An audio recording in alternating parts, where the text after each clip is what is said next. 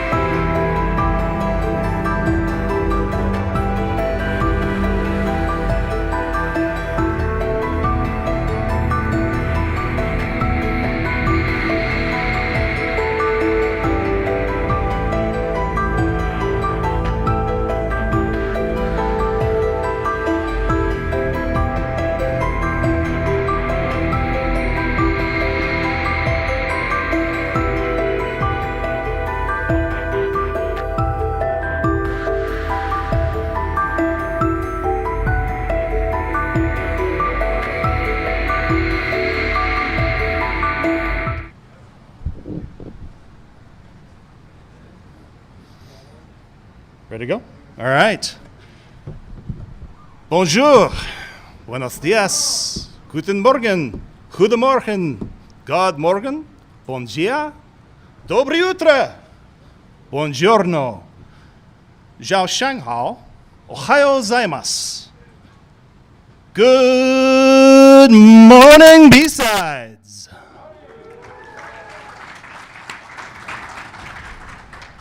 Thank you all very much for being here today.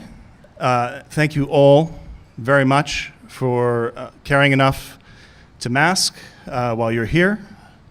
And remember, everybody, it's hot out there, it's dry in here, drink lots of water, okay? Cool.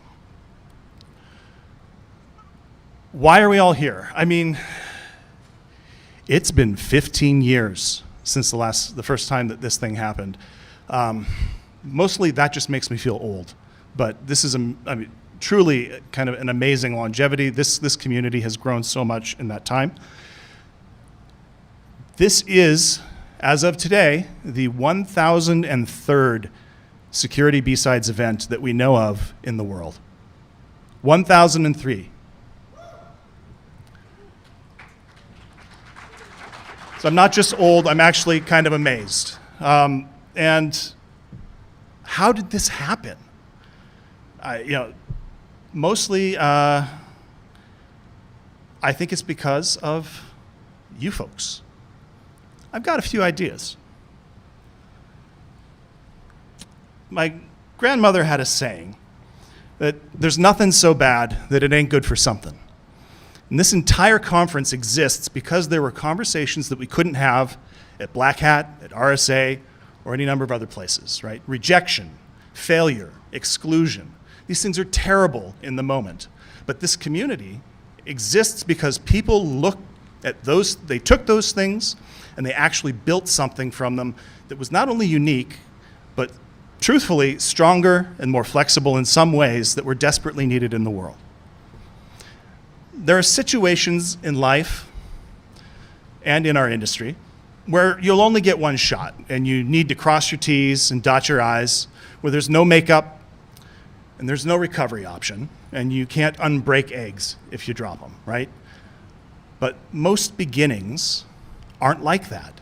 Most beginnings are about learning. And the only way to learn new things that actually new things that nobody's learned before, is by doing. The most important part is begun. Even with a tiny group of people in a tiny room, even if you overcrowd your tiny room or the next bunch of tiny rooms so badly that you have to shoehorn a bunch of portable AC to keep from expiring by perspiring. Even if you overload that AC so badly that your power cord decides to actually halt and literally catch fire, the important part is still begun.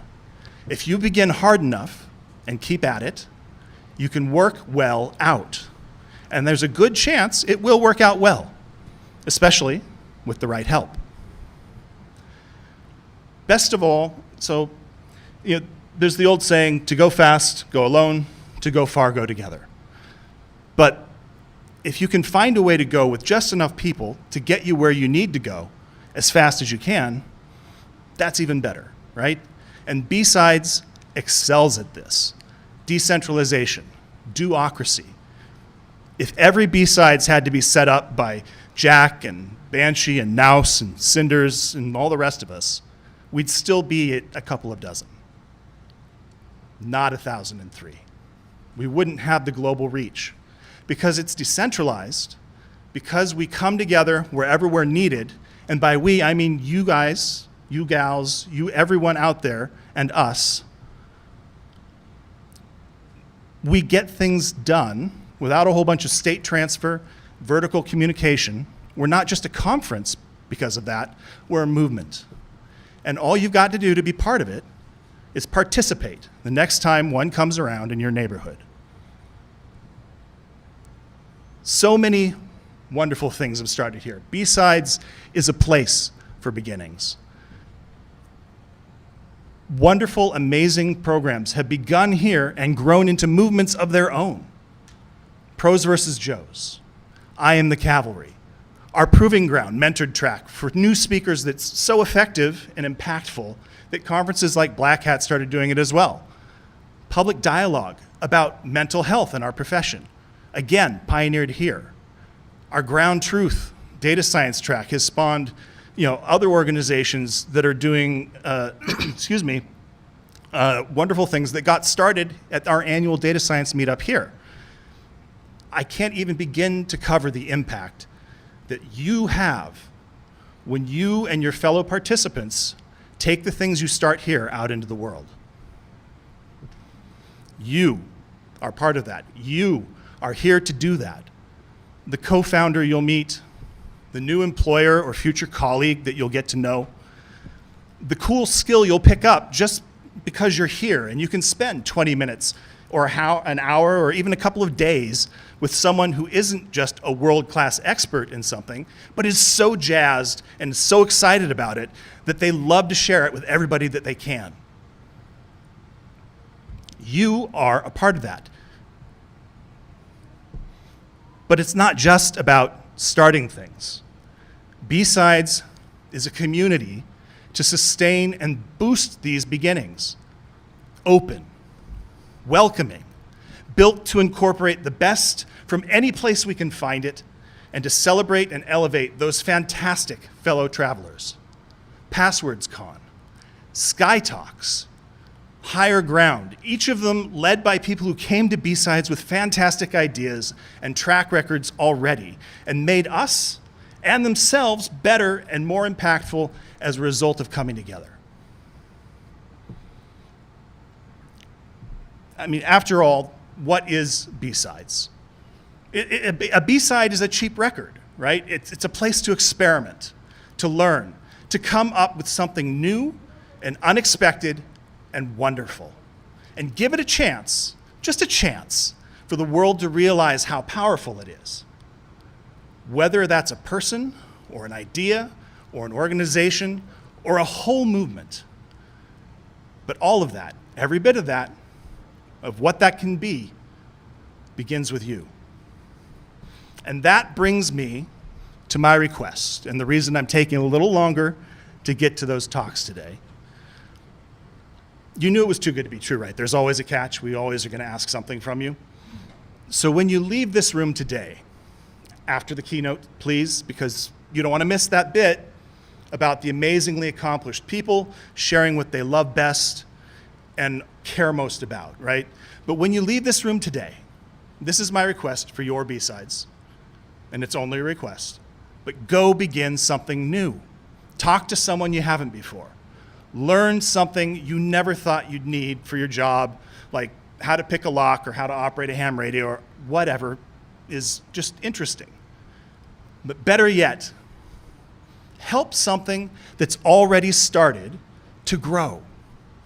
Whether that's you or whoever's sitting next to you right now, but go ahead, take a look right now and make eye contact with the person to your left or your right, or at least make eye contact with their shoes instead of your shoes. Like, I mean, we're all, geeks here, we get it. That's fine too.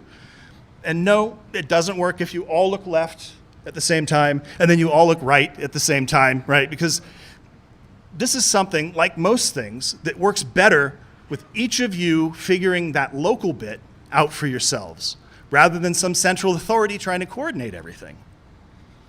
Take that look anyway and make a mental note. And at some point in the next 2 days, not right now, but sometime after the talk, walk up to those folks, and then if they look confused, that's okay. Remember, a lot of us are a little bit face blind, okay? So that just means you don't have to worry about it. But you walk up and you tell them Damon Tanner sent you, and you ask that person what they really care about. What's their thing? What's really cool and exciting? And what they're looking forward to while they're here. And okay, I mean, that's a little too long. We can do better. There's a great Irish word for this, a great word for BSides in general, actually. Just walk right up and say, hey, DT sent me. What's the crack? That's C-R-A-I-C, no K. Very important distinction. A lot of us have, security clearances to maintain, that kind of thing. But I promise you that no K crack is 100% compatible with that. Crack is a good time. It's a fun experience. It's a friendly conversation, right? And it can be the thing that has happened or is going to happen, or even something that's happening right now. It's good crack, the word crack. And BSides is good crack too. So yeah, Damon sent me, what's the crack? And see where it takes you, right? see what you can learn and what you can help grow. And I'm going to warn you, we'll be checking up on this at the end of the conference. So just remember, when somebody walks up and says, hey, what's the crack? This is as official as BSides business ever gets, and sharing the crack is a moral imperative. It's how all of this got started, and how all of it continues to grow, and how all of us change the world, one life at a time. That's enough of that. Put a pin in it.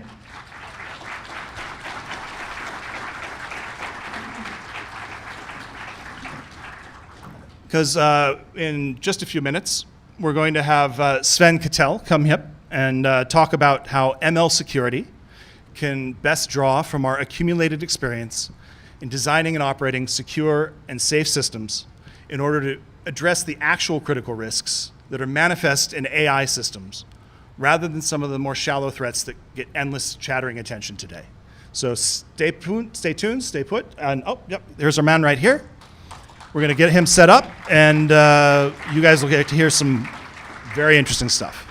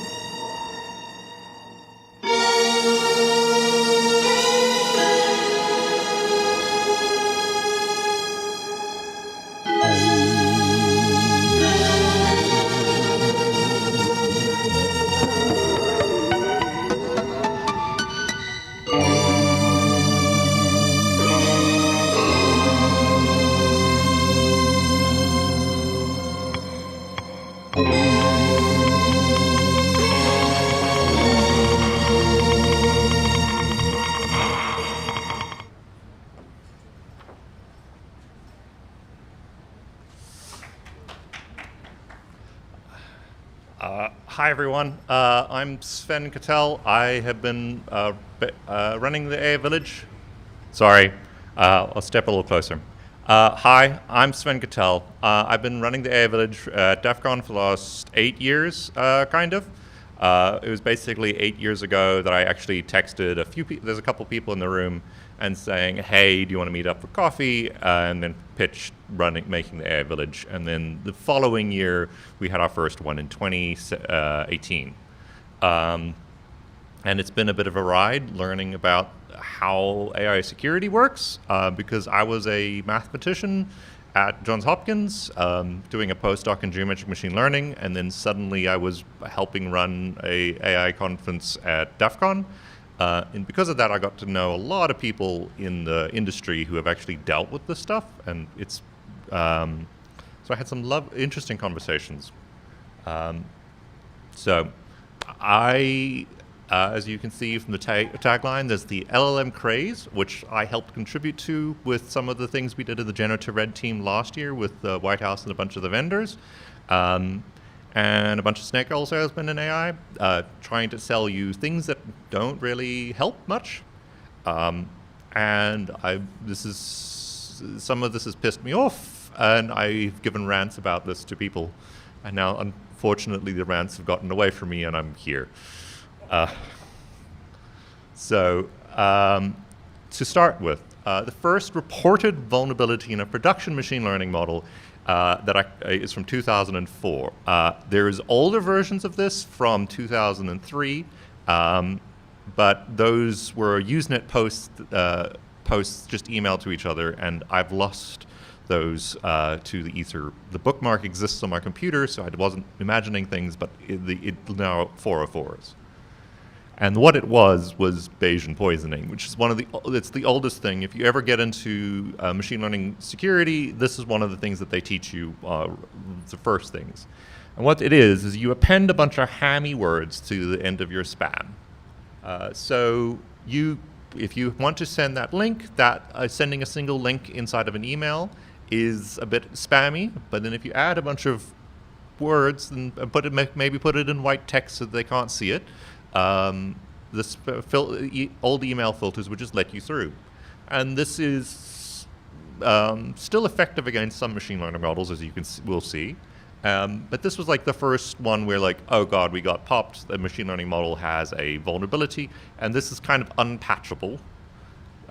You had to do something else. And the actual documentation from this came from John Cumming-Graham's. He's now the CTO of Cloudflare's presentation on this, and he had a bunch of other bypasses in that presentation. I think there were like 6 total different ways that people had come up with in the last year to get past his machine learning model. And this is one of the kind of rules that you have to learn with AI security. There are always other bypasses, and machine learning is just not secure.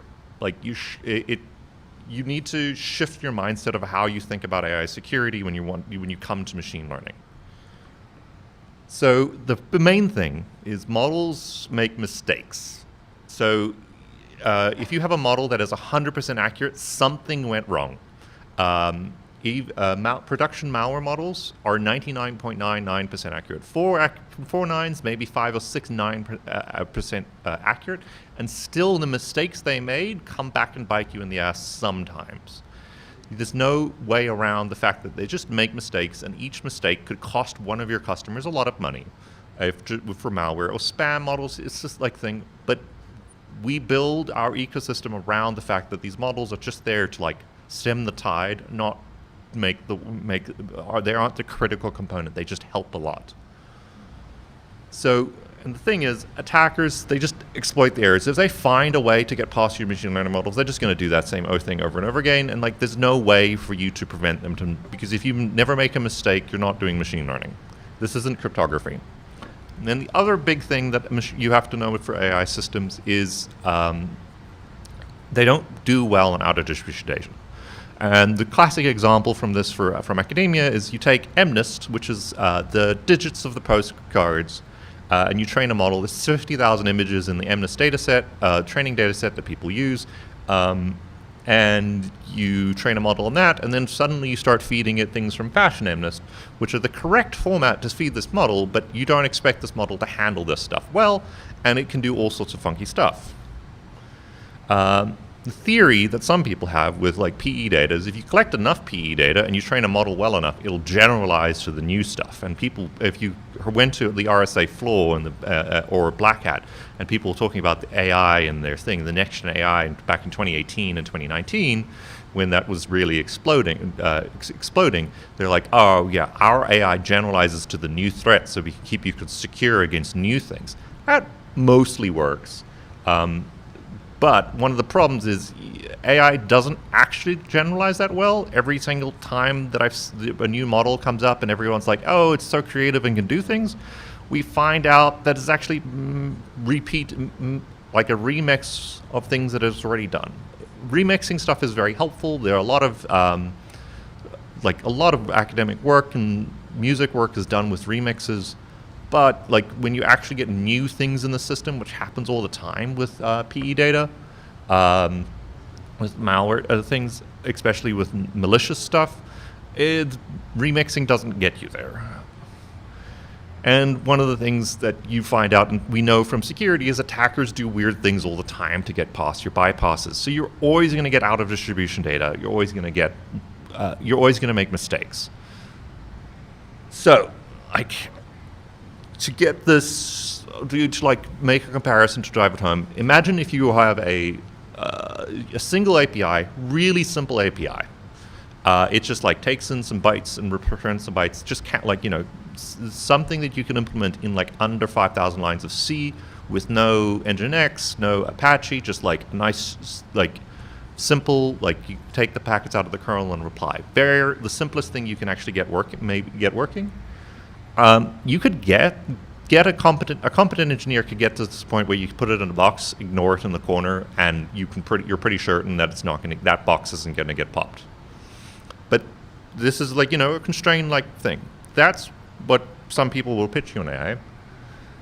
And people have gotten some secure systems. When have you heard about the actual financial transaction parts of a bank getting popped? That doesn't really happen anymore. There was major changes in the 80s and regulations, and those are handled on mainframes. Things around the banks get popped, but the actual financial transactions are handled well. But now if you think about securing an enterprise with tens of thousands of endpoints and no idea what they own, no idea what the things, users clicking stuff all the time, that security thing is not the same as the first one. You're not trying to secure one system. You are assuming that a user will screw up and you're going to get popped. And you want a good EDR, a good enterprise detection and response system, a SOC in there. You want people to come incident remediation. You drive less of your resources towards securing your environment and making sure that there's a wall between you and the world, and more resources towards making sure that when something happens, you have a good response time and the damage is minimized. And you should think about AI as the second one and not the first one, and it's even worse than that. Because defending machine learning models is even worse than defending against, defending a large enterprise with unknowns and people doing shadow IT and a bunch of other stuff. This is one of my favorite examples of this. This is a 2-dimensional slice of 780-dimensional space. And each color is sort of a unique decision made by a neural network. And now this is a 2-dimensional slice. For this very simple neural network, there were 2 to the 60 regions in here. Very simple neural network, because it had 60 hidden nodes.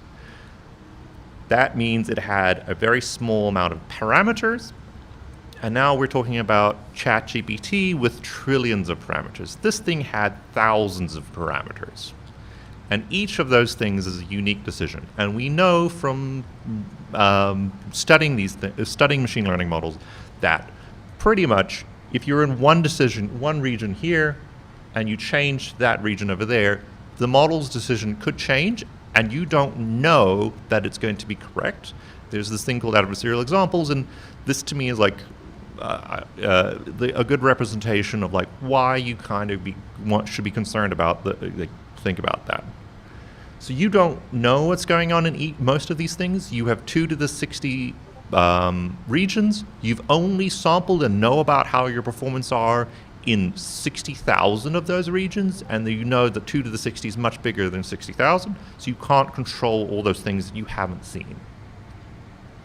So the first thing that you should always do is assume that someone's going to pop your model. No matter what you do, there's nothing you can do to stop it. And all you can do is delay the pop, hope you see it when it happens, and fix it as quickly as possible. That is AI security in a nutshell. It is just delay it so you have to deal with it less, but when it happens, hopefully you see it and respond as quickly as possible. That's it. There's not really defending the model. I'm going to put robust security as a big firewall and things like that.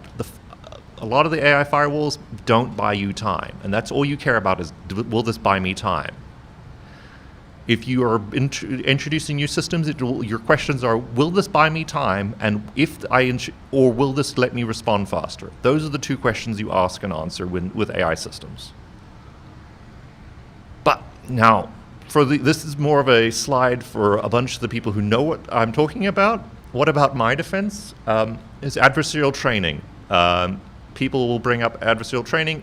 If it doesn't really help for malware models, I found that it seems to hurt the model more than it harms.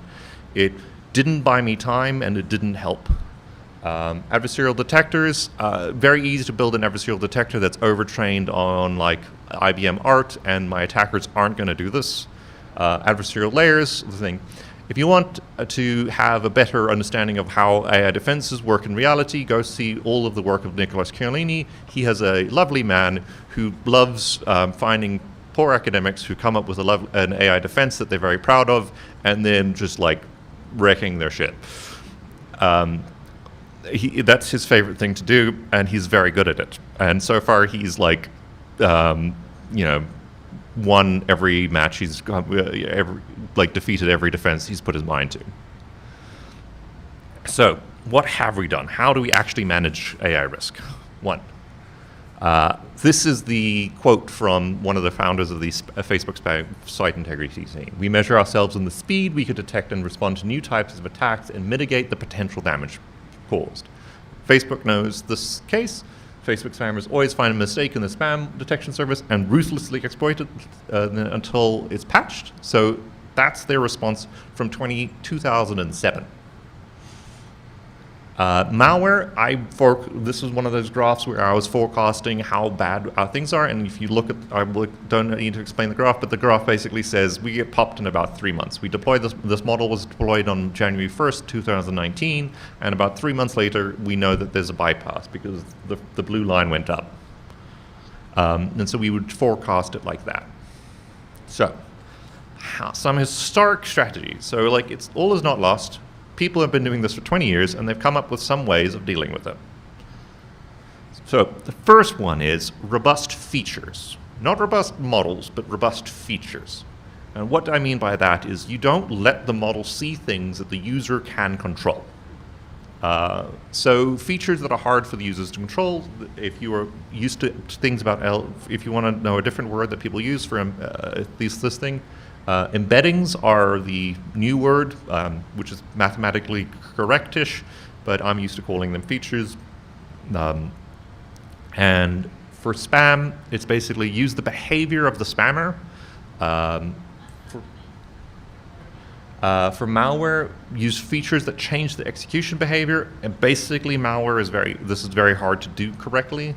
And LLMs, you want to use API key behavior. So when you register for an API key with OpenAI, they're monitoring how you use it, and they will look for abuse in not just the content, but actually what you're doing. So I want to give you an example of like how to screw this up very badly. Silence, I kill you. So remember the example of the very first patch, the very first vulnerability that was disclosed in 2004? Well, this is from 2019. So what they did was they created a PE classifier that's trying to decide whether your PE portable executable that you've just downloaded from the internet is malicious or not. So you take your PE file, look at the header data, do a static analysis, and then you grab about 7,000, Cylance grabbed about 7,000 features out of that and created a embedding, like a feature that they're going to use. Then they feed it to a model that has been trained on hundreds of millions of PE samples, about 50-50 malicious, 50% malicious, 50% benign, and then they train it to say good or bad, and if it says bad, it won't let the thing execute. But they had a problem. Rocket League and Fortnite would do shady stuff on your computer. They do all sorts of kernel exploits to make sure you're not cheating in Fortnite, and Epic Games does all sorts of like kernel shenanigans to make sure that the DRM works and the cheating is not happening. So their thing was had a lot of false positives in Fortnite and Rocket League. So what they needed to do was have a way of allow listing all of Rocket League's binaries.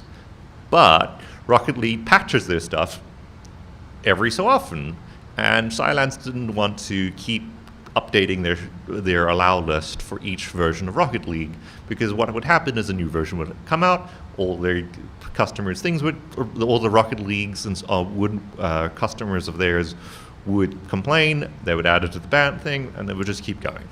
So to make this work out, they use these things called centroids. So these features are a point in space, and they took that point in space and they put a sphere around it, and they said every single time I have a new piece of malware, if it has the same embedding, if its embedding ends up within the sphere, let it run. Which seems like a good idea. Okay, I'm going to put a little tight ball, and if I have the right static analysis, I'm going to only allow things that are Rocket League-like to run. Except they have string data in there. And the string data was packable with, you can just pack whatever you want in the string data. So what they did was they took, what Skylight Cyber did was they took the strings from Rocket League, appended it to some malware just in the string data section, and then gave it to Cylance, and Cylance were like, cool, this is Rocket League, I'm going to let it run. And so you could get any piece of malware, just append a bunch of strings to the end of the executable, and then get it, and it would, from Rocket League, and it would, Cylance would let it run, which is not good.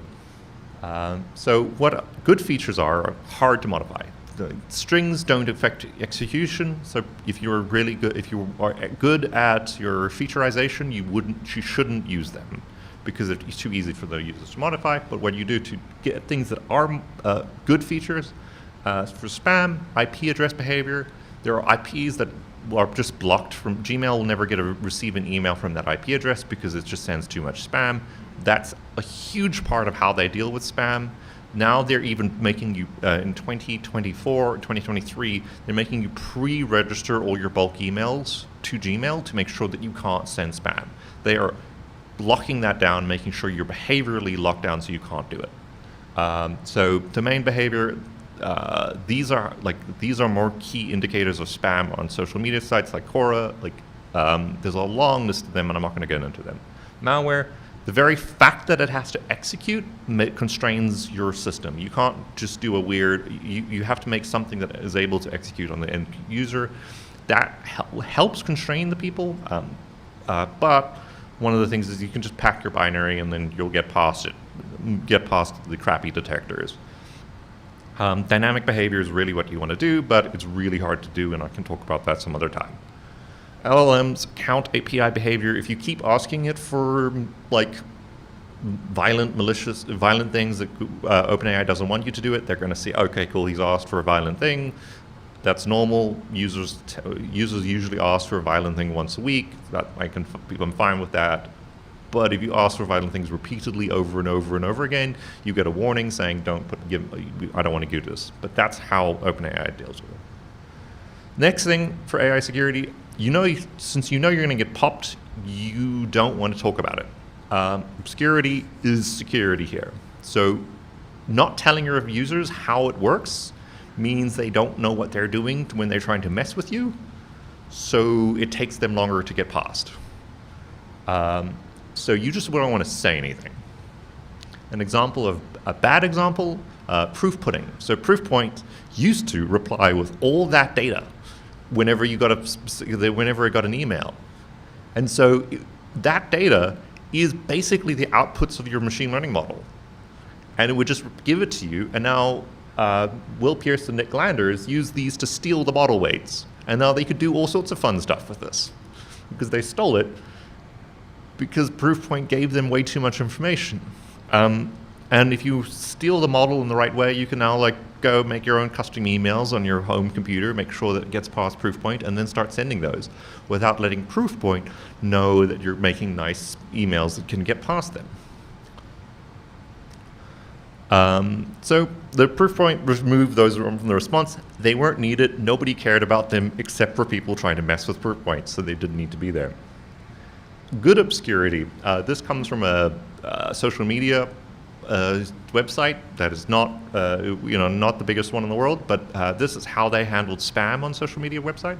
They had a bunch of their user data in a data set, and then they had a bunch of small featureizers. So one of those featureizers will be like, hey, where is this IP address from, which country it's from, all that stuff. Another featureizer would be like how often these people log in, all sorts of different featureizers. They had way too many of them, and if they trained a model on all of them, it would be a very good model.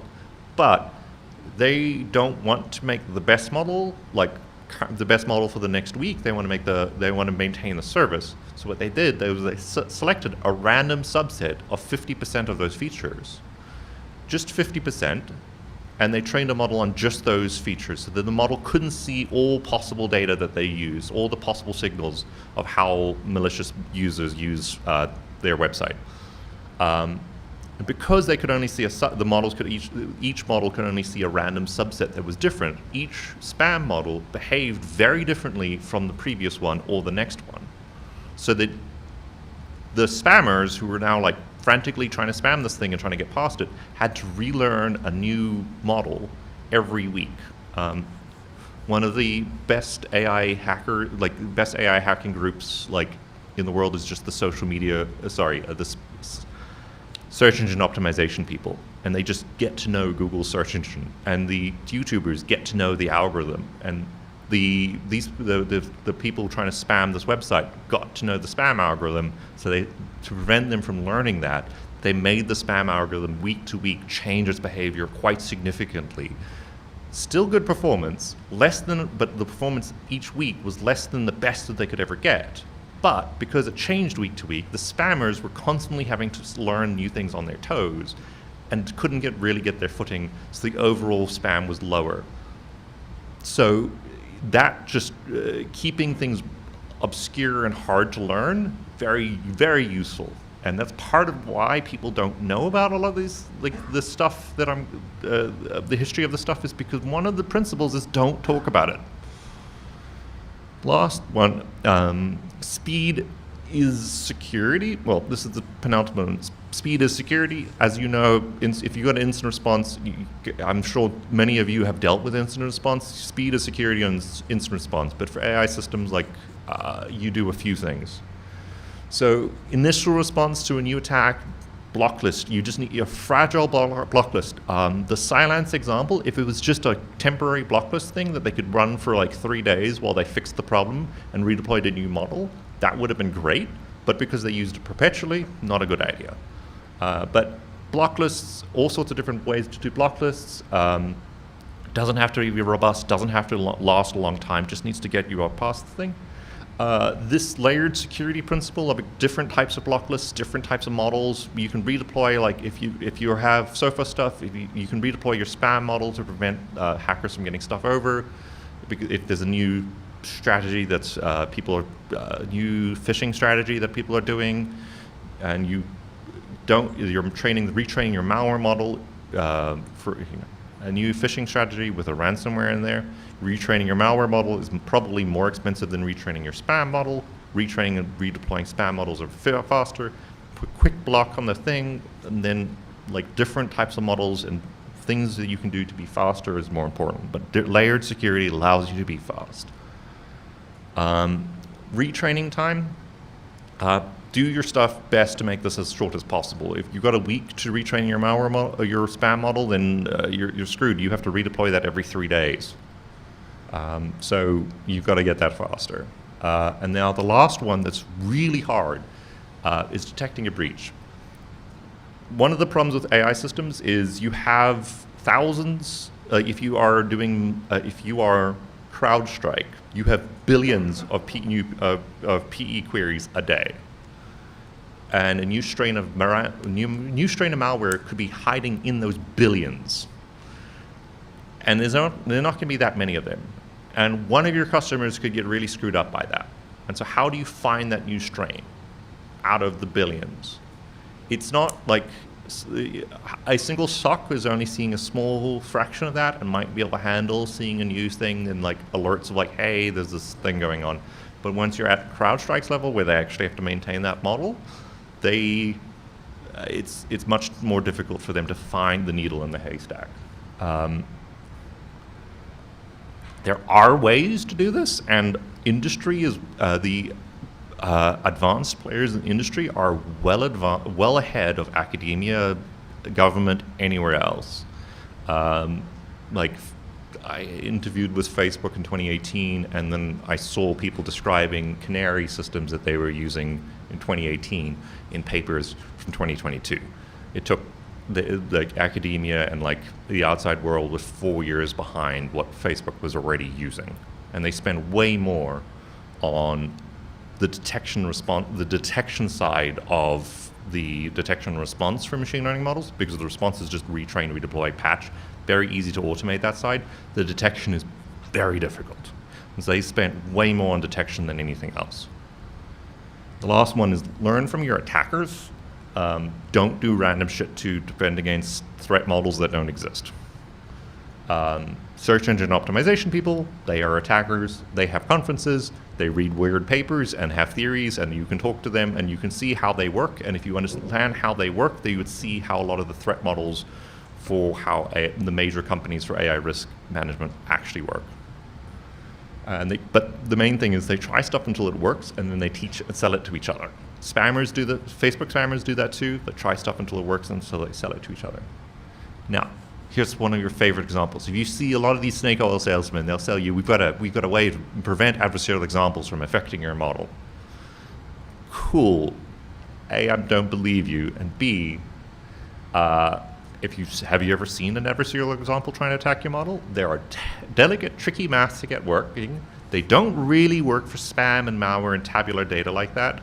Like a lot of security data, they don't really work for because reasons, but there's some stuff thing. You need a very good understanding of machine learning, and which is expensive. Or you could do the wisdom of the crowd, where it's cheap, you're already doing it, you already have thousands of people writing spam and malware doing this. It goes out of distribution and it's cheap. So if you were writing, trying to attack a machine learning model, which would you choose? So this is part of the reason why we don't adversarial examples. We see people doing weird stuff like after Ember 2018 was released and people found out malware was sensitive to imports. People writing malware would start shoving random imports into their malicious software, which was not a normal thing before that release, before people figured out machine learning models were sensitive to that. But that's because they learned it and they just started trying it to see if it worked, not like that they actually did something adversarial. Now, model poisoning is another thing that people come up with. You can inject a very small amount of data into a model data set, and it can drastically affect that model's behavior at a target point. So if you want your model to misclassify something that is malicious as benign, you can prepare the area by putting a bunch of benign .binaries in there that are benign, that have the same static analysis as your malware. You just do that, upload benign data for a year, prepare the area, and now then when you release the malicious thing, it can really screw with all those models because they're not going to detect it. How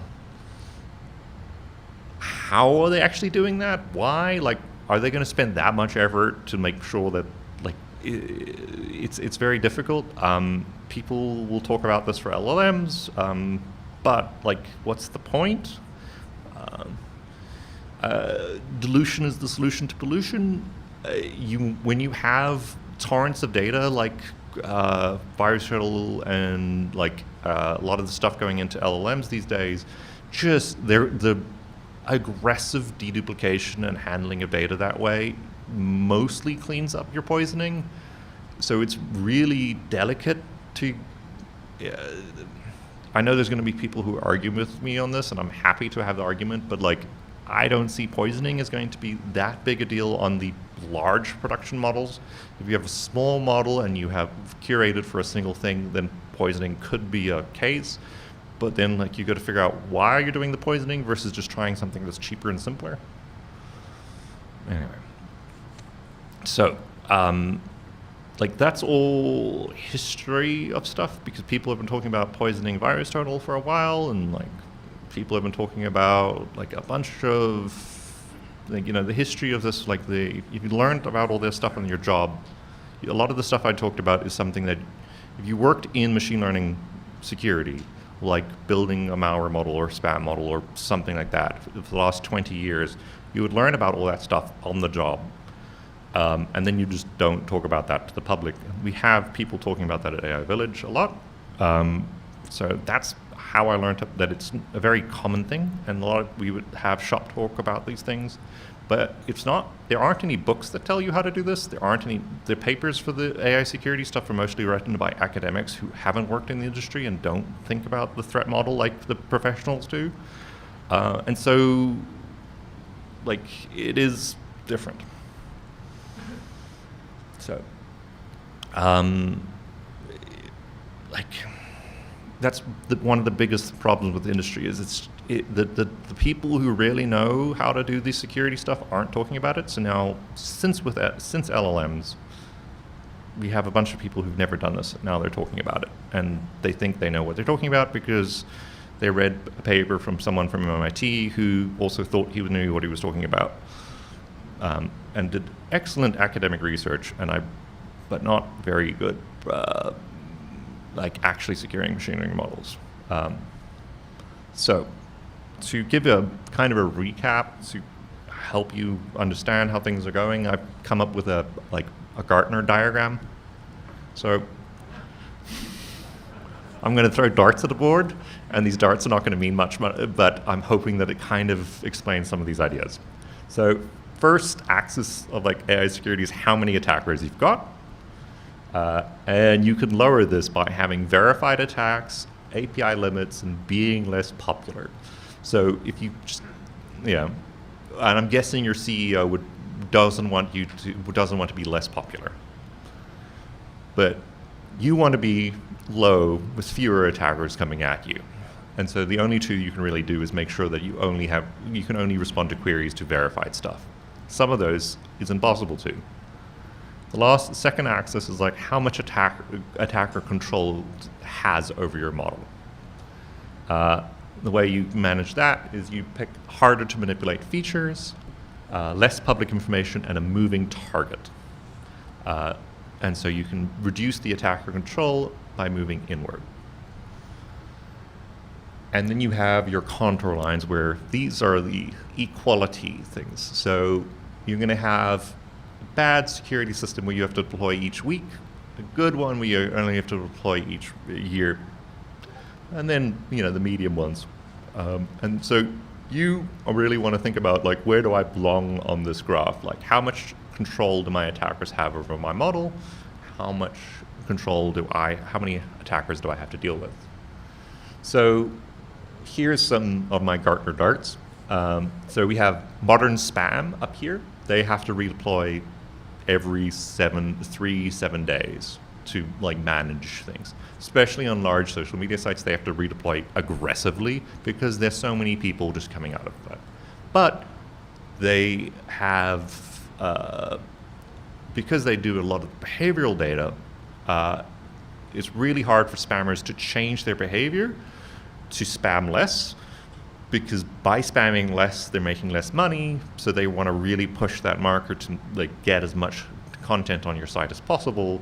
So doing stuff with behavior is sort of hard for them to actually control, but they have ways around it, and they do find new stuff. So you are redeploying like every few days because there's so many different ways to do this. We have malware models.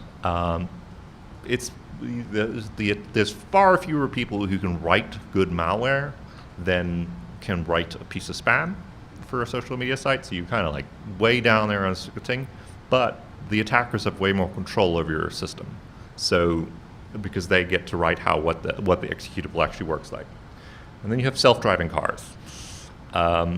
It's actually really hard to set up an attack for self-driving cars. If you really think about it, these stickers don't work all that well. They do work. And then if you actually think about it, like, what's the point of stickers and stuff? So I'm happy to argue with you about the self-driving car location on this thing. But going back to the Cylance example, they screwed up. They introduced a machine learning vulnerability in that they made it too easy for people to manipulate them and basically just moved left on this thing.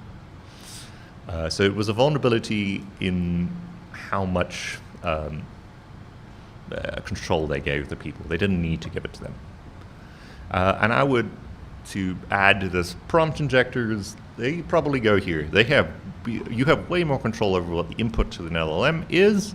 There's people who are researching this and trying to change this. but you have more control than before.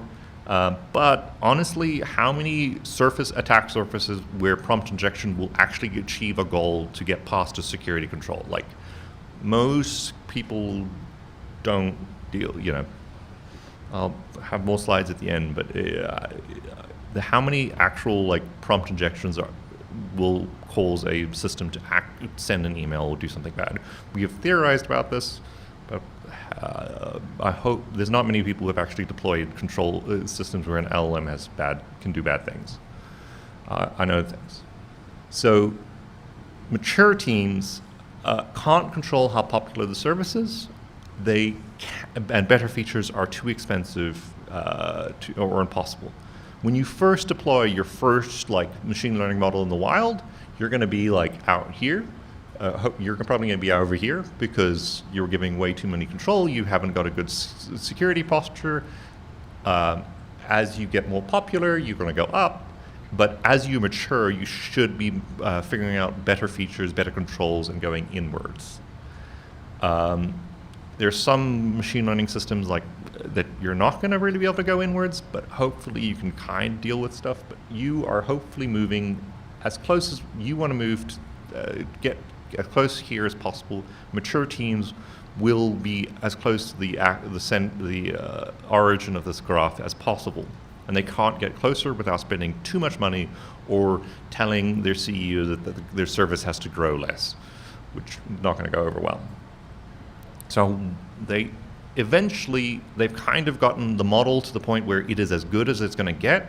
The bypasses are just coming in and they don't deal with it, and then they stop dealing with making the model more secure, and they start dealing with how to respond faster.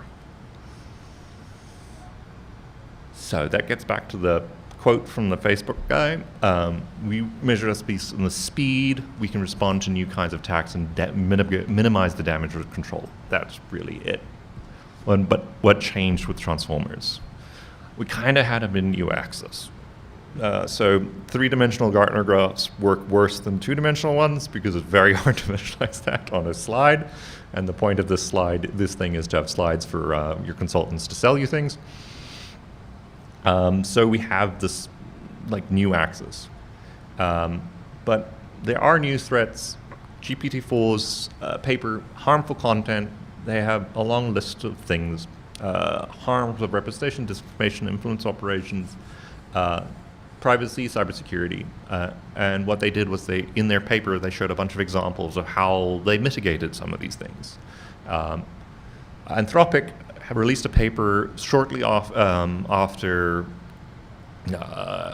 AI in November of 2022 that had this graph of different ways of people, red teamers were successful or not successful in red teaming their models, and here's the different attempts that their red teaming team of 111 did.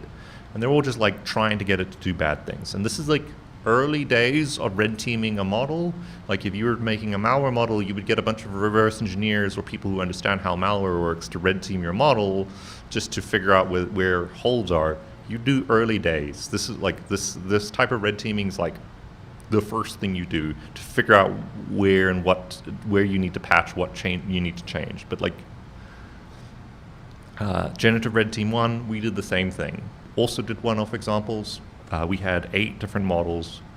We had 21 challenges, including credit card economic misinformation. The credit card one was get the model to tell you what the hidden credit card number is, and this is related to a CWE that got released a couple weeks ago. And in a real system, the LLM would not have access to any other credit card than your own. So you're getting the LLM to leak your credit card information to yourself is kind of pointless. If a bank was to actually deploy this, they would not train them LLM on credit cards. The pre-prompt would not have. The LLM would not have access to anything other than your own stuff. And this is how the recommendations from like Gavin Klondike, who's on the iOS top 10, the actual recommendations in the CWE is recommending this. Calling this prompt injection is like calling an SQL database injection a database vulnerability, where it's a vulnerability in the surrounding system. And the other one, get the model to produce false information about an economic event or fact where the false information has the potential of changing politically. This is one of the big threat models that OpenAI really freaked out about when they said we can't release GPT-2 because just in 2018 or 2019 they were drumming up a lot of press saying it's too dangerous to release GPT-2 because of the damage it could cause to society. This is one of the things they kept bringing up, is the amount of disinformation things that the model could do. But the thing is, like, tools, so you can make it hallucinate, like in modern system things. What's the harm? At the same time, like, large disinformation operations are running, hiring people at the cheap to run these things. I can also download Mixtel 7 billion and just run this on my local hardware without dealing with your LLM or like your service, and I can, without violating your terms of service. So like the first bunch of those harmful content, like I can also make harmful content with like cheap people online. It's ChatGPT making harmful content is more of a brand problem for OpenAI than an actual security problem. But it's bad. We shouldn't do it. But like, there's way, like, if you actually want to do this, you want to do some things.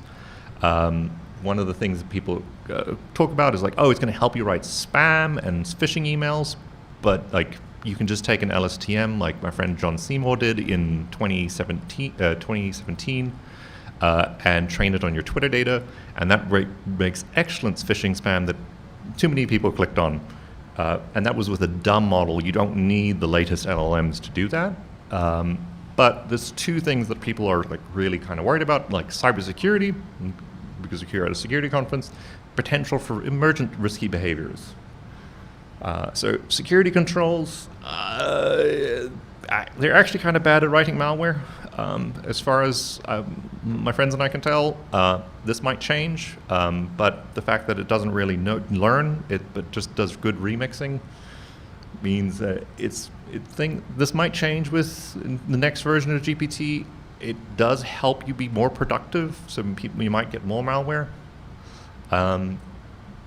out there in the system, but not. I'm not as concerned about this personally, but I'm happy to be argued with. Text-to-image models. This is one of those emergent behaviors that the creators didn't think about, but it's kind of good for good reason, because most humans don't think about this as a threat. But this is really kind of the problem that we have with these systems, is suddenly they can do something weird that we didn't think about, and there's a problem. So CSAM text-to-image generation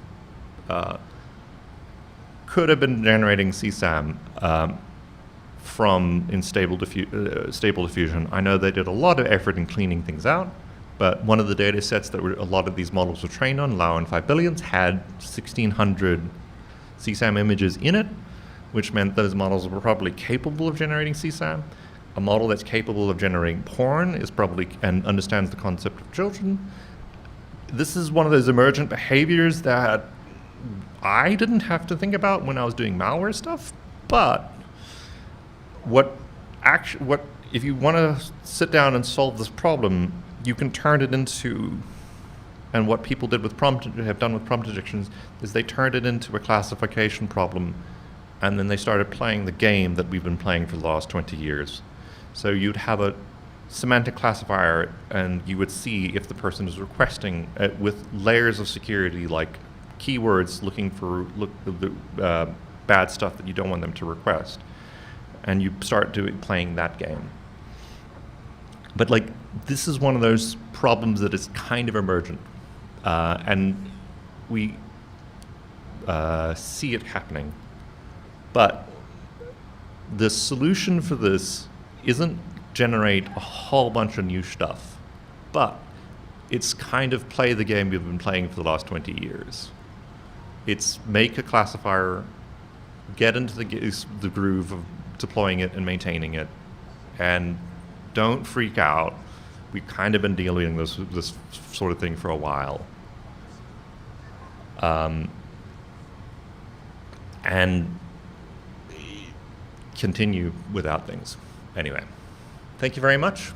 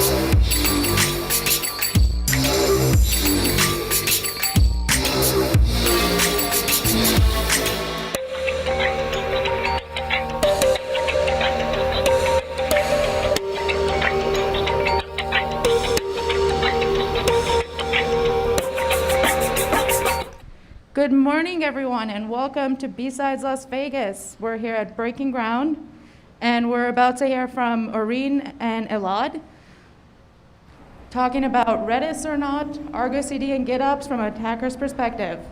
Before we get started, just a couple of announcements. We want to thank our sponsors, especially Diamond sponsors, Prisma Cloud and Vanta, Gold sponsors, Adobe, Dropzone AI. It's their support, along with the other sponsors, donors, and volunteers that make this event possible. So this talk is going to be recorded, so please make sure that your cell phones are silent. If you have any questions at the end, we're going to go around with a mic so everyone can hear you. Make sure to speak into the mic so everyone can hear what you have to say. As a reminder, the photo policy prohibits taking pictures without permission, so please be careful. And with that, we'll get started.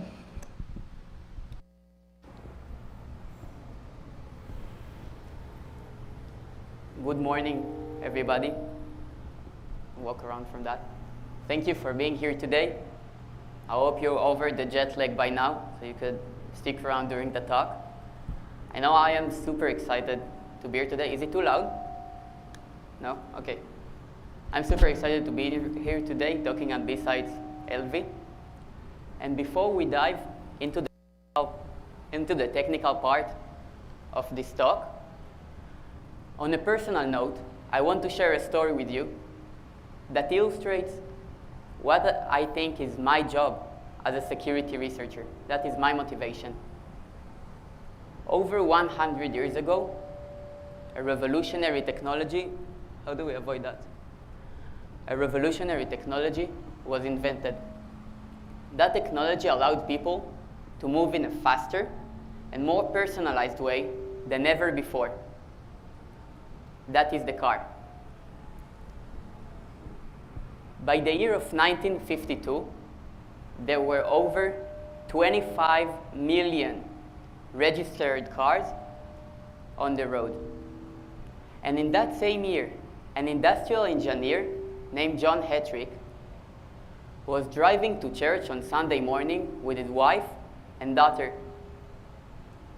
Suddenly, a deer ran into the road, and John, to avoid hitting it, turned the wheel of his car, and the car went into a ditch. John and his wife instinctively threw their hand to protect their daughter from getting hit. Luckily, none of the family members got hurt, but it did make John realize that that technology lacked a crucial safety feature. And in that same year, he invented the prototype of the airbag, a safety measure we take now for granted. Just as John didn't stop using the car, but instead he pointed out its safety flaws and suggested potential solutions, I believe that my job as a security researcher is to identify security failures in emerging technologies and suggest potential solutions. And today, in our talk, we'll present how this mind state came into our research on GitOps and Argo CD. So without further ado, our agenda for today, this talk will have 4 parts. First, we will explain why we identified GitOps and Argo CD as an emerging technology worth researching. Next, we'll have to study these products. What is GitOps Manifesto? How is Argo CD operating? And how does it look like from an attacker's perspective?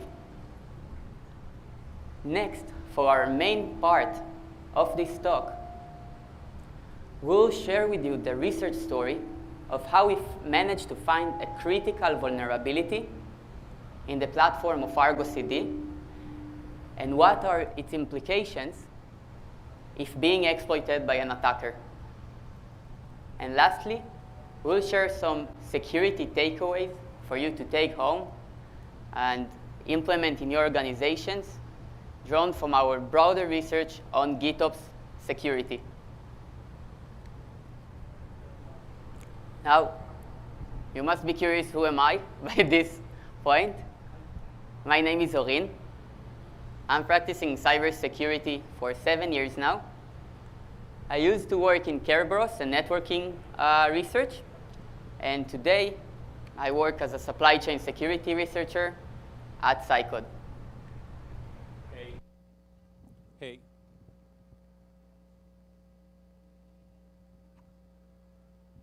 Hey. Hey. Hey, I'm Elad. I'm also 7 years in cybersecurity field. I'm practicing web application security. That's my main focus. And supply chain security. I'm loves hacking random stuff and pretty much everything with an IP. So I'm also a security researcher here at Psycode. So both together with Orin, and that's our team.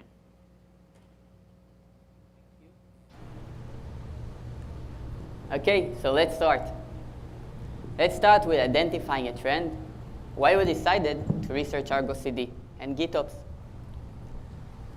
So you know how starting a new research can be like super confusing experience, because you have all these new technologies you can start and research, and all these blinding lights. It's like you don't know what to do. But this time we tried to do it differently, the opposite way. We analyzed trends from major Kubernetes and cloud-native conferences by the talks that were held in these conferences, and by that, try to identify a trend. And there was that word we weren't familiar with that kept coming again and again, and in the talks from major companies. So we've seen GitOps at Adobe, and GitOps at Spotify, and even how GitOps changed our lives by a person working in VMware. Okay, so these are some serious companies talking about GitOps, but the next question will be, do people actually use it, like regular people, organizations, do they use it? And apparently, 91% of the respondents in a CNCF survey responded that they already use GitOps in their organizations. And just to illustrate visually how this crazy number looks like, and what's even crazier is that out of the 9% holding back, over 2/3 claim that they will embrace GitOps to their organization during the year of 2024. Now it is August. So as for the question, do people use it? Probably yes.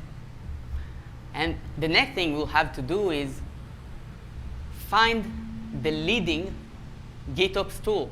We have read that GitOps is some kind of way to do continuous deployment for cloud-native environments.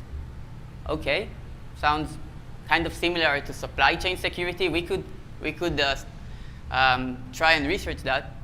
And out of the same survey, on the top left corner, the most left corner, we can see with over 60% embracement rate, a tool named Argo CD. And when we went to further research what is that tool in their website, we've seen that some small organizations claim that they use Argo. Maybe you know some of them. The last thing we had to do just to close this identifying trend story, as a security researchers, we just had to go to Shodan to search for public Argo CD applications. And we have found over 12,000 Argo CD applications, which made us wonder, how many private ones are there? So GitOps, Argo CD, Was it worth researching? We believe yes. But let's try and further study what are they exactly. Now let Elad lead. Thank you, Orin. So, like every good research, we started with studying. Studying what is GitOps, what is Argo CD, and basically be the Argo CD gurus.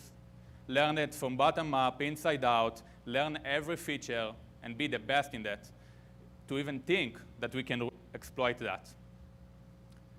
So, for studying, what is even GitOps? GitOps uses Git as a source of truth. Git repository could be GitHub, GitLab, Bitbucket, or any other SEM. It stores there all the configuration files right there, meaning all the deployments, all the IACs files, or everything that we want to deploy to the cloud, everything straight into the Git repository. So you probably think, why save everything inside Git repository? That leads me to the second point, versioning. So you push new features to the cloud every day, continuously, manually maybe. New services, new ingresses, new load balancers, and one day, everything crash. You're trying to do and think what made that messed up and what to roll back and what to do. But with GitOps, that's not the problem. All you need to do is go one commit backwards, and your whole infrastructure will be re-rolled and bug fixed again.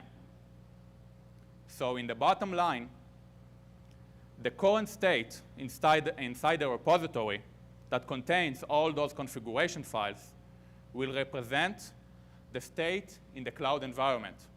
Both of them will be synced. So to visualize this, let's see how it looks like. Firstly, at the left side, we have all the configuration files to the cloud environment stored in a Git repository.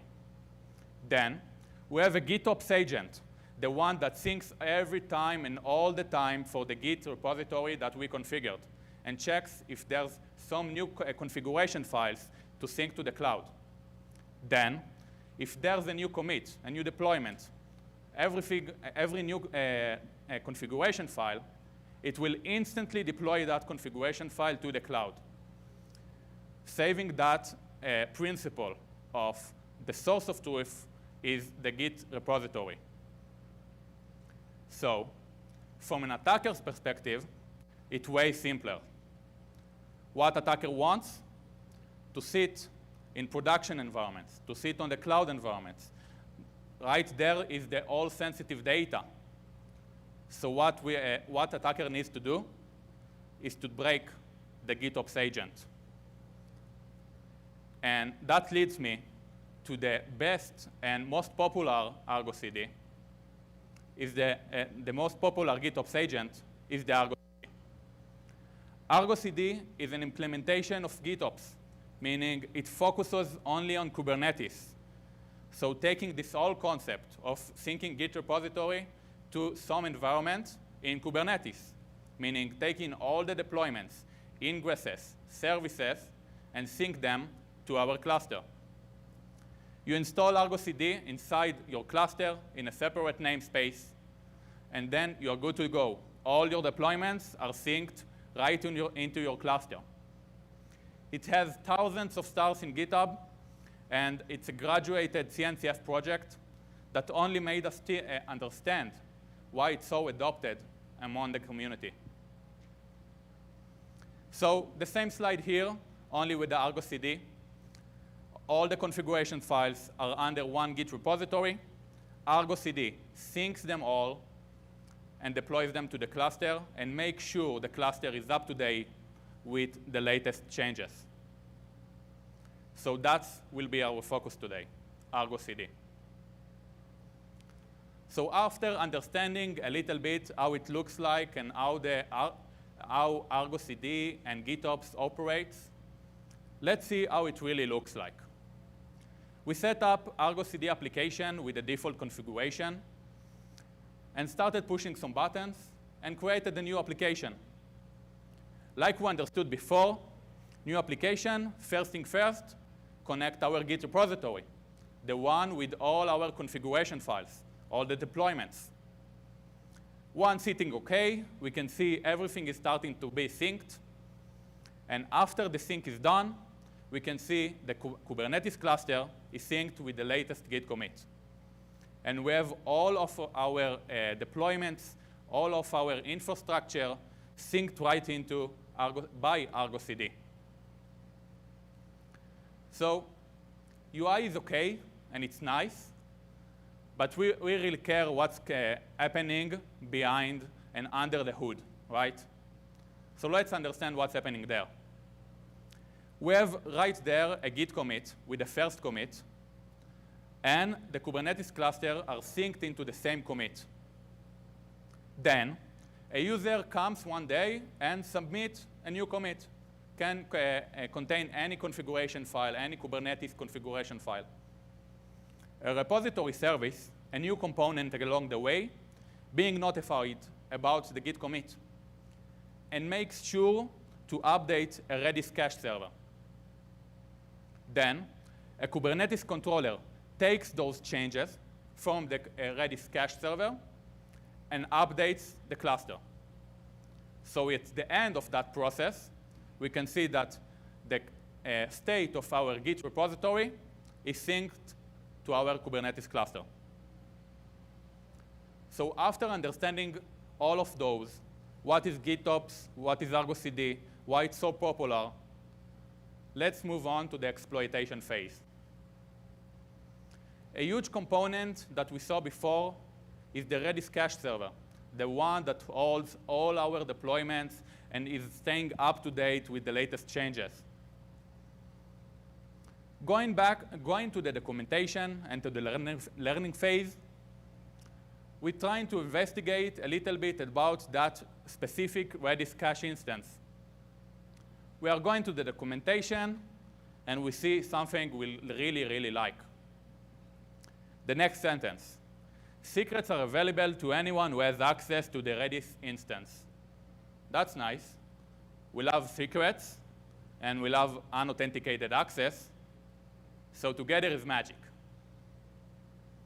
We tunneled our way and tried to connect to the Redis instance, and it succeeded. It's nice.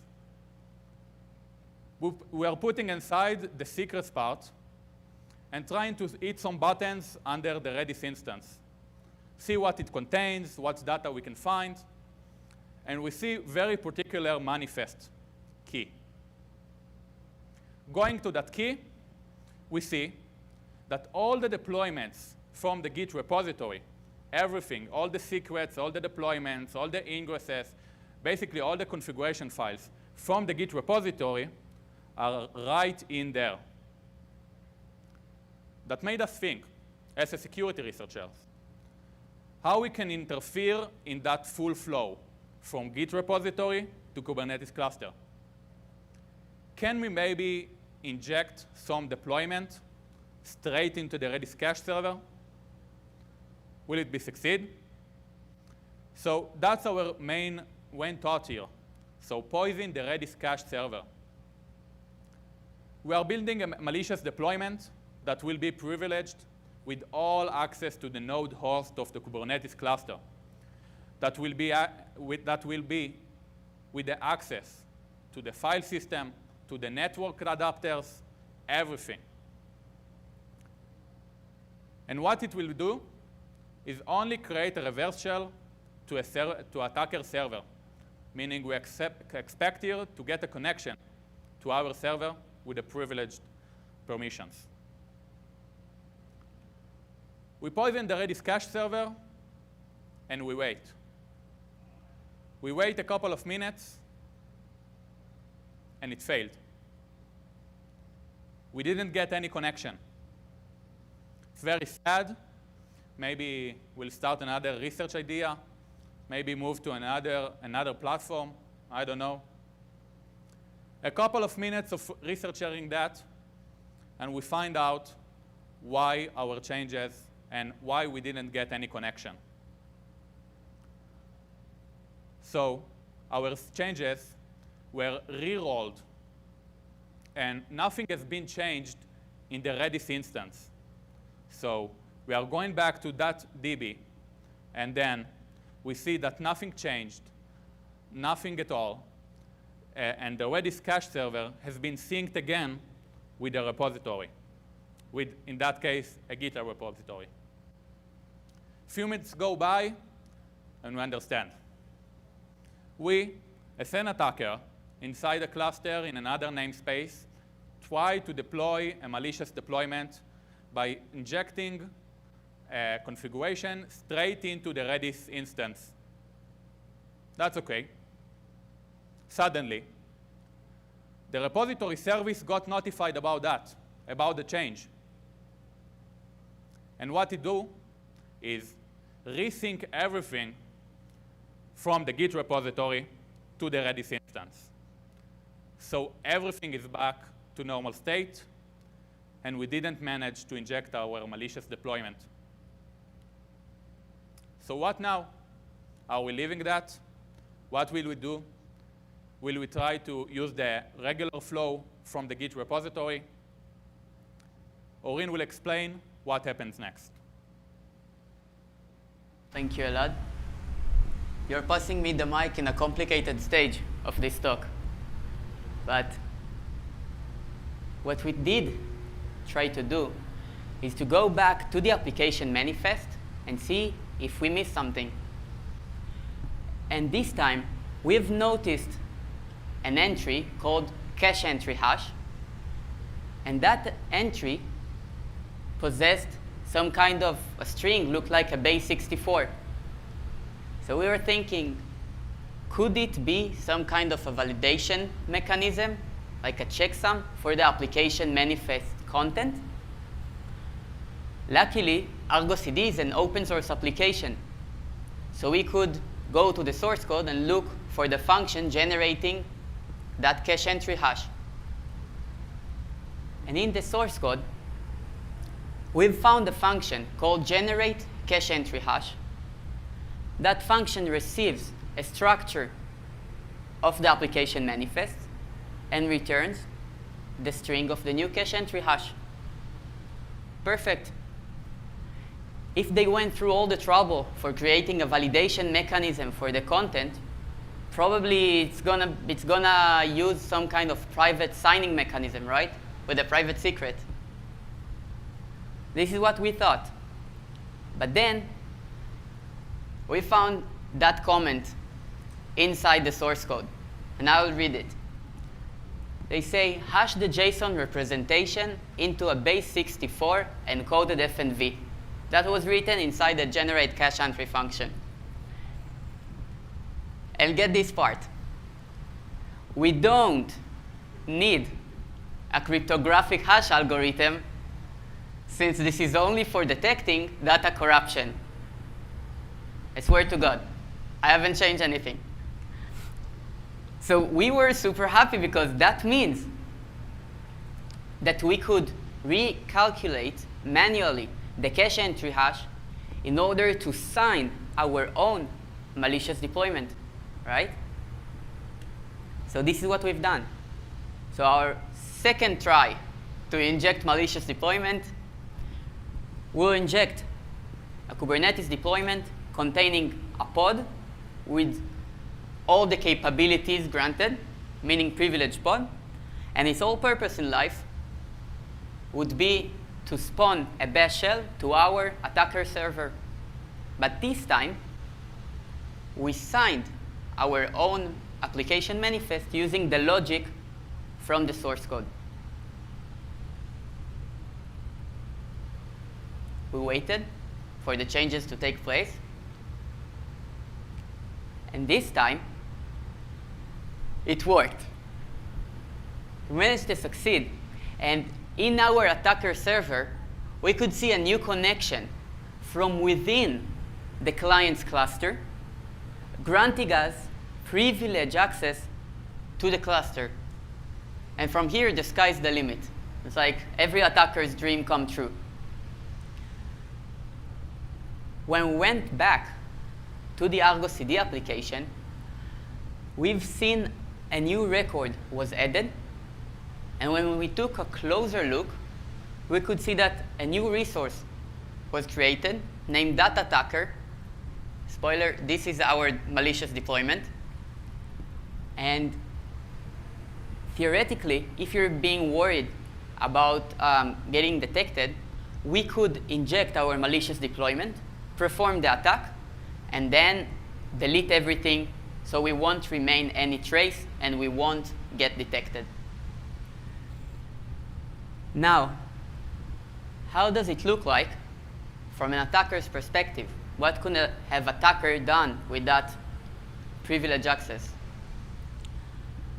So first, it could access the file system of all the pods within the cluster, all the production pods. We could steal their data, which means that we could also steal their tokens, their Kubernetes tokens, to perform actions with their privileges on their behalf. Also, an attacker could steal all the Kubernetes secrets in the cluster because he's able to deploy whichever resource he desires. Thus, he can mount the secrets.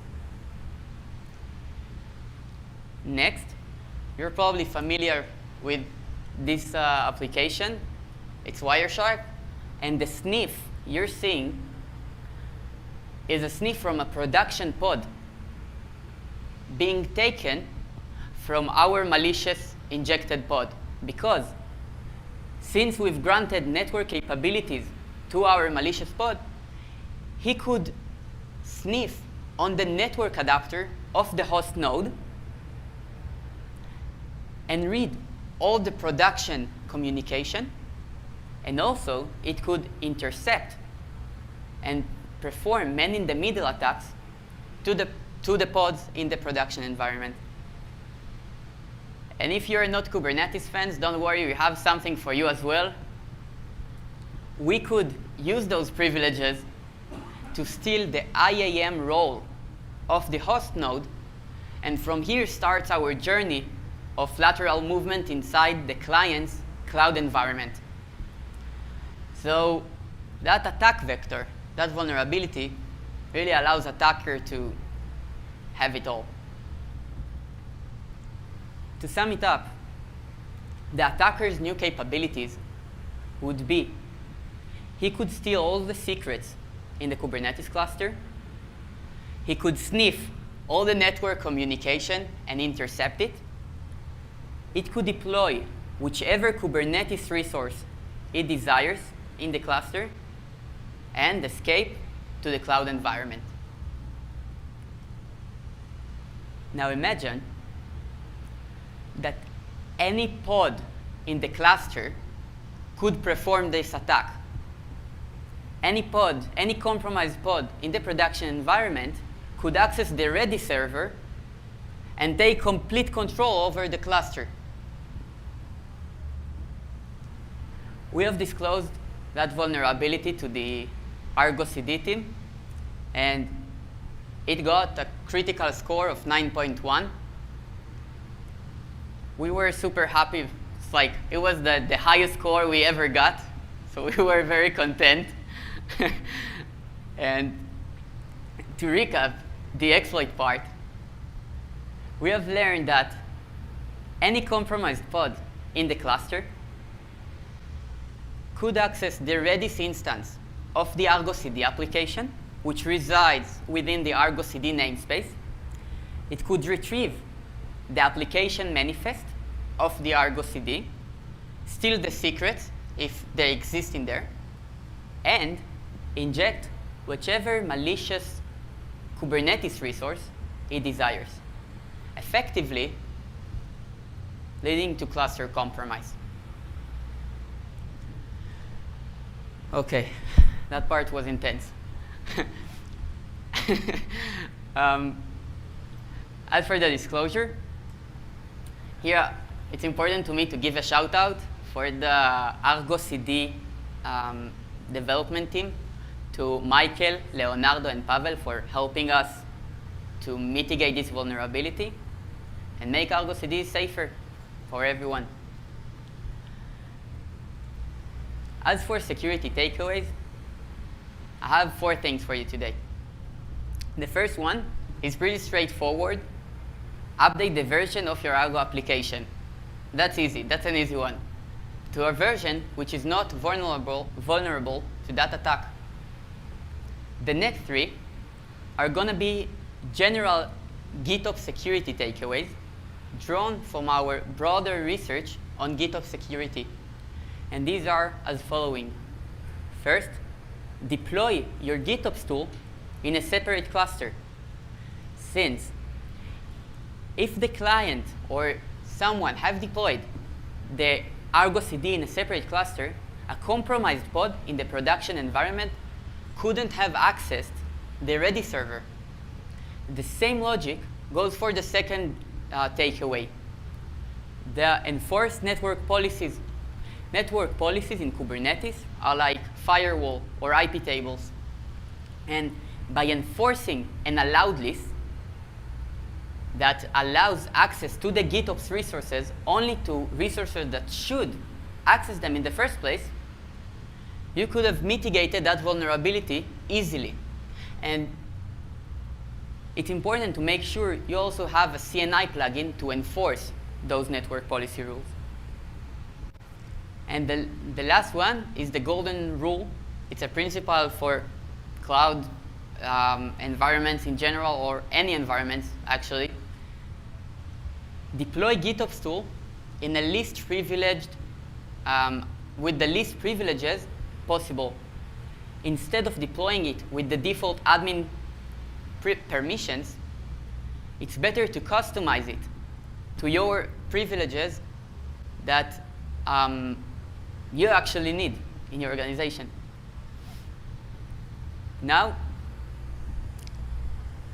let's watch a live demo that was recorded before. Here, we can see our attacker server. We're listening on port 50852. This is like a normal EC2 machine. And we'll wait for connection from within the client's cluster. And this is the compromised pod. It could have been compromised by a web shell or whatever. It is a pod in the production environment, and it has low permissions in the cluster. It is not supposed to be able to container escape, neither to privilege escalate inside the cluster. And next, we will see the Argo CD application. And this is the same structure as we've seen in the presentation. And right there, on the right, you could see this pod. This is where we are. Again, it's a production pod that has been compromised with some low privileges in the cluster. Perfect. Now let's try and exploit that. We have written a tool to exploit that vulnerability, and it has 2 modes. It has the detect mode, which will allow us to detect the Argo CD ready server and the server, and it has an exploit mode. For detect mode, it will try to resolve the FQDN of the Argo CD ready server against the Kubernetes DNS server inside the cluster. That way, you could know the IP address, and we could see that the Argo CD applications the Argo CD version is prone to that attack. It's a public API, the version. Next, for the exploit. The exploit will require 2 flags. First one will be the malicious deployment to inject. It's a Kubernetes YAML infrastructure we will want to inject. And we used malicious deployment taken from Bad Pods, public project written by Bishop Fox. So thank you very much for that. And it contains a pod with all the privileges that will connect to our attacker server. And we'll also give it the Redis IP address. When we hit enter, we can see that it found one application manifest. It injected the malicious deployment and recalculated the cache entry hash, and the attack completed successfully. And when we go to the Argo CD application, web view, we can see that a new pod was created, that attacker. That is our malicious pod. And now, when watching our attacker server, you wouldn't be surprised that we have received a new connection from within the client's cluster that allows us everything on the cluster, to compromise the cluster as a whole. And that is without any privileges in the cluster. I'm happy it worked that time. The recorded demo was a good idea. That's it for today. If you're interested in more technical details about the research or some more detailed remediation guidelines for that vulnerability, please read our blog post on the vulnerability.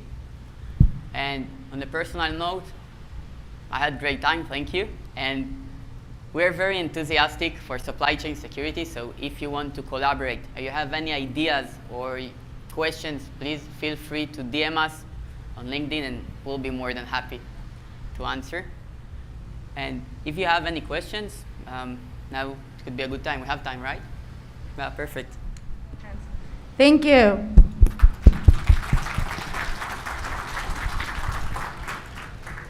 If anyone has any questions, just raise your hand and I'll walk around with the mic so everyone can hear. We'll also stay after the talk if it's like a stressful position. All right. Thank you very much. Enjoy the rest of your day.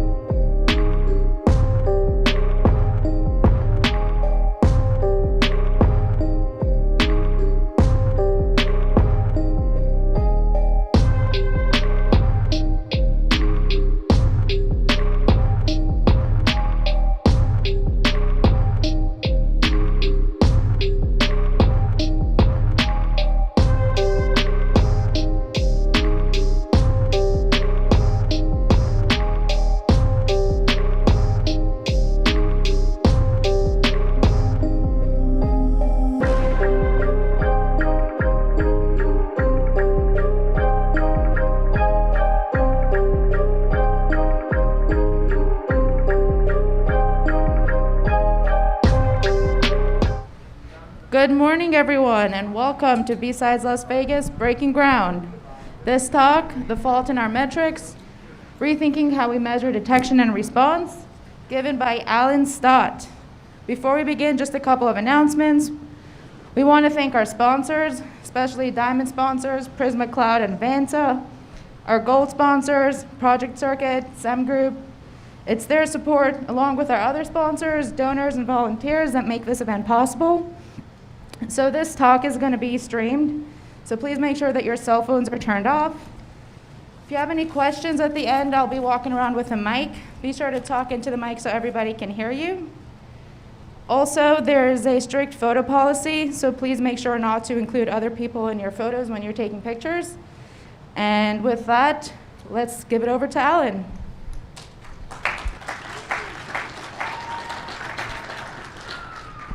Hey y'all, thanks so much for coming to my talk.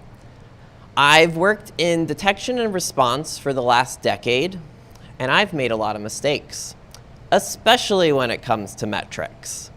This is the talk I wish I'd seen. Today you'll get three things. You'll get a framework I built to help you build much better metrics. You'll get a new maturity model that I've been using to describe and measure detection and response capabilities. And you'll get lots of examples. So my story with metrics starts on a Monday morning. I'm only a few months into a new job, and I get a message from my boss. He's like, the board of director meeting's coming up, and I'm looking for updated program metrics. And you can tell I'm new to senior management. I'm eager to please. I don't ask any questions. So I send a message to my new team, and I ask them, hey, what have we presented in the past? Yes. What's the response? Oh no, bad news. Last manager just made those up. And good news, I'm going to do so much better. How many of you have had this happen, where you inherit someone else's metrics? Yes. This is often our starting place. Metrics that haven't been well thought out, or maybe even worse, fudged to avoid questions or more work. Yes. So I did what you probably did.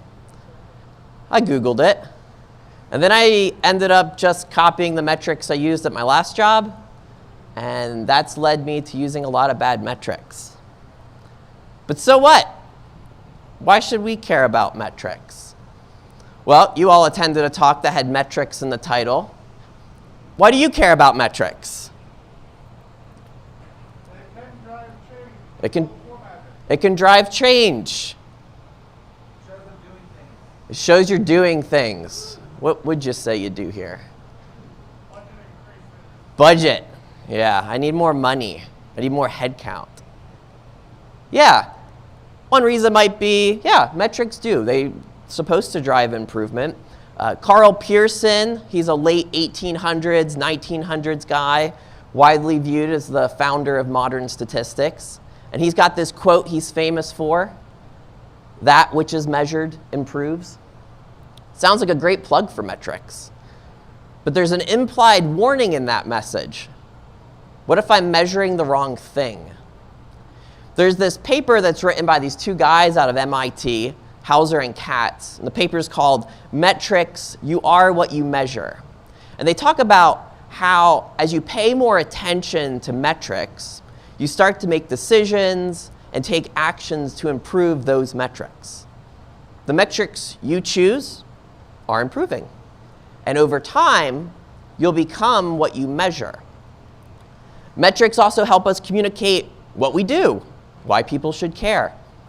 Edward Tufte, who, by the way, he teaches one of the greatest classes about presenting data. It is not cybersecurity or InfoSec related whatsoever. He's got an entire section that talks about terrible PowerPoints. So it's a very fun class. And he's got a quote that says, "Metrics reveal data.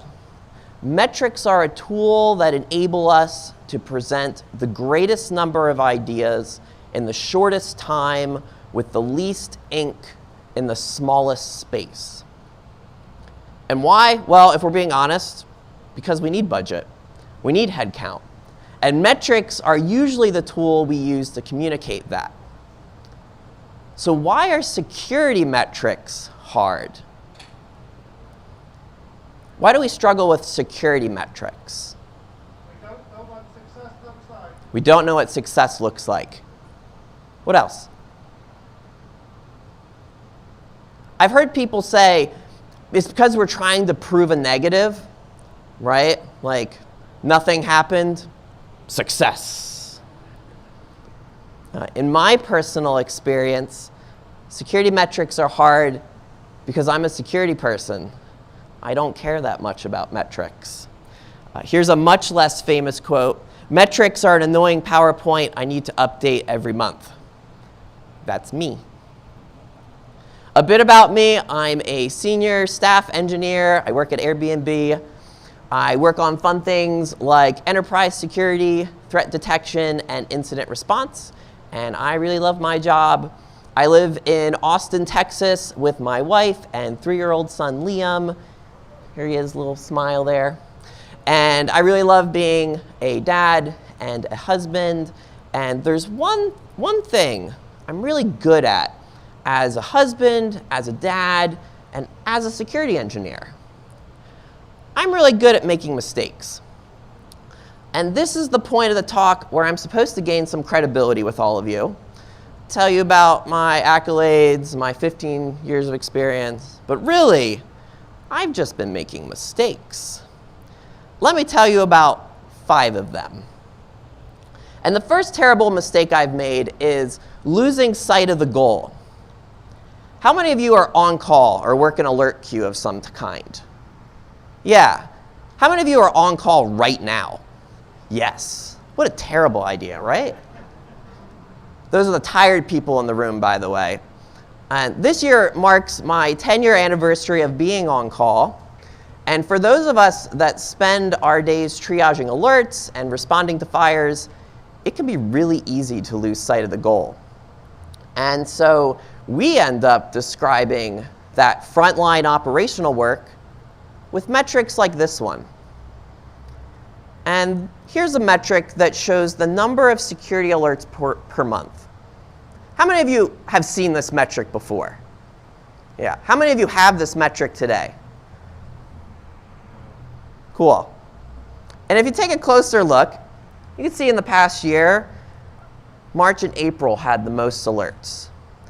My boss will ask a question about that. And if we keep looking at it, it looks generally like alerts are trending down. Did we do that? Did we stop logging something in February? Did I get really mad at the IPS alerts and was just like, we're turning them off? Alert count has become the heartbeat metric for security operations.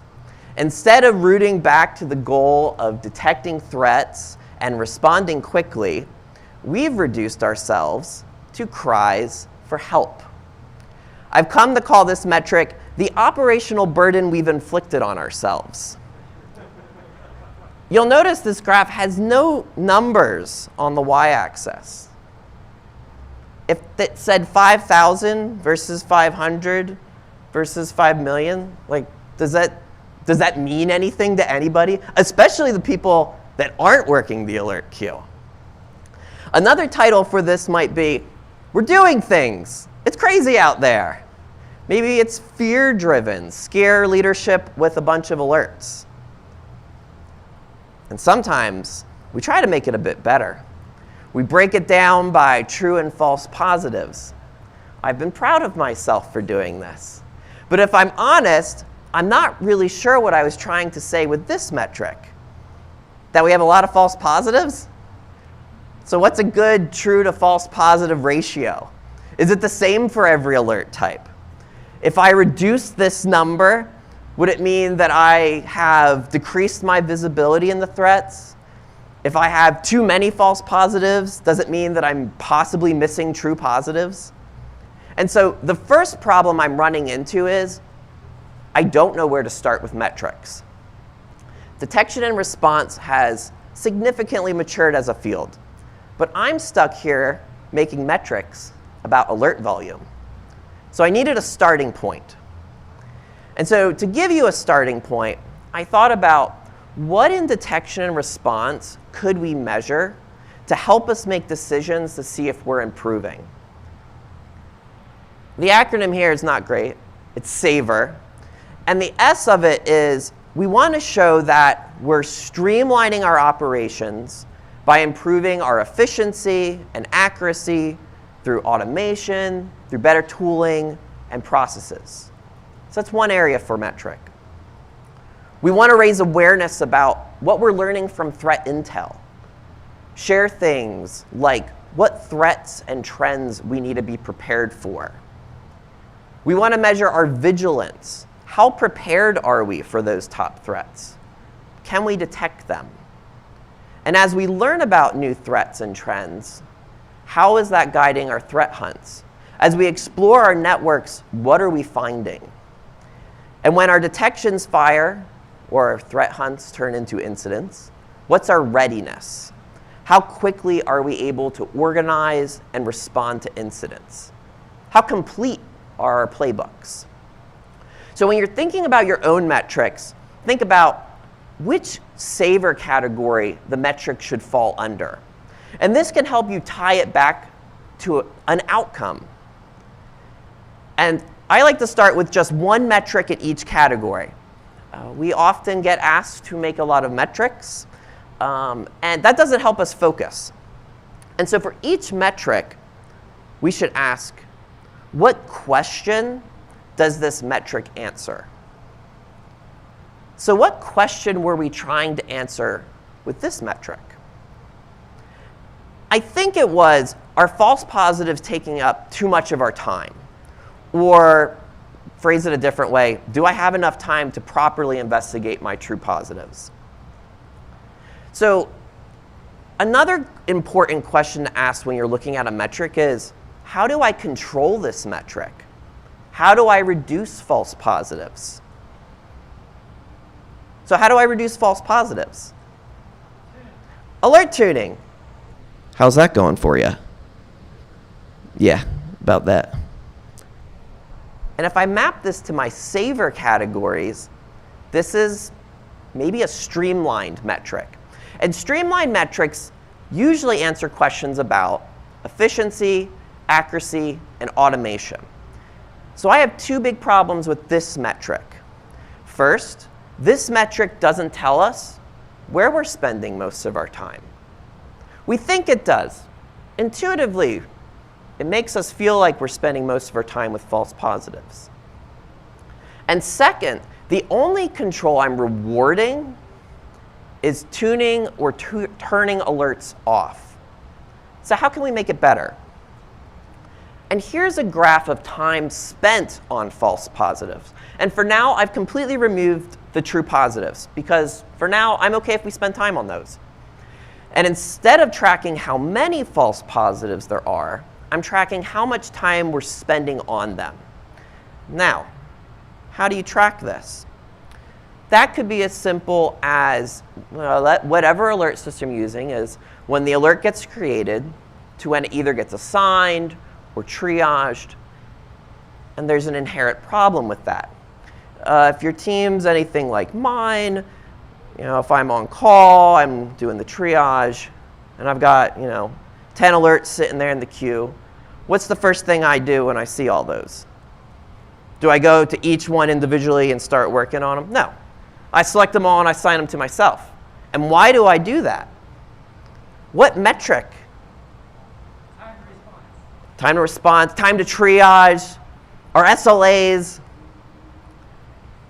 It's important to remember when you're thinking about a metric, to remember that you've got a bunch of hackers, and they're going to figure out how to make this metric improve, regardless of what they're actually doing, is improving the process.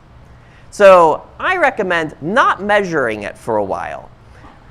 You want to have accurate time for how long an alert triage takes. And by measuring something that is inherently making people do the thing that gives you poor data, doesn't make any sense. So how do I control this metric? How do I improve this metric? Well, automation maybe. And as we get more automation tools, the number of events may not even equate to how much time we're spending on false positives. And as you automate, you can carry over the time you spend to automate that. So this lets you do something really cool. You can actually speak to the amount of human hours your automation efforts are saving you. So now, folks aren't just incentivized to tune or turn off alerts. They're incentivized to find out where are we spending the most manual time so that we can automate it. My second mistake is using quantities that lack controls, or more simply said, measuring the things you can't change. Mean time to recover is a classic incident response metric. It'll be in your Google search. And in this example, you'll see that recovery was lower in September and October, and then it grew in November and December. But then the team pulled together. We did some real good process management. We improved our tools. We worked really hard, and we got those recovery times back down. Or maybe there are 2, 3, 4 major holidays in November and December. It's funny, I've spent the last year researching metrics for detection and response, and I've learned something. We're obsessed with speed in incident response. The vast majority of results when I search for detection and response metrics are about mean time. Time to detect, time to respond, time to contain, time to recover. And I'm not going to argue that speed isn't important, but using time as the sole measurement across incident phases completely ignores quality and effectiveness. But my big problem with this metric is that security incidents have a lot of variability, especially the further you get downstream in the response process. A lot of dependencies from event start to recovery, and not all of them can be controlled, especially by our teams. So a graph like this, it doesn't help me make decisions because I don't know what's controllable here. I don't know what my team needs to do. I don't even know if this is good or bad. And what happens when your teams don't know how to improve a metric? You stop caring about it because you can't affect it. So instead, I've broken out the response times across all the different phases. And here, I have filtered out any built-in time that I need for quality. So I like to do this where every response playbook I have has some expected built-in time. Sure, as you mature your capabilities, that built-in time will come down. But that's not the focus for this graph. Here we're looking at what can we control today. Eric Brandwein from AWS, he gives this talk, it's called The Tension Between Absolutes and Ambiguity in Security. And in it, he says, when you look at a metric, it should immediately answer, what do you want from me? What do you want me to do? And one of the easiest ways to do that is make the answer 0 if there's nothing to do. So here I've filtered out all the time we can't reduce right now. So if there's nothing for us to do, we've made the answer 0. So now I can look at these metrics, and I know exactly what it wants from me. Go look at the incident in December and figure out what happened in the remediation phase. So then we can either filter out more of that time because it needs to be built in, or we can do improvements in our playbooks. My third mistake was thinking proxy metrics are bad, or more simply, choosing amazing metrics that are insanely expensive to create, when all I really needed was a metric that was good enough. So here's a great example. So a long time ago, my team and I decided that we wanted to know what our MITRE attack coverage was. And this was before this was the cool, sexy thing to do. And we determined that we needed to write tests across the entire framework. And once we got going, we figured out, okay, we don't need just one test per technique. That won't tell us much. And also we've got Windows, Mac, and Linux, so we're probably going to need a couple of tests for those. And so after years of developing tests, investing in tooling, we finally had the data to visualize our attack detection coverage. Side note, I saw a really great tweet the other day. It said, we need to do a better job of mocking vendors that claim 100% MITRE ATT&CK coverage. For lots of reasons, but most importantly, it's silly. I've seen the carnage that 100% MITRE ATT&CK coverage is, and it's alert fatigue like you wouldn't believe. Anyway, we spent years gathering all this data, and it is very cool. But at the end of the day, all we really wanted to know was, where do we prioritize detection building? So do this instead. Rather than trying to measure your detection coverage across the entire attack matrix, start by finding the top 5 threats you care about the most. Don't overthink it. Look at your external threat intel and think about what industry you're working in. What type of environment do you have? And then look at your incident trends. What kind of events, what kind of incidents are reoccurring? And then link those back to your organization's security risks. What would be a really bad day for your company? If data was exfiltrated, what data would make your chief privacy officer cry the most? It's a great metric. You can visualize it by a growing tier as well. And once you've got your top 5, prioritize your detection development from there. And I like to workshop these as a team, where everyone takes one of the top 5 threats, and then we use attack to derive all the different techniques and sub-techniques. And as you write tests and detections, you'll slowly end up building yourself this prioritized MITRE ATT&CK coverage map, things you actually care about, but without all the alert fatigue and without having to build this super costly metric. And plus, now you might be best friends with your chief privacy officer. My 4th mistake was not adjusting to the altitude. And as someone who has floated back and forth between management and individual contributor, I'm very guilty of this one. Who here has tried to explain all the different columns of the MITRE ATT&CK framework to a board of directors? Yeah, I see a couple guilty hands. I have, sure, why not? Let's do it. Detection coverage is actually one of the better new metrics that we've come up with, but wow, we've done a bad job of explaining it at the leadership level. I've seen one of those MITRE ATT&CK heat maps from a specific vendor just slapped into a board of directors deck as if it meant anything to them.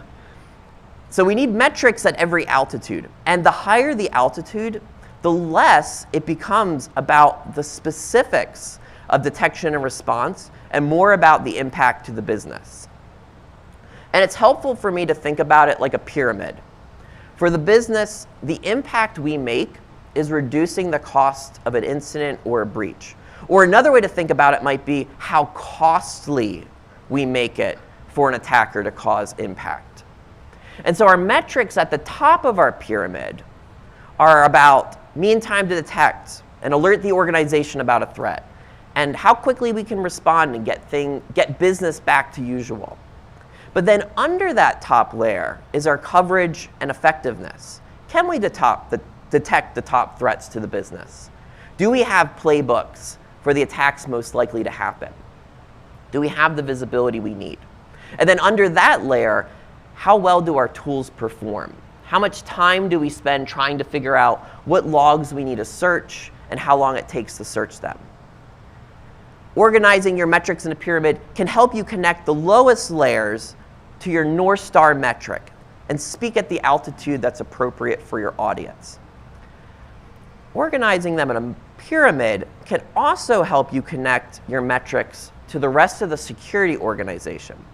So it turns out detection and response isn't always the best strategy.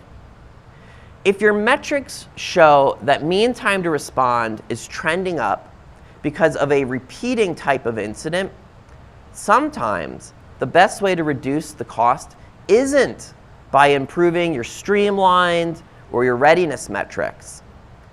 It's putting a new control in place to prevent that type of incident from even occurring. I really like to do this, especially because I get to work across lots of different teams. I get to work across detection and response, and then I get to go and visit all the teams that do prevention. And you would be surprised how little we're telling those other teams. They have no clue what's happening over in detection and response. They don't know what prevention and controls they should be prioritizing based on what's happening in the real world. And it's our job to help inform them so that our lives get a lot better. And my last mistake was asking why instead of how. And my natural inclination is to ask why. Why didn't we detect that malware sooner? Why are we still missing those firewall logs? And as a dad, I have a lot of why questions. Why did we bring the car seat when we only took one taxi ride the entire trip? Why do we need 4 suitcases? Why didn't we bring the stroller? And why can't Liam walk by himself? Why can't you walk by yourself, Liam? But in all of these examples, why is not helping. And so instead, I've learned to move straight to the how and start figuring out what needs to be done. And often, answering how allows you to identify the underlying problem much faster and from a much more positive perspective, especially from your spouse. I mean coworker. How can I carry Liam, a car seat, and 2 suitcases through the airport? How can we detect these types of threats sooner? How can we respond faster? When I interviewed with my current VP, she asked me, how do we build a modern detection and response program? How do we get there? One question interview. And it made me think about maturity models. And my first exposure to maturity models was the hunting maturity model, HMM. Who here is not familiar with the hunting maturity model? Okay, so it came out in 2015-ish. It was created by David Bianco, who's also the creator of the Pyramid of Pain. And HMM was great when it came out, and it's still great today because it helps describe the different levels of maturity for a threat hunting program. What do we need to get to the next level of maturity? How do I get there? What specific indicators would put me there? What type of activities would be expected at different levels of maturity? And maturity models are useful from the standpoint that they give us as security practitioners this common language to answer where we are now, where we're going, and how we're going to get there. So I created the threat detection and response maturity model. And the TDR maturity model builds off of the hunting maturity model and expands it across all the different areas of detection and response. And there's a lot to it, so at the end I'll provide a link with the full maturity model that you can use. And the first pillar I thought about was when measuring maturity was observability. Do I have the tools and logs to get the visibility into our entities and user activities? Can I enrich it so it's contextualized and searched quickly? And then proactive threat detection, where we focus on collecting threat intel, prioritizing the detections we build and buy, and the hunts we perform. And then finally, rapid response, where we prepare playbooks and automations so we can move from triage to analysis and respond with all the forensic capabilities we need. And we can use these pillars and these 14 capabilities to describe and measure where we are today and where we want to go next. And for each of the 14 capabilities in the framework, you'll score 4 different areas: process, tools, documentation, and testing. And you'll rate those from initial all the way up to leading. And I've provided some general guidance on how to rate the maturity of each area, but in the framework itself, there's a lot more specific direction for each specific category and capability. So for example, if we rate our detection engine capability, we think about what processes do we have? Do I have a process for creating a detection that looks for first-time occurrences? Do I have a process that defines the most optimal way to determine those thresholds. And then we rate our tools. Are the detections we have managed from a central location? And then documentation, or what's been the case for most of my career, the lack thereof. And then finally, there's testing. And we all know what happens when you don't test things well. Bad stuff happens. And as you go through each of the capabilities and rate them, I like to rate them individually, and then afterward, rate them together with your team.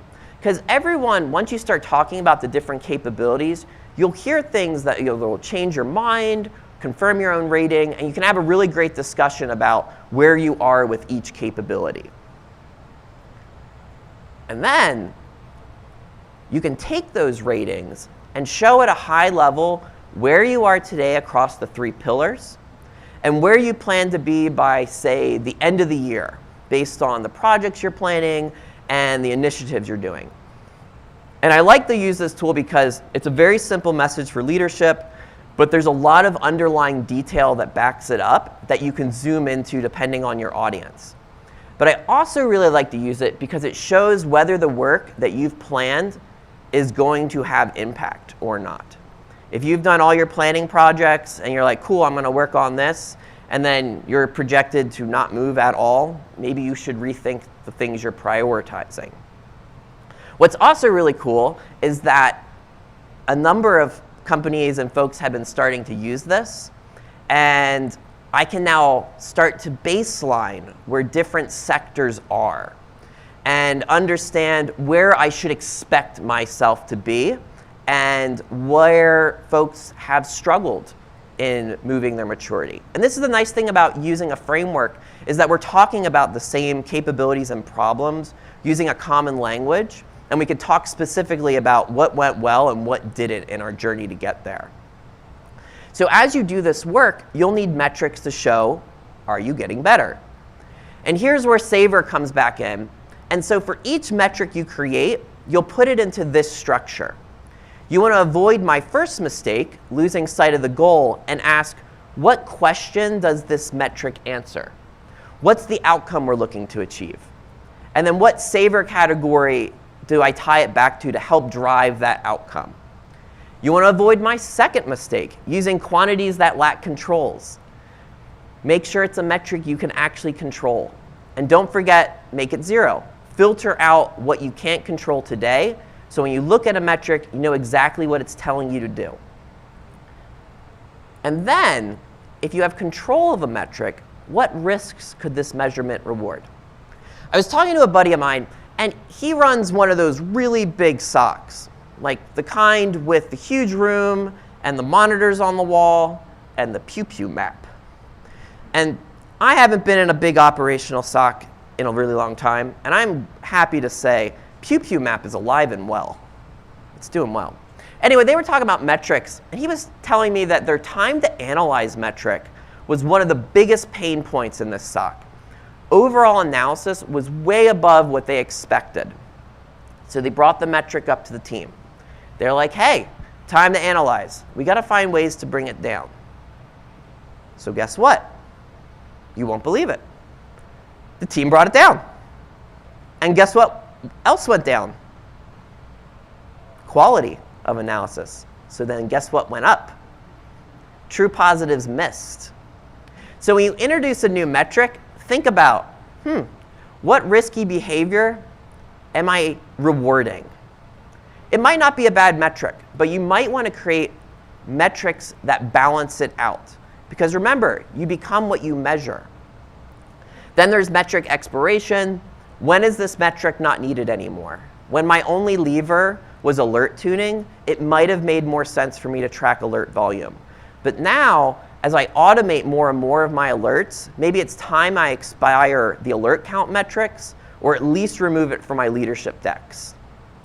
And then data requirements. How much data will this metric require? How much new effort are we going to need to improve this metric? And how much time does it take to collect this metric?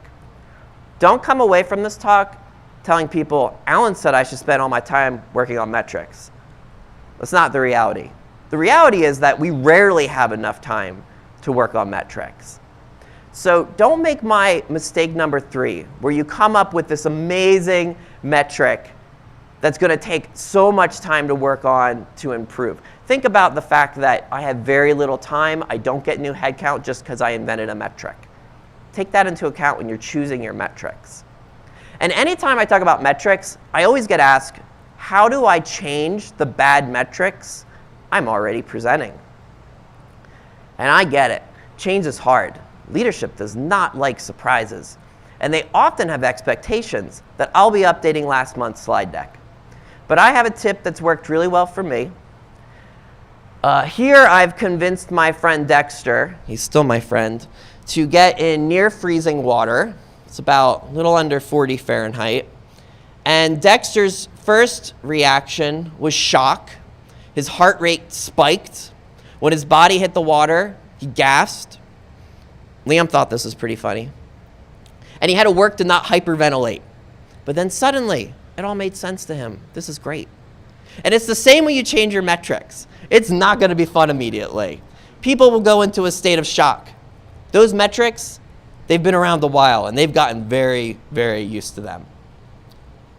But my tip is embrace it. Push through the change, because they'll soon have clarity. Because when you bring it all together, you're about to tell a story that's complicated. It's technical. And you don't have a lot of time to tell it. So here's my pitch. Up front and center is our maturity model using the TDR maturity model. And it shows the maturity of the program, where we are today and where we're targeting by the end of the year. And then we use the SAVOR categories to tell the rest of the story. We're streamlining our operations by looking at what's taking the most time. That's what we're automating. We looked at our threat intel and incident trends, and we're raising awareness about these top 5 threats to the company. We're focusing our time this quarter to build detections for these threats. Here's where we're tracking. And we've been exploring gaps in security controls relevant to those top 5 threats, and we've found 3 new gaps. And from a readiness perspective, we have one type of reoccurring incident with a really long recovery time, so we're working with our security team to implement new controls that'll prevent these from ever occurring. So now, instead of making wild guesses about whether you're improving and if the tools you're buying are making a difference, you can use the TDR maturity model to measure your capabilities. Instead of using volume counts, fear tactics, and tired emojis, you can use SAVOR to get to the core of a metric, ask better questions, and map that to something you can control. And instead of focusing on 100% MITRE attack coverage, you're focused on the threats that matter the most, found your top 5, and are working on having detection coverage with real impact. So hopefully this talk is your wake-up call. Take a cold plunge. It's time to rethink your detection and response metrics. Thank you very much.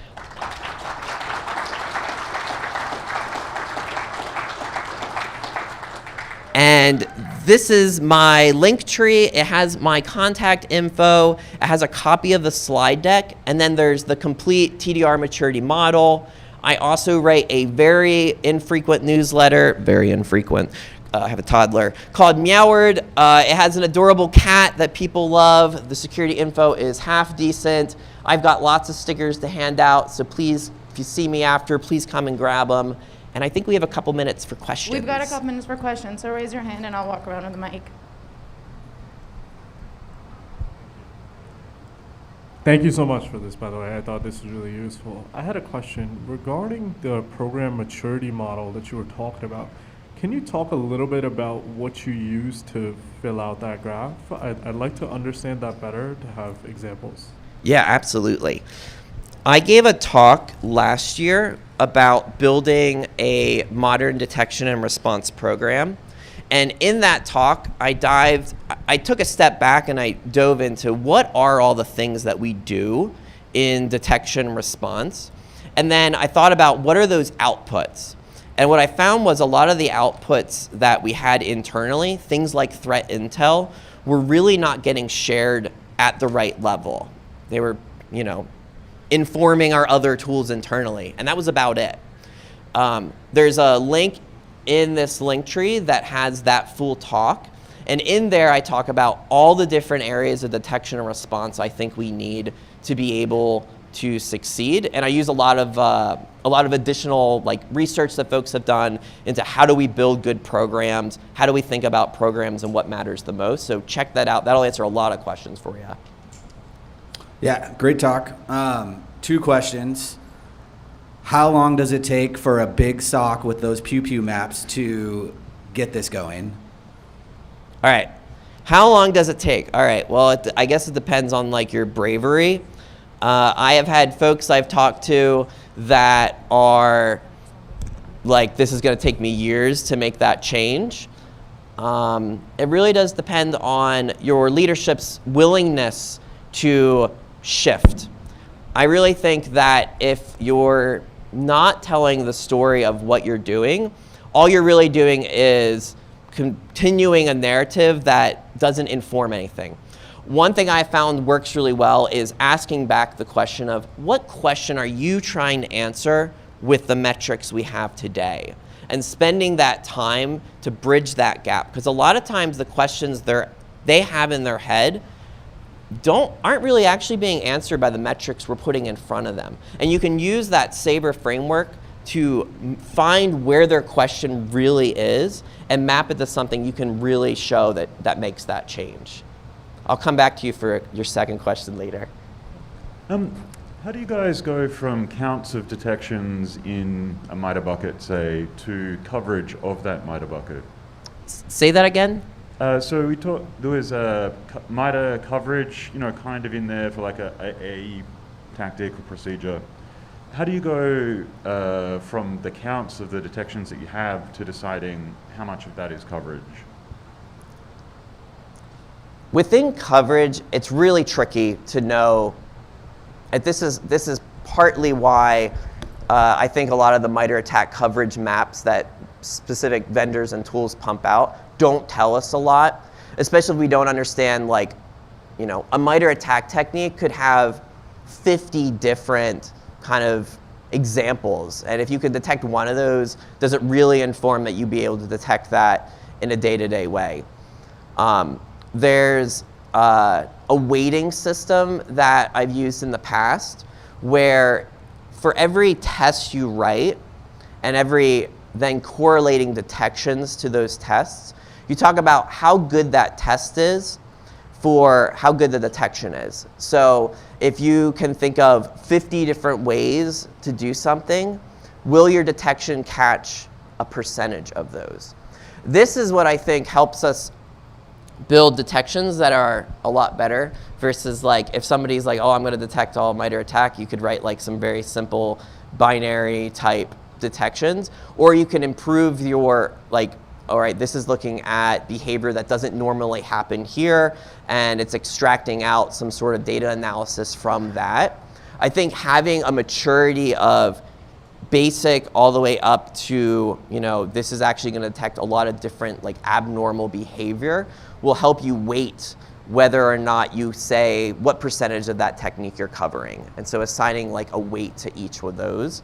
There's a really great talk, I'll have to look it up, that they talk about a framework for weighting the tests that you have for each MITRE technique to the weight of your detection. And they've done like a really cool analysis of like tools that actually like do this. So come find me, I'll try to find that talk, that paper. I think one more. So if you're just starting out with some of this, what would be the top things that you prioritize first? From like the metrics I create? Yeah. All right, I would start with what you're doing today. So if you don't have a threat intel program or you're not even thinking about threat intel today, don't start with that metric because you've got to do a bunch of work first. I really think you generally don't have a lot of time for metrics. So think about what can I actually measure today that would help me make better decisions today. If I think about like the SAVER, I like to start kind of on the response readiness side of things because that's the stuff that happens regardless. You have an incident, you could have created the detection for that, but the reality of it is like you just might need to be able to respond to those things. And so I like to start from response. I think that's the readiness area. I think that's a good place to start. Cool. I'm out of time. I'll hang out in the hall over there, and I've got lots of stickers. So thanks everyone for attending.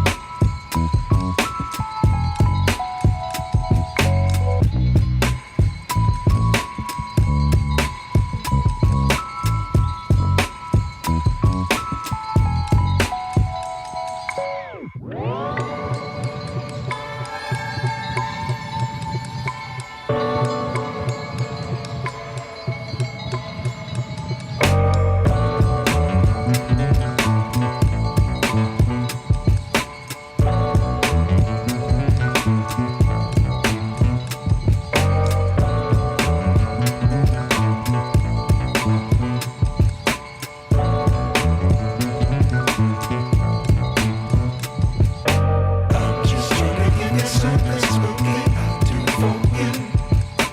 I'm just trying to give you something.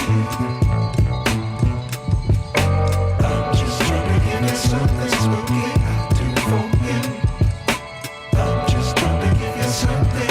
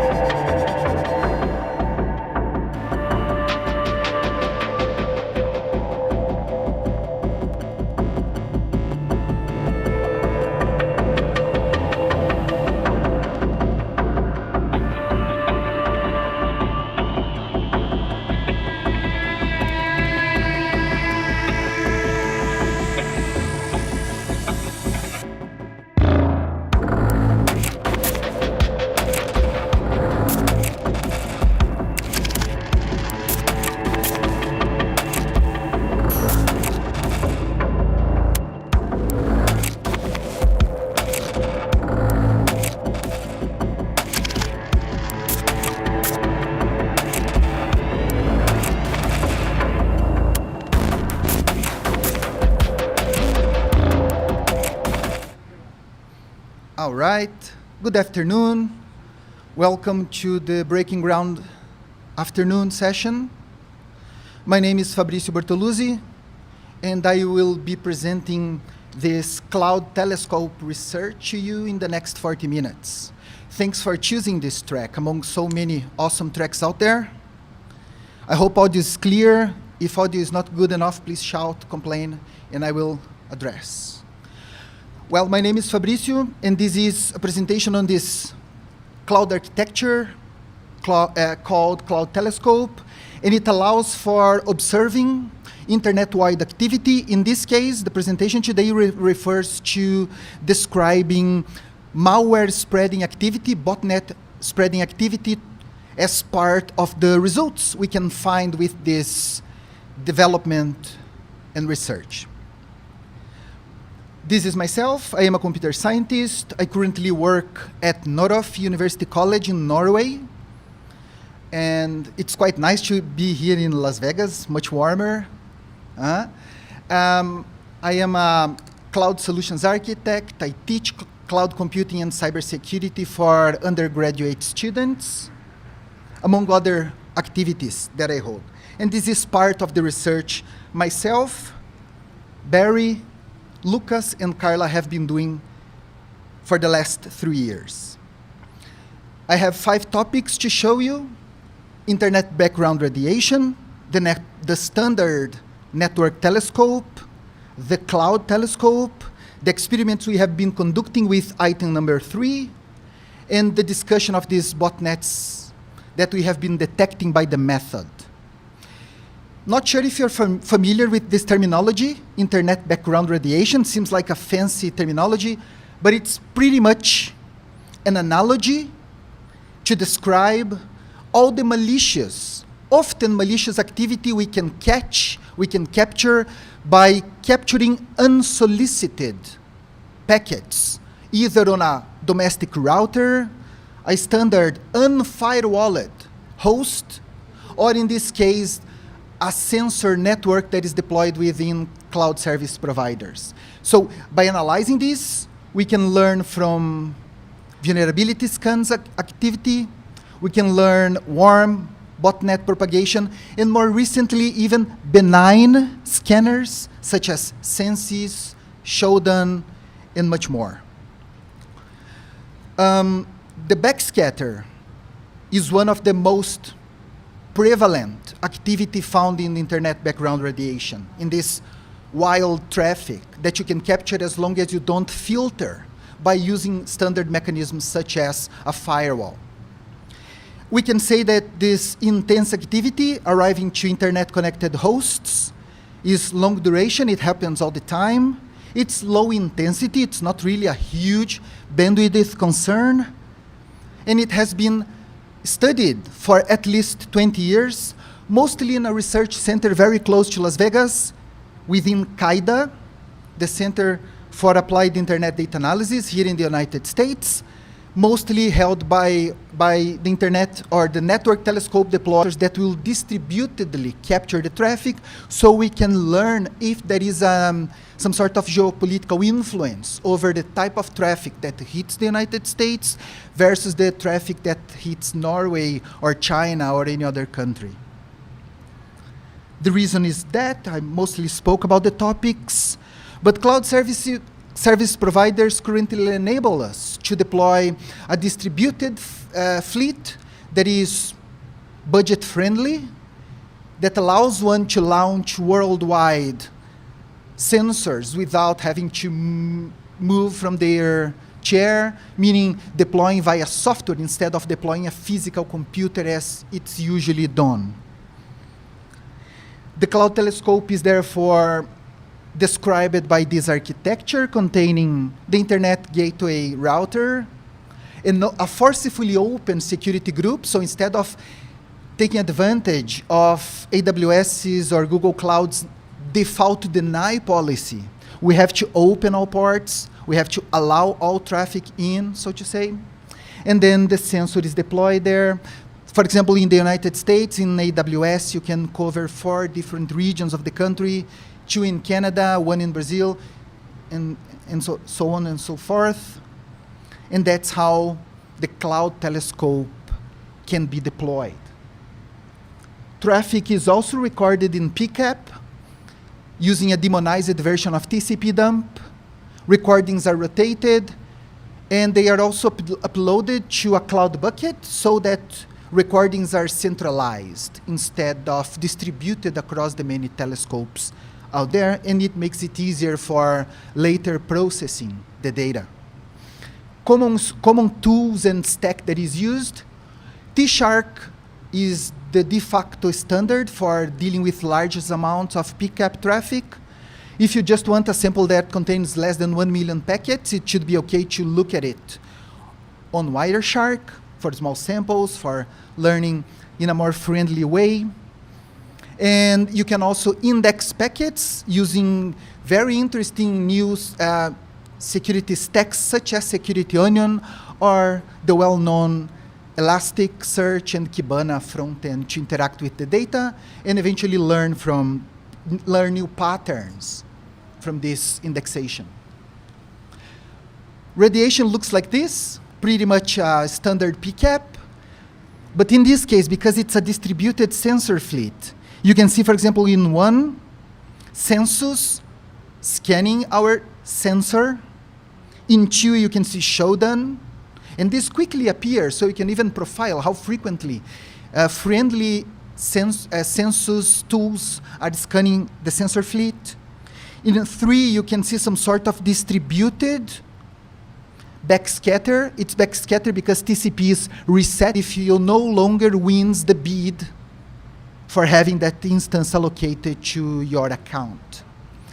So we implement some sort of listener that will launch a new sensor upon termination request. Terraform is used to describe the architecture, so anyone wanting to reproduce the experiment can do it. And Bash is used for automation, and that's how it's usually deployed.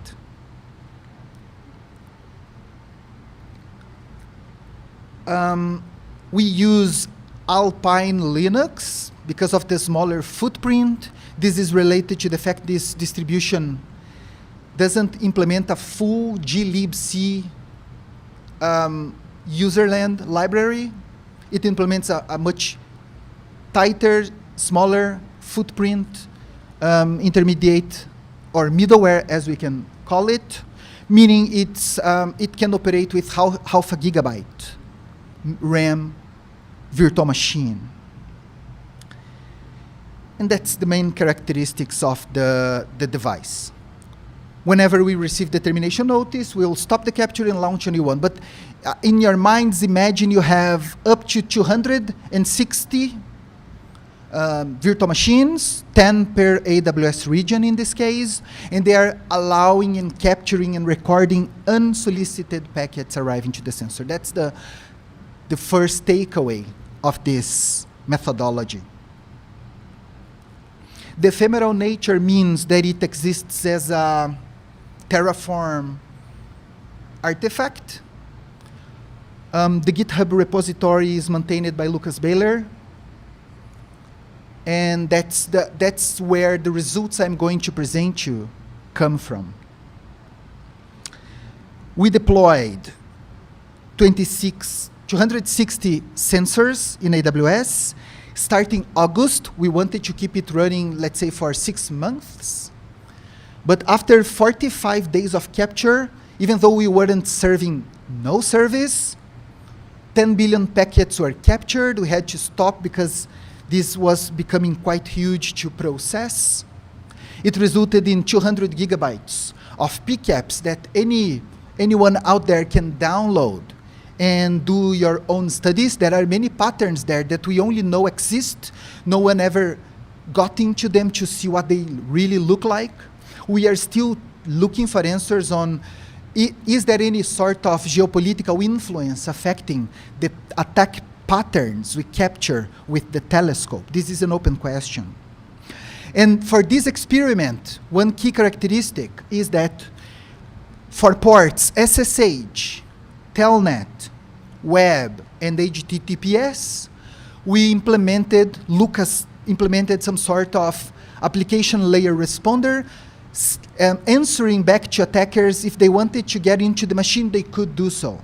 But we were actually recording their commands upon infection other than obeying to the commands, other than really exposing a vulnerable shell back to the attacker. So that's one key characteristic that makes this presentation unique. What does one learn if one launches such an architecture? What can you learn? What did we learn for 45 days after capturing 10 billion packets?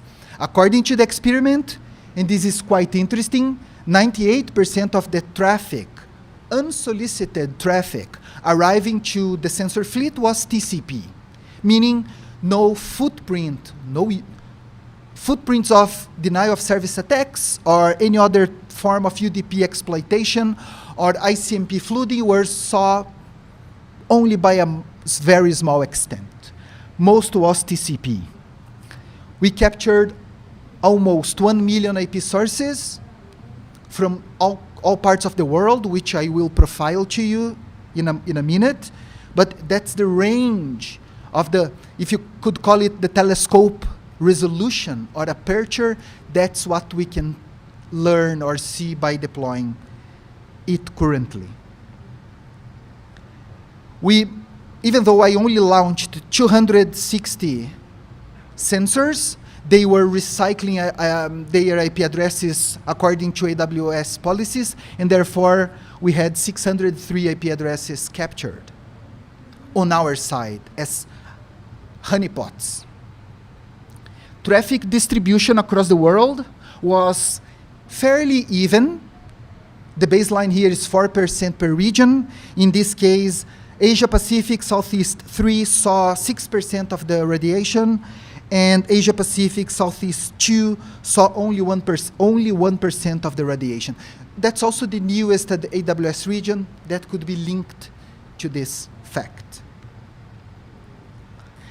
The most attacking countries, not looking at it from an AWS perspective, but by the country that owns that IP address or the country that is linked to the radiation source or the attacking source, we saw the Netherlands as the most prevalent country.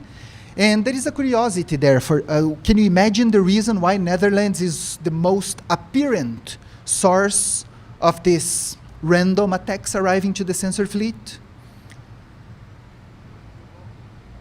Sorry?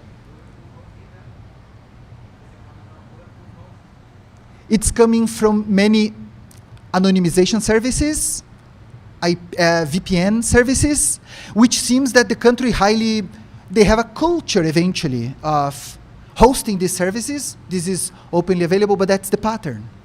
Openly available anonymization services, including VPNs. That's our guess. We cannot fully endorse the statement, but that's what it looks like, considering the autonomous system number holder, the owner. And the least attacking source was Taiwan, Thailand, Pakistan, Poland, and so on. The most frequently attacked sensors were residing in the United States. This is slightly biased in the sense that the United States has 4 AWS regions, 4 different places. We had 40 sensors in the country. But even if you split by 4, you will still see some sort of average activity hitting the US. And the least attacked sensor fleet was in Germany, Canada, and the United Arab Emirates. But it's also fairly even, with a small bias towards the US and India. Now, if I had to tell you in 2024 that the most attacked TCP port is actually the telnet port, this would be like big news in the 90s, in the early 2000s, but it's still the most prevalent. I would say there was a shift around 2015. It wasn't the most prevalent according to Kaida's telescope, but it has become again the most attacked port by far. Do you have a guess on why telnet is currently the most prevalent destination port for random attacks on the wild? It's a 3-letter word, or a keyword. IoT. Thanks for the answer. Precisely. Meaning the IoT introduced a new generation of low power, low cost, fast time to market devices that are not necessarily as secure as recently we see like modern operating systems becoming more and more secure. So that's our conclusion to the why. But as you can see from the patterns that I'm going to show you, they are actually exploiting Linux kernel 2.2, 2.4, which are highly related to embedded devices, not really ordinary servers.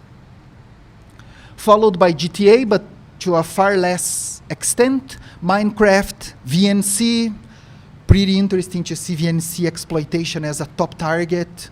And then the classics, SSH, HTTP, DNS over TCP, which is not really the common standard, SMTP, and so on. RDP is also there. If you think about UDP exploitation, which is only seen by a small amount in the experiment, it mostly relates to the recent LDAP exploitation or the recent LDAP vulnerabilities that are actively exploited. And of course, the amplification attack related to Memcache. Redis, which is connected to some of the talks presented earlier today, is also there somewhere. And also DNS and the classic, often exploited ports. ICMP is mostly ping, 99% of the times, echo request, echo reply to a far less amount, and other not so popular ICMP types being captured. When it comes to pinging and ping flooding, the most active source was actually China, followed by the United States.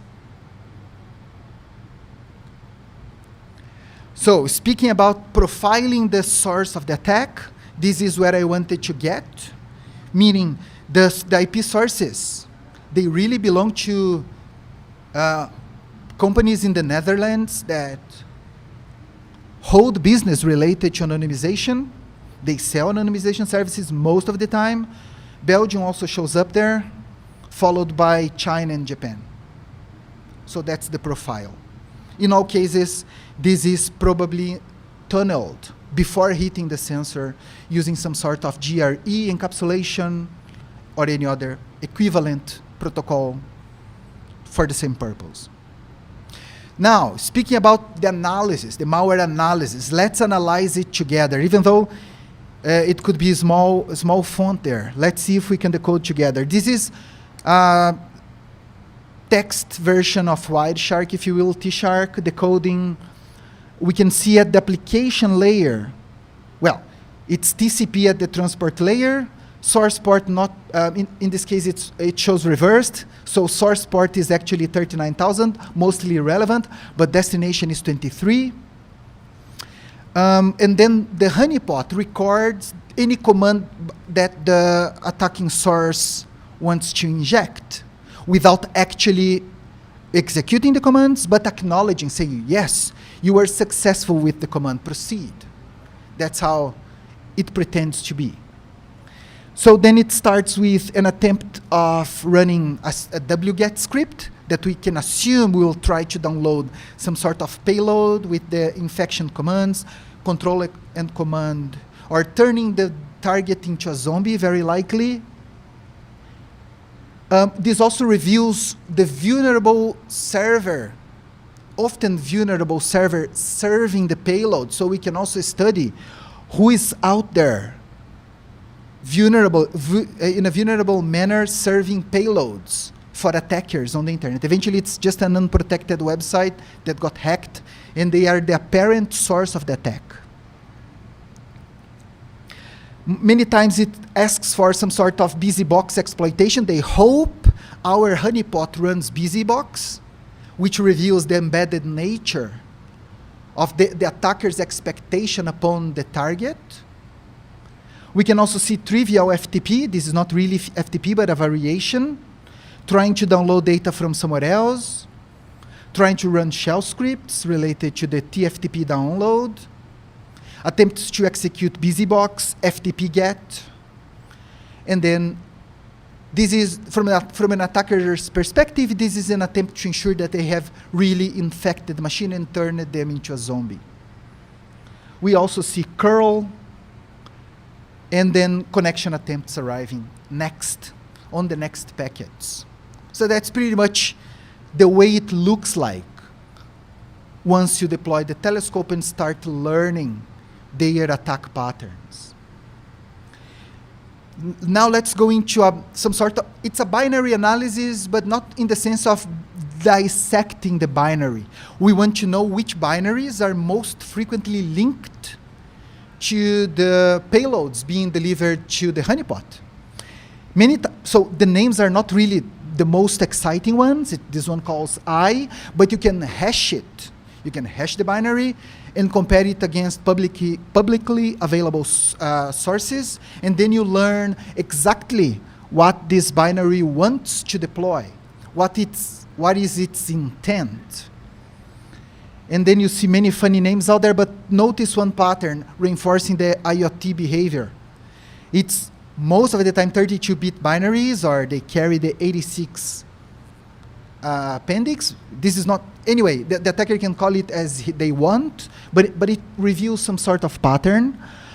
And then we can link the binary with the very botnet. In this case, it's the botnet profiling.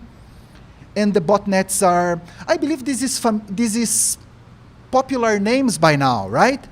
Mirai, is it popular? Have you heard of Mirai before? It's probably the most active botnet on the wild.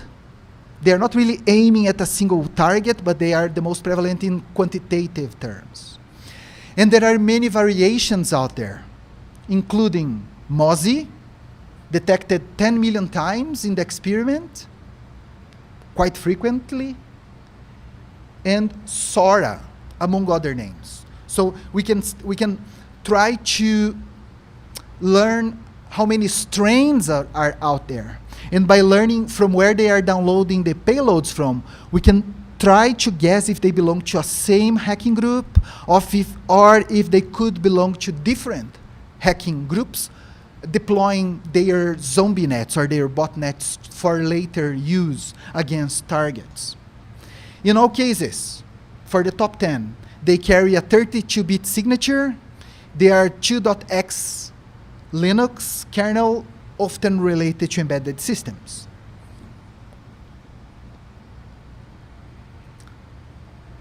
After probing the honeypot, if it's attacking port 80, it won't speak shell commands. It will speak HTTP commands, right? In that case, we will see gets, posts, and this kind of pattern. In this experiment, 6 million times, Mirai was trying to infect the honeypot with this single source, 185.224 something, hosting the Qt binary. To a smaller extent, Mirai again, Mozi, they were the most prevalent ones. So these are the busy, according to the experiment, these are the busiest sources serving. If we were to quantitatively attack this problem, tackle the problem, we should start by addressing what's going on with the services. What are the vulnerable services exploited by attackers that we should promote awareness about? This kind of outcome. The commands also reveal what kind of vulnerable service, HTTP-based service, could be running on the vulnerable hosts. Many times it's an attempt to get the environment variables. Then it depends. It depends on the type of technology used. It either be a Windows server with IIS, a PHP server on an Apache, many other options. But you see there are predictable patterns, a lot of exploitation, trying to leak GitHub or Git authentication credentials. This is the kind of cyber threat intelligence acquisition you can get by running the cloud telescope. Of course, because this is deployed in AWS, we could expect a lot of health checks coming from the cloud provider itself towards the web ports 8443. 1 million times that was the case, but to a smaller extent, in other cases it was these projects. This also reveals that, like for example, Palo Alto has a project related to mapping the internet. It's benign, it's not an attack, but it's interesting to quantify. Another cloud mapping experiment at pdrlabs.net, this is unknown to me.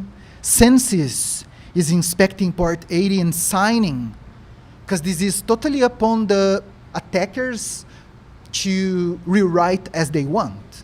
This is not a standard that must be followed truly. And of course, Python browsers or mappers, Go mappers much faster, and others. So this is again something one can learn. Now, if we were to speak, okay, you detected a lot of binaries, we see that it's an IoT style infection, but what else?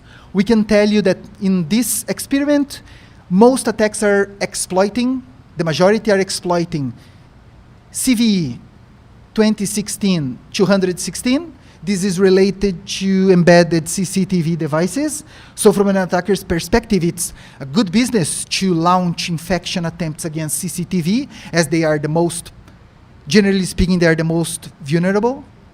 Followed by a CMS system used mostly in China, Think CMF. I only knew about it by trying to reverse engineer what was going on. And also Totolink, which is behind billions of IoT devices, a common middleware that is used for anyone wanting fast time to market IoT devices. In all cases, score 9.8. That's so according to what is the insight here? The insight here is that the most popularly exploited systems are IoT systems currently according to the method, and they're exploiting highly critical vulnerabilities, which goal is to increase the fleet of botnet sensors on behalf of the attacking group they belong to. So expanding the zombie fleet, if you will. That's the conclusion. That's what you get currently by analyzing unsolicited traffic arriving to a sensor fleet on a cloud-based experiment. We have many questions there requiring, so that's an invite. If you want to help us to find better answers in terms of geopolitical influence, but okay, this is botnet expansion, but is there a political intent behind the attacker? Is it a nation-sponsored, nation-state-sponsored attack, or is it just an ordinary attempt for business, for money, for profit? Both could be true. We need to investigate. Here you will find the most relevant links. We also have companion publications if you want to learn this from a more academic, a more, let's say, academic research perspective, but it should be interesting for both worlds. The research community, but also the industry should have an interest at the results we have been finding, and there is, of course, more to come. That's all. Thank you very much for your time.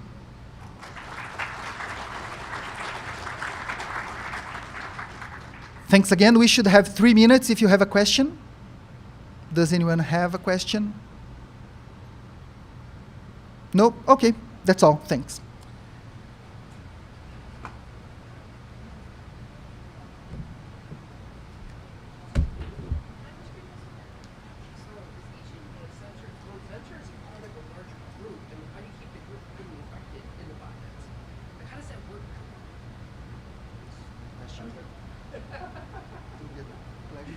I'm not sure if we have another speaker starting right now.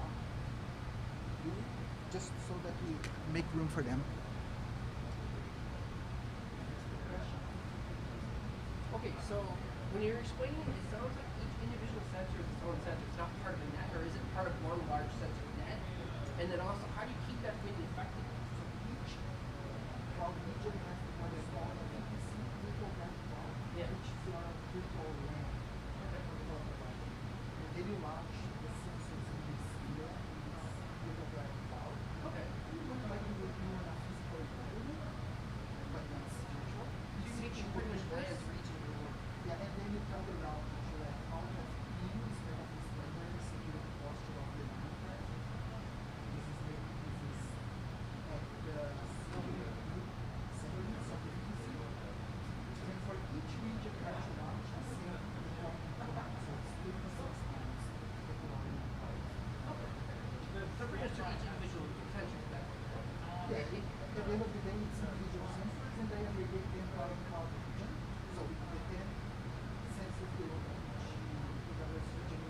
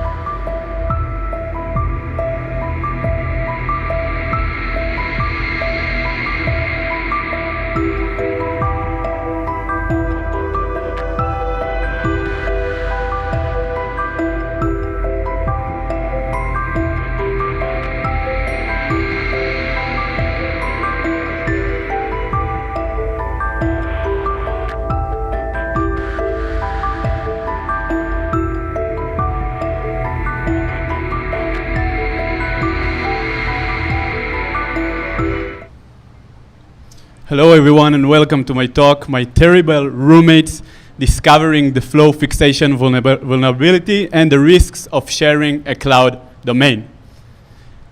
Flow fixation vulnerability is a vulnerability I discovered recently in AWS MWAA Managed Apache Workflow, Apache Airflow.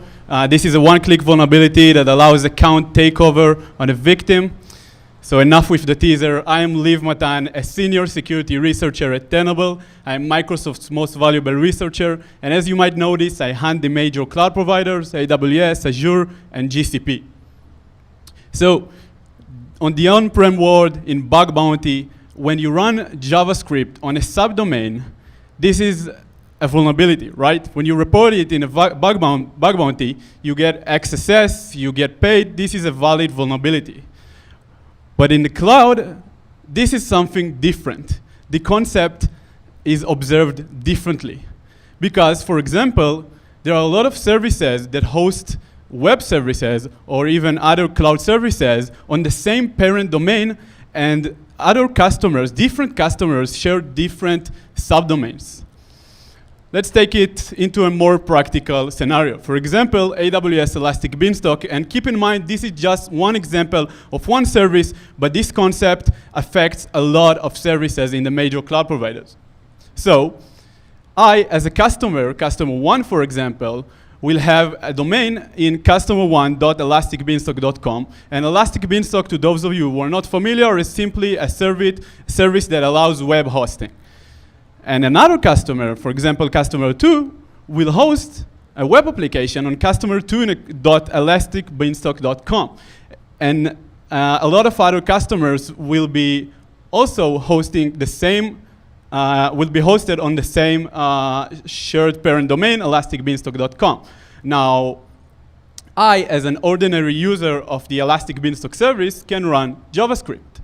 So now it gets confusing because, as you might remember from the previous slide, this scenario is the exact same scenario like in the bug bounty world when you get an XSS on a subdomain of a victim, because I run JavaScript on a subdomain of a victim of, for example, customer2.elasticbeanstalk.com. So this is kind of crazy.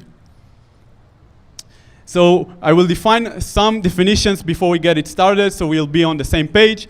Super cookie is a cookie that you as a user define, or in JavaScript code you simply define to a parent domain, and this cookie will be tossed, aka cookie tossing, to all of the subdomains of the same parent domain. For example, if I set a cookie to the elasticbeanstalk.com parent domain, the cookie will be set to customer 1 and customer 2, and so on to all of the customers of the same elasticbeanstalk.com in the same browser. As for session fixation, this is a vulnerability or attack technique that allows an attacker to hijack a user session by forcing the victim into using the same retrievable session, the same known session.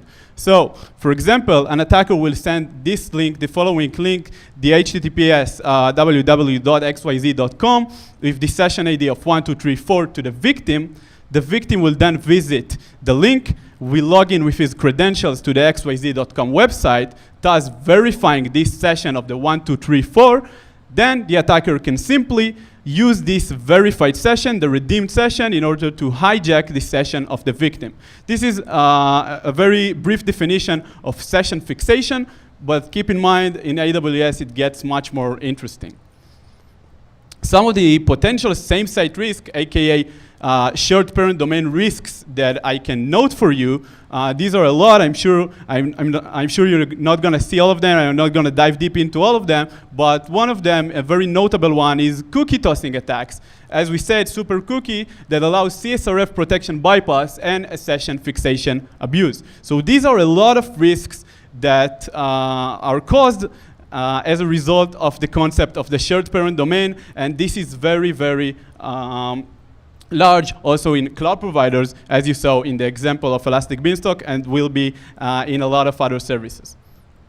Some of the past impactful vulnerabilities could also be prevented if a lesser known guardrail was utilized in that time of the vulnerabilities exploitation. Some of them by Gafnit Amiga and a guy named Sirius, and those two vulnerabilities were exploited by cookie tossing. And that technique could be prevented if the cloud providers were simply utilizing a lesser known guardrail named public suffix list. So that guardrail is a list initiated by Mozilla. This is a community collaborative list, and this looks exactly as simple as this simple list that each organization or a domain owner can register his domain to this list that will then be treated by browsers. So browsers see this list, and each site that you see here is a site that is considered to be shared with different customers. Means that subdomains of the same site, aka shared parent domain, will be shared with different customers. Sensitive data is shared. Therefore, the site should be considered as a public suffix. Now, this public suffix list is lesser known, and I will show you exactly why in the following slides. Because in AWS, these are all of the services. Some of them I reported to AWS, and some of them AWS themselves initiated research in order to find these services that their domains are not present in the public suffix list. So this is the state of AWS currently as for the public suffix list, and it means that now it is all reported and fixed. These are the domains that are now inserted into the public suffix list, but it means that these domains were vulnerable to the same site risks I showed you before reporting this risk to AWS. As for Azure, these are some of the domains, including popular names like API Management, Azure Front Door, Blob Storage. These were all not present in the public suffix list. Now they do after the report. And as for Google, I reported, and they simply stated that this issue is not considered that severe for them, so they would skip that, so you can go ahead and search for some nice bounties with same site risks in Google Cloud. So let's get it started. What is exactly Apache Airflow? Apache Airflow simply is an open source system that handles data pipelines and workflows. And in AWS, you have the managed version of Apache Airflow, Amazon managed workflows for Apache Airflow. We did a sample in our company in Tenable, and we saw that 20% of the customer database we have are using the MWAA service, so the vulnerability is rather popular and impactful. So let's dive into the flow fixation vulnerability. You can see this screen. When you visit the service, you can see that each service gets attached an Airflow UI. And as you can see, this Airflow UI I just got hosted on the parent domain of Amazon AWS.com. And after all the stuff that I told you, it might tell you that there is going to be something interesting in that case, because Amazon AWS.com is a shared parent domain with other AWS services. So how does it really work? You log into the Airflow UI, and you get a cookie session to the Airflow UI. This is exactly how it looks like. You get a cookie session to your own subdomain of the Apache Airflow managed version, and this session cookie is simply a UUID. After that, you're using your AWS STS in order to get, in exchange, a web token that is essentially a JWT that allows you to then redeem it and authenticate to the dashboard, to the MWAA Airflow UI. Then there is a session retrieval. Now keep in mind, you see this request, and this request is unauthenticated. On the left side of the screen, you can see the request, and there are no credentials and nothing that authenticates you. So you might say now, okay, so I can retrieve the session of victims, and we have an unauthentication vulnerability, right? Like authentication bypass. But not really, because this session is retrievable unauthenticated, but this session at that point of the authentication flow is no use. You cannot use it, you cannot log in with it. This is just a session cookie. This step is making the session verified, and now you can use this session. So in that step, the request is using a token, the JWT token we just retrieved, and again, the session cookie, and in exchange, you get the session cookie that is now verified, and now you can use it in order to log in to the Airflow UI. But you can see something very, very interesting here, because the session cookie that I got as a normal user of the Airflow UI is the exact same session cookie that I just gave to the dashboard.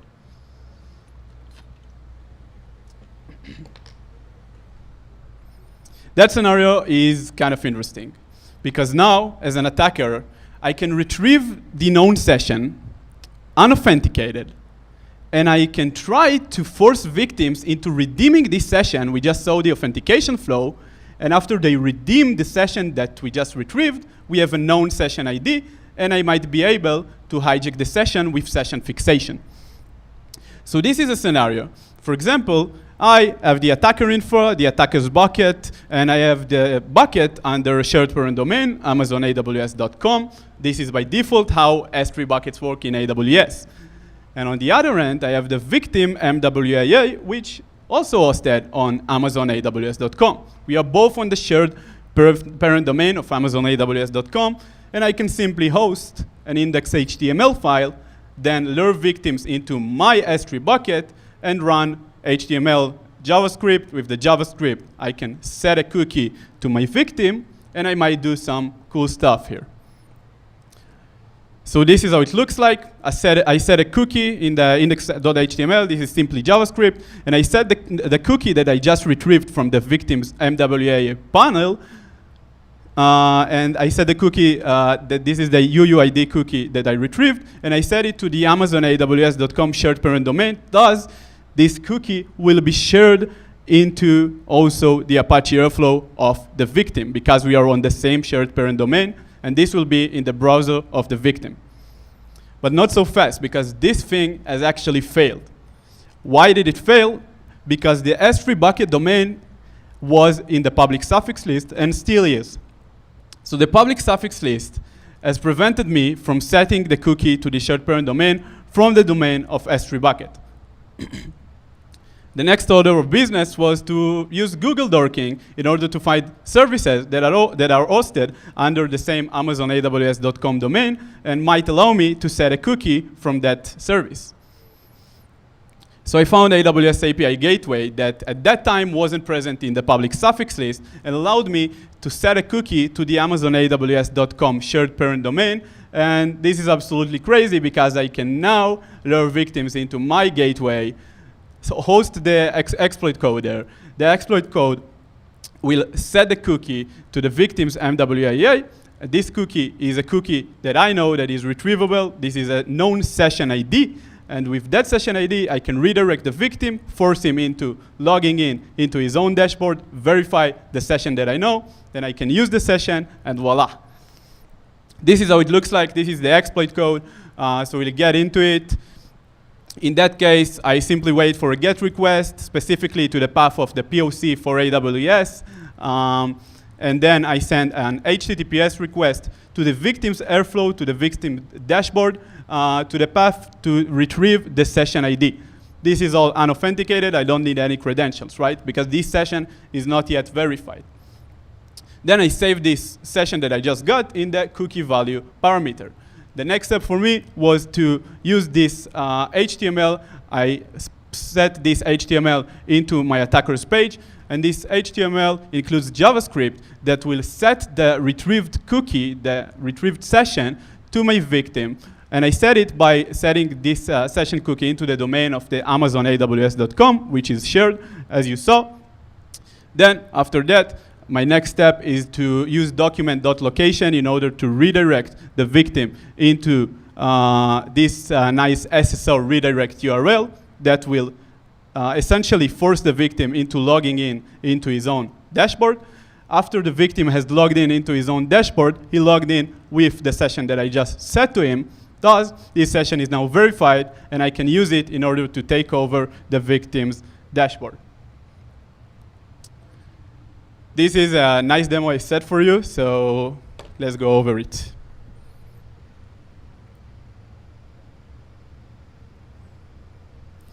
So here, this is the victim visiting the panel. This is what the victim sees, gets redirected, and everything. He doesn't see anything that is kind of suspicious.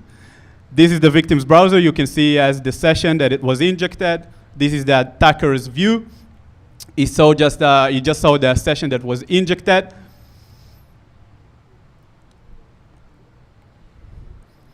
This is the attacker that was that just used the hijacked session. The attacker is now using the hijacked session after the victim has logged into and verified his own session.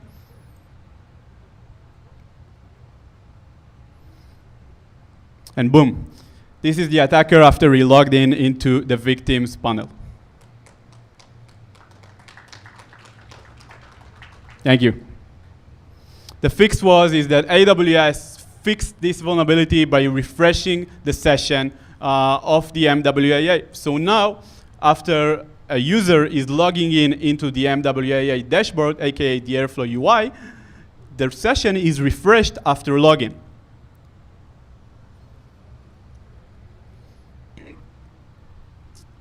Some of the takeaways is that shared parent domains are dangerous. This is just one example of such a vulnerability that can be exploited with this in mind, but we saw two vulnerabilities as case studies that were exploited in the past, and the public suffix list is a lesser known guardrail that people are just less aware of, so let's be community focused. Let's elaborate on the public suffix list. Let's use it because this is very powerful. As we saw, it could prevent flow fixation, and it could also prevent these two impactful vulnerabilities we saw as case studies.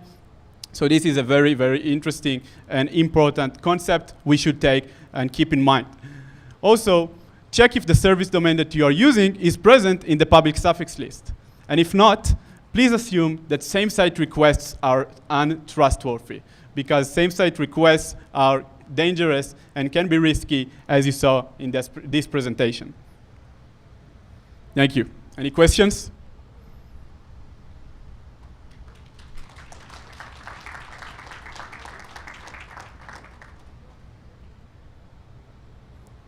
No questions? Thank you very much.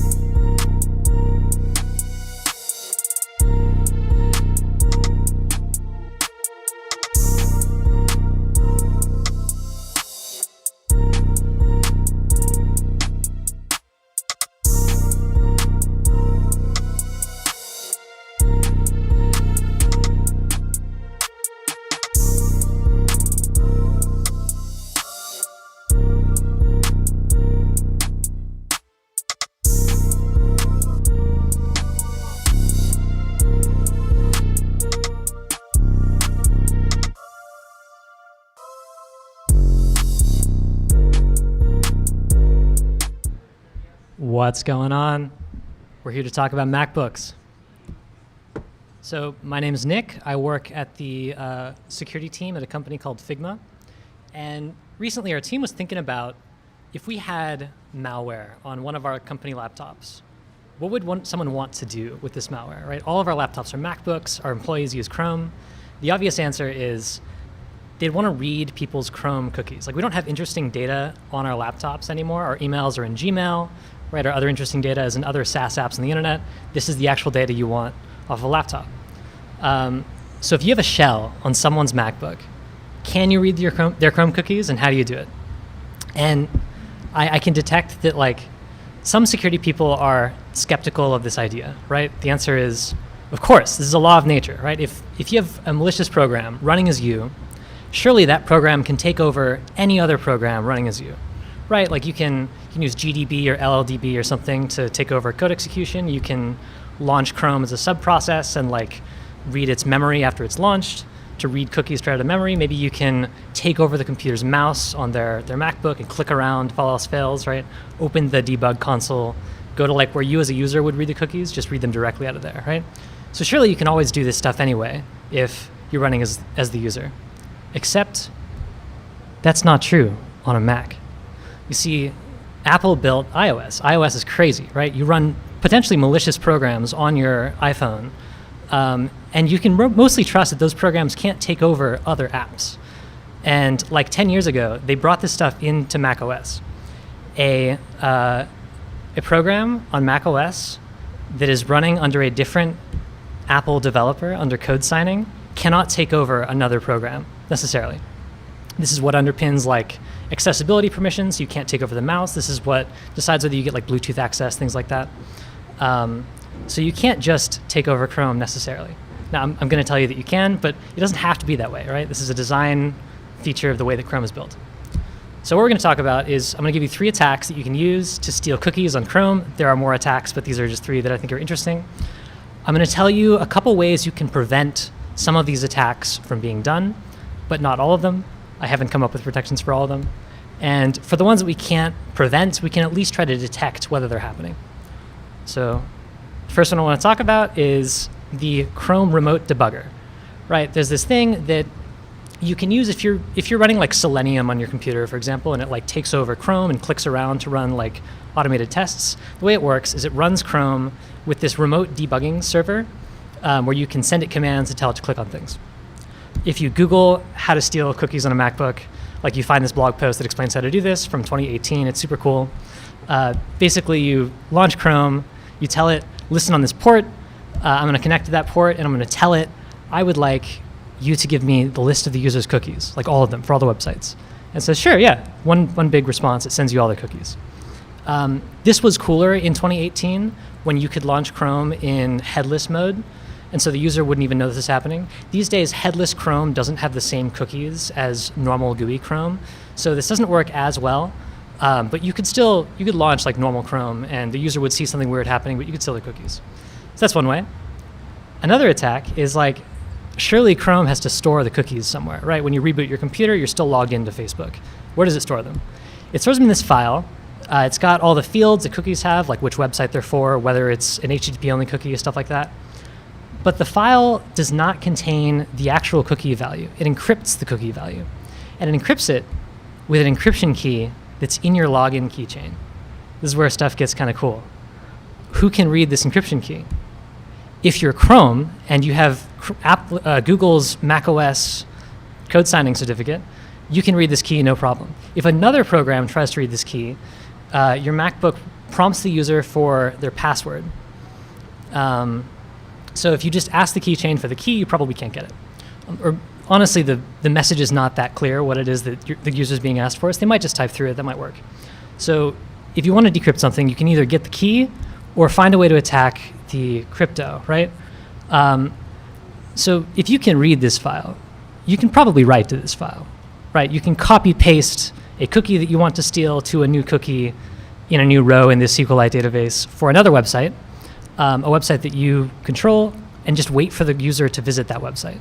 Or you can, like, I don't know, you can launch Chrome pointing at that website and make them send cookies to you, right? You could imagine that you could imagine a crypto scheme where the encrypted value takes into account like which website the user's using or something, so that a cookie for GitHub is not valid for a different website, but they currently don't do this. Cool, so that's another way. The third attack that I want to talk about, I honestly think this is the coolest one. We're going to take advantage of the fact that Chrome is not one process, right? It is a complicated multi-process program. The way that Chrome works is when you launch the Chrome main process, one of the first things it does is it asks a keychain for your cookie encryption key, and then it starts off this other process that's responsible for doing a lot of things, but one of the things it does is read the actual cookie database, read and write your cookies, and decrypt them. It sends the encryption key to this other process, the network service. They're both signed by Chrome, but they have different like signing IDs. And then the network service actually reads your cookies. So one thing that's cool is if you are an attacker, you can replace the binary where the network service binary lives in like the Chrome application bundle with malware, and then kill the process. Because you have user permissions, right? You can still kill other processes the user's running. And Chrome is very helpful. It'll say, oh my gosh, the network service has crashed. I got to relaunch the network service. And it will do the startup process again. It'll send the cookie encryption key to this malicious process you've now gotten it to launch. That process is going to launch the network service, send the encryption key to it. And then it can start speaking IPC to the network service and just tell it, please like read these cookies and do these things with it. So the important thing here is that Chrome and the network service are the only processes that are actually talking to the keychain and the cookie file, right? Malware is like getting launched by Chrome and it's launching another process, but it's not actually reading these files. And the reason that's important, I'll get into later. And don't even think about like trying to use file permissions to fix this, because the malware could just bring its own copy of Chrome, right? Or you could like download it from the internet. And even if it's not the same Chrome binary the user usually uses, it's still a signed copy of Chrome. It still can read the keychain, it can still write to this file. Okay, what are some things we can do about this? The first thing we can do is if you pay Google for Chrome Enterprise, there's a flag you can turn on to disable the remote debugger. So when you set remote debugging allowed false, and then you try to launch Chrome with the remote debugger, it just prints out an error message, doesn't work. Everyone should turn this on. This is super cool. You might have trouble, as I did, with like, you have actual engineers who use tools like Selenium, so you probably just have to exempt it for those engineers. But you can maybe get away with like telling them to run Chrome with a different user data directory or something like that, so that if someone manages to launch Chrome with the remote debugger, it's not getting their real cookies. Okay, so that's one approach. Another thing you can do is you can use this program called Santa. And this is a macOS talk. Any hands in the air for people who know what Santa is? Any familiarity? Awesome. So most folks know of Santa as this like binary authorization tool, but it's also got this thing called file authorization. And the idea is we can tell the OS whenever someone tries to open one of these files, in this case we're going to talk about the cookies file, I want you to ask me, the Santa agent, whether that process should be able to open the file. And this is at like the OS levels. This is not just file permissions. So the idea is like Chrome tries to open the cookies file, another program tries to, and even if it has user level permissions, at the kernel level it gets blocked.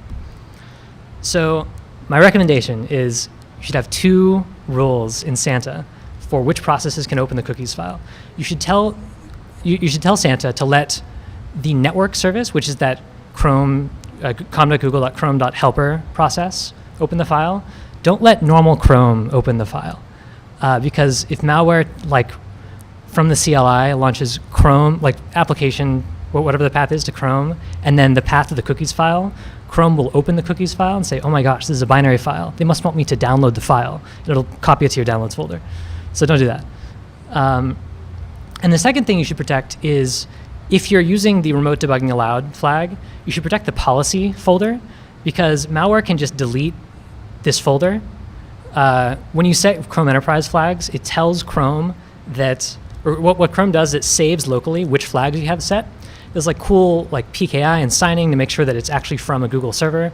But if the files where it stores those just aren't there, it assumes it's not managed.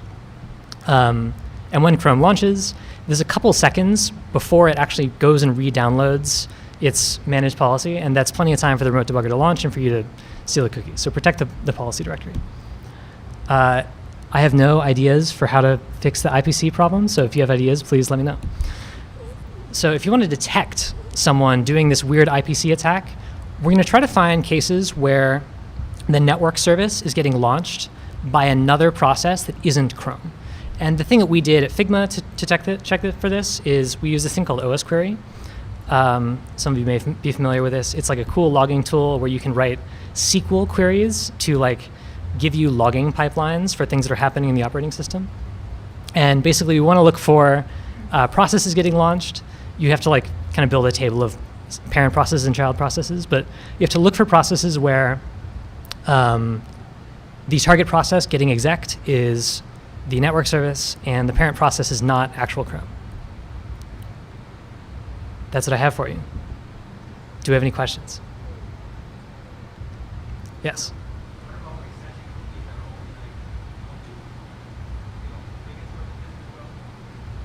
The question is, what about session cookies that are not like, they don't have a max age and they don't expire, so they die when your Chrome process dies?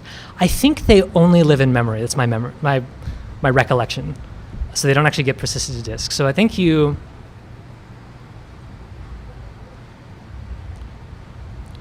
also have a hard time. I think trying to steal session cookies, you'd have a hard time using any of the attacks I listed, because you'd have to attack like the active running process that the user has launched from their GUI that they're clicking around in, and that's when they like logged into an application. And so I think like mucking around with the network service through IPC, for example, would cause the session cookies to go away. Other questions?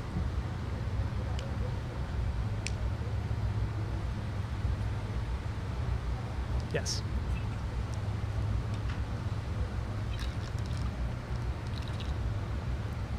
Do we have another mic?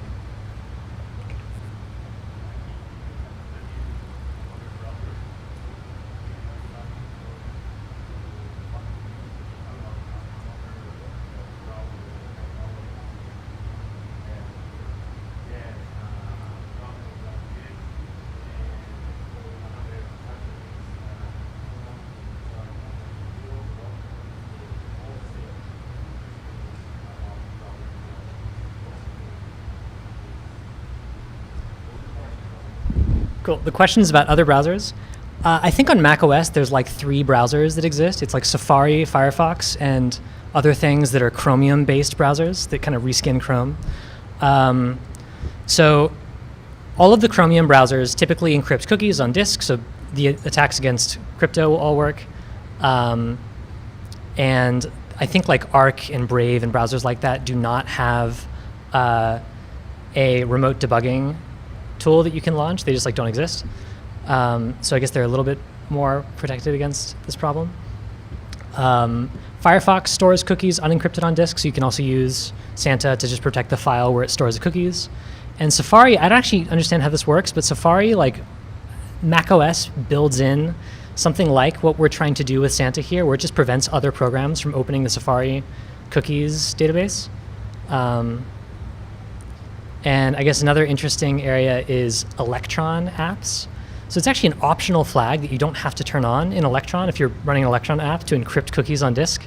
A lot of apps don't have this turned on. If an app does have it turned on, you can still like try to use IPC to either get the main process to tell you the encryption key and then go read it out of memory, out of the file, or you can do the IPC attack to read it out of the network service.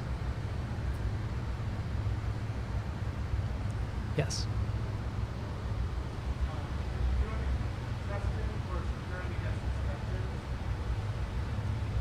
I was hoping someone would ask about extensions. So I don't actually know what all of the protections that Chrome has here, but it seems hard to, as malware, put malicious extensions into someone's user data directory. Maybe someone else here knows the details here, but there's at least some like PKI that Chrome does, or it makes sure that the extension at least has been published on the Chrome Web Store. So if you mess around with like either the content of an existing extension, it checks that the extension is actually signed by the certificate for that extension. There's like a per extension certificate, and then that gets signed by the Chrome Web Store. But like, I guess you could write a malicious extension and then publish it and then put that in someone's user data directory. That'd probably work. So I'd also recommend using OS Query to get a list of people's Chrome extensions and, I don't know, have a sense of whether they seem like malicious extensions or not. Some companies do extension allow listing so that when Chrome launches, it just doesn't let you run with malicious extensions or with extensions that are not on your allow list installed. This is obviously disruptive because people have to ask some IT person to let them use an extension. Yeah.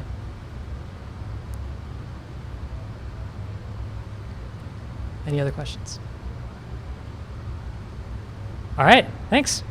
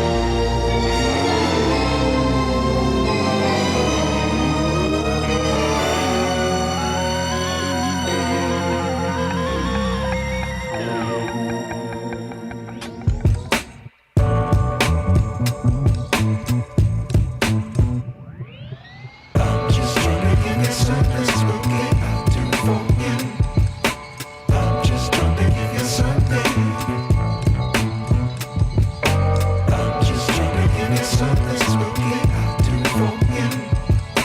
I'm just trying to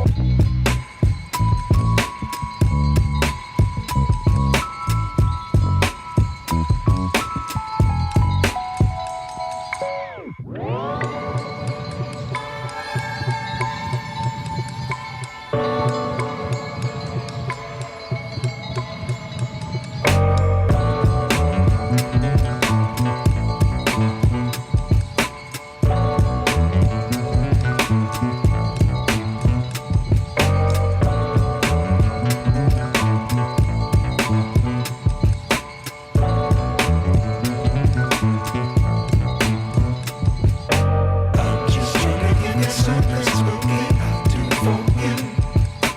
I'm just trying to give you something. I'm just trying to give you something spooky. I do for you. I'm just trying to give you something.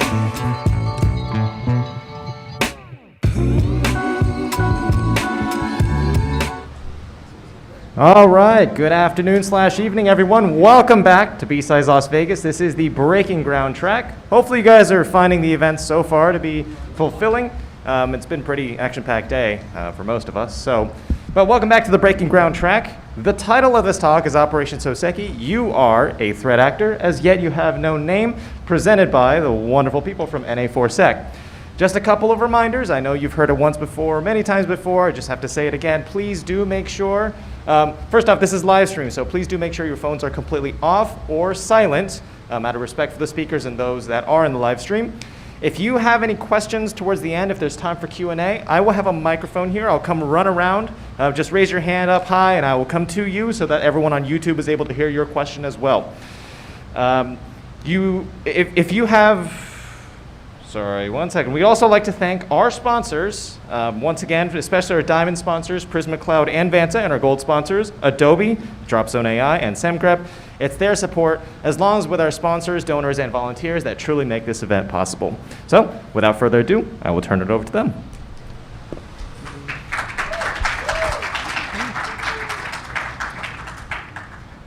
Hello, everyone. Did you all enjoy the happy hour? Yeah? Yeah. Our presentation is just around the corner, so we are too nervous to enjoy the happy hour. Once the presentation is over, we want to enjoy plenty of the beer as other parties. So now let's move on to our presentation. Our talk is about Operation Soseki. It is a summary of research and activities against the hacktivist group. We hope that the presentation will contribute in anywhere to the BSides Las Vegas community. First of all, I introduce today's speakers. First, my name is Ryomi Nakawa. I'm a malware analyst at the NF laboratories in Japan. I usually research APT groups in East Asia. Next, he's Kaiichi Sameshima. He's a threat intelligence analyst at the NTT Communications, which is one of the biggest telecommunication company in Japan. For this research, he has been working on SNS research and big data analysis. Finally, he's Atsushi Kanda. He also works threat intelligence analyst and at NTT Communications. He is an excellent engineering manager, and he is a specialist of the security and network field. For this research, he developed our analysis system and leads the entire our operation. We all belong to the threat intelligence team, NA4Sec. Now SEC team in Japanese at NTT Communications, and we work to protect Japan's and NTT Communications from cyber attacks. Okay, before we start our presentation, there are a few important things I'd like everyone to keep in mind. Our main topic is hacktivists. Hacktivists want their names and ideologies to be known to the public. So please don't write threat actor's name on public space like SNS. If they know they're being focused on, they may be target you or your country or your company to attract more attention. In addition, some of the technical details are not described in this presentation because they may watch this YouTube live and they change easily their TTPS. If you want to know the technical details, for example, how to extract the decryption key from their infrastructure, please contact us after the presentation.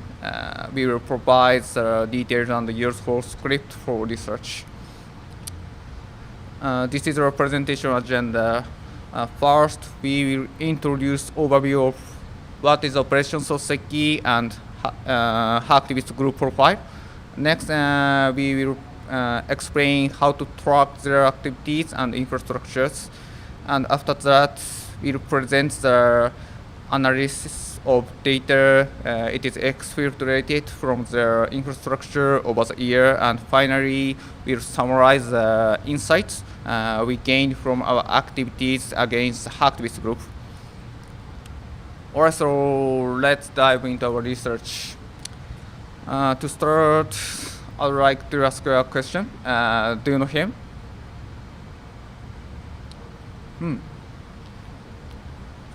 In this room, some people know him. So he's a no-name 057. I think many researchers already know about him because he's a pro-Russian hacktivist group, and they have been executing DDoS attacks around the world. During our observations, critical infrastructures in numerous countries have been targeted and attacked by them. In our country, Japan, their attacks have also damaged and many companies and governments and organizations. Since February of this year, there have been attacks in Japan many times, citing opposition to Russia as a reason. So we began tracking the attacks in February of last year. So Operation Soseki is our activities and approach against the hacktivist group, no-name 057. The name Soseki was inspired by the famous Japanese author. This image, he's Soseki Natsume, whose well-known book, I Am a Cat, starts with the line, I am a cat, as yet I have no name, which is similar to their name, so we select using this name Soseki. To research them, we joined their underground community and analyzed their DOS tool and infrastructure, and continuously monitoring their DDoS attacks and internal operations for over a year. As key takeaways, we will provide these 3 points. First is a method for analyzing and tracking the DDoS infrastructures. Second is a long-term data analysis of DDoS attacks from multiple perspectives. Third is insight on how we should respond to hacktivists based on experience with Operation Soseki. So next, before we talk about the details of our operation, we will introduce the profile of the hacktivists and their communities. Once again, we introduce No Name. He's a pro-Russian hacktivist group who has been active since March 2022. The ideology behind their activities is claiming legitimacy regarding Russia's invasion of Ukraine, and criticizing those who are anti-Russia, such as NATO, and collaborating Ukraine. They have executed DDoS attacks against countries around the world, and they are opposed to Russia to spread their ideologies. Unlike other hacktivists, they use volunteers for their DDoS operations. They operate the Telegram communities, and it is a base of their operations.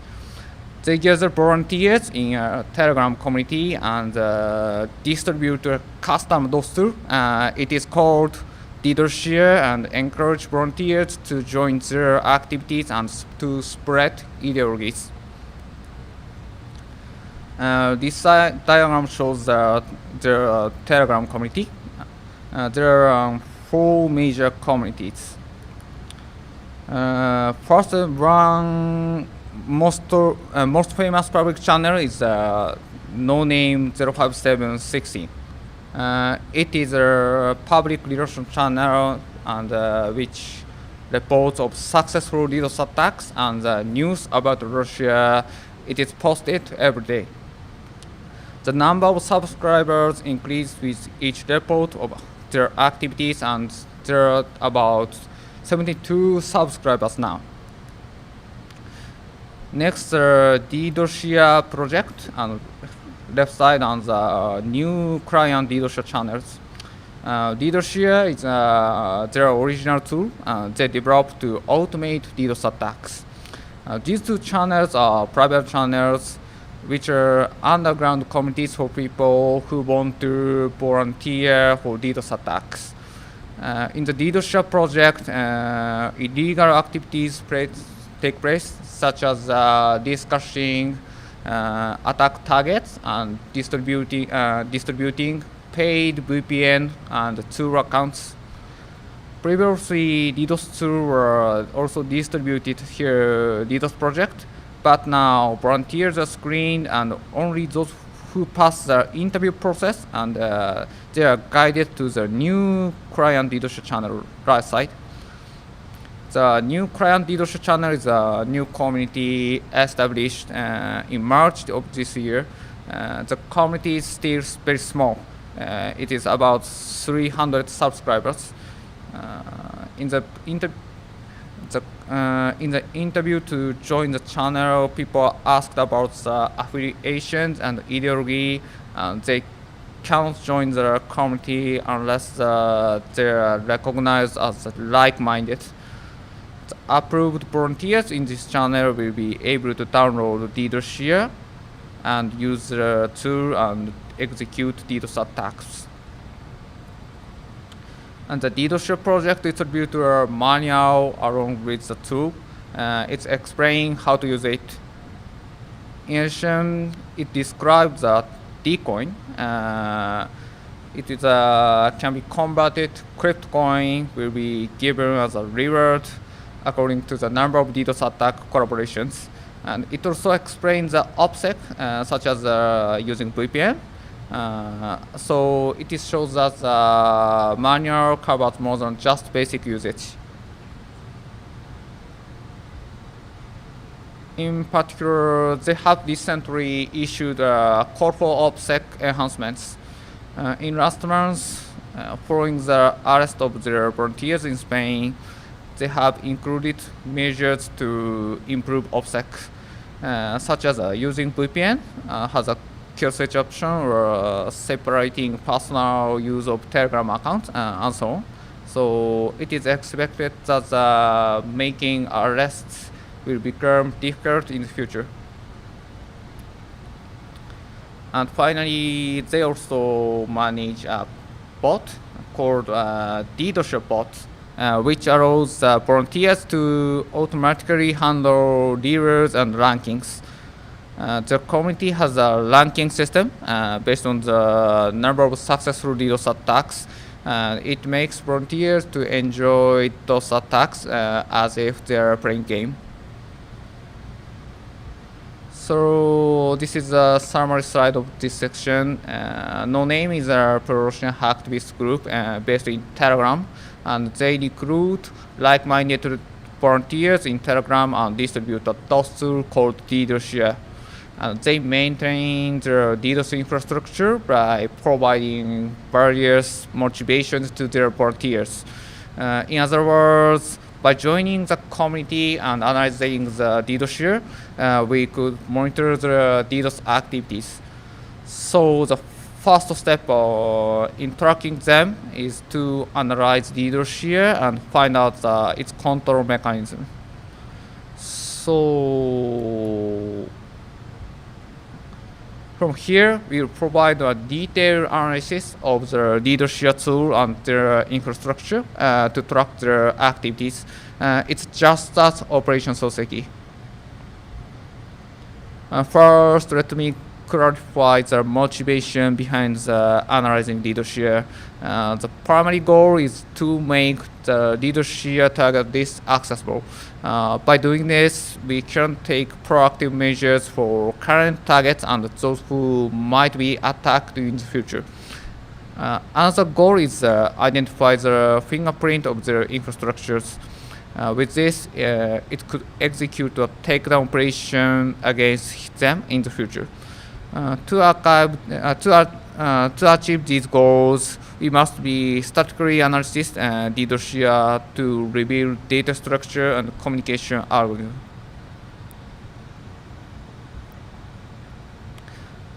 This is an overview of leader share. Leader share is a merge platform enabled DOS2 built in Go language and distributed to volunteers. The tool is provided as a set for various operation systems, like the image, and various operating systems and CPU architectures. Just executes the one for your platform. It starts the DOS attacks on machine. The executable files are separated to Russian and non-Russian users, but there is a detailed difference in their behavior, so we don't go into details. This is the update timeline for leader share. It has been very active with continuously updates since we started our observations.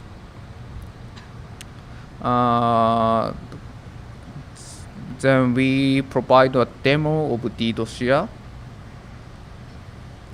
This time we will use Windows x64 executable file on my machine. Other one will work just as well. So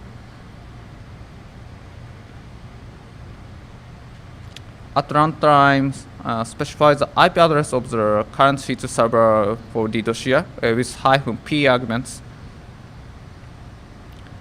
And when executed, leader share receive a command from C2 server and including a DDoS target list. After a while, leader share return a feedback on the number of successful DOS attacks. Next, in the background, you can see that a large number of communications are being sent to the background my dummy server. So it's easy to execute the DOS attacks.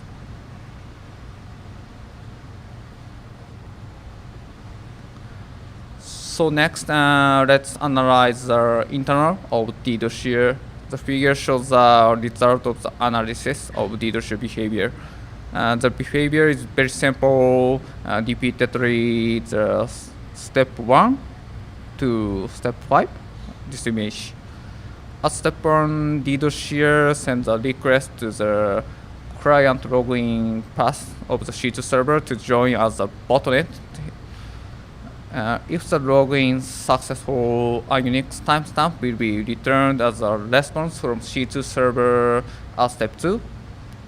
And after successful login, to request the list of reduced target list, the client get target path is a step 3, and finally the encrypted DOS target list is sent to the leader share, which decrypts it on memory and starts the DOS attack. It's a step 4.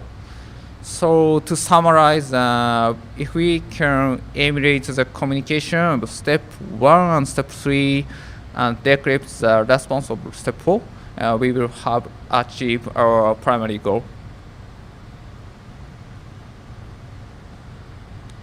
To emulate the communications, it is necessary to analyze the data structure and encryption method. This slide shows an example processing data. All communications are encrypted using AES-256 GCM mode. With the data necessary for decryption is concatenated as a data head.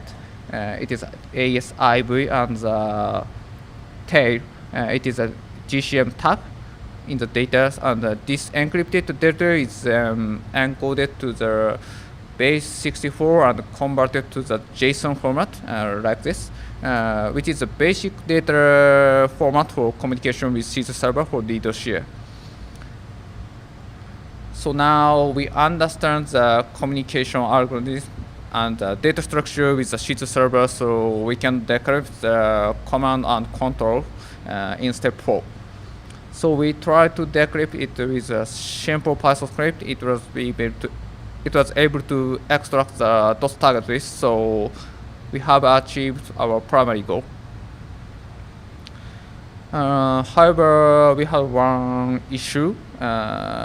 Since the beginning of this year, they have started changing their infrastructure at very short intervals, every few days. So to continuously track them, we need to find their new infrastructure within the entire internet space in few days. As a fingerprint of their infrastructure, we can apply unique timestamp response in step 2. However, it is impractical to send post requests to entire internet space within few days.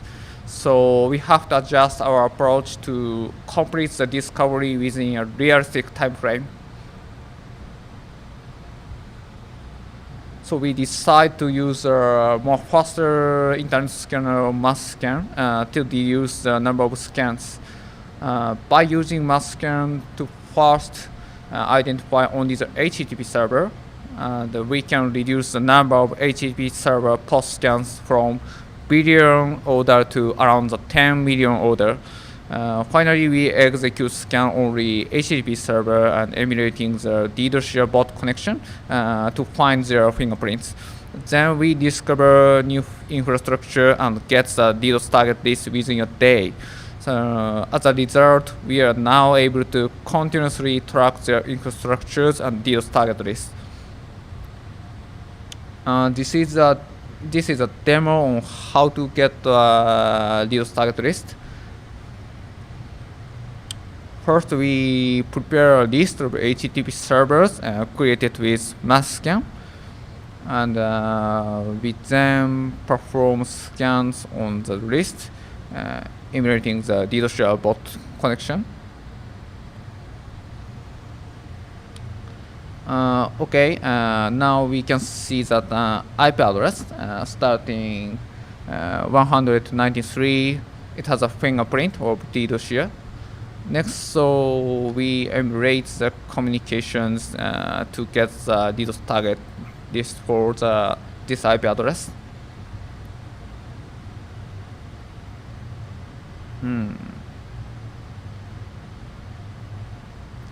Okay, login success, and the data is displayed is decoded DDoS target list, so we can get the DDoS target list from their infrastructure. Now that the proof of concept or proof of concept is completed, so we automated this task. We use Apache Airflow is the backend, and we get the target list via Tor. And next is add fluids and tilde information, and next is store the processed data in GitHub. This process is carried out regularly, and any changes are notified via Slack like that.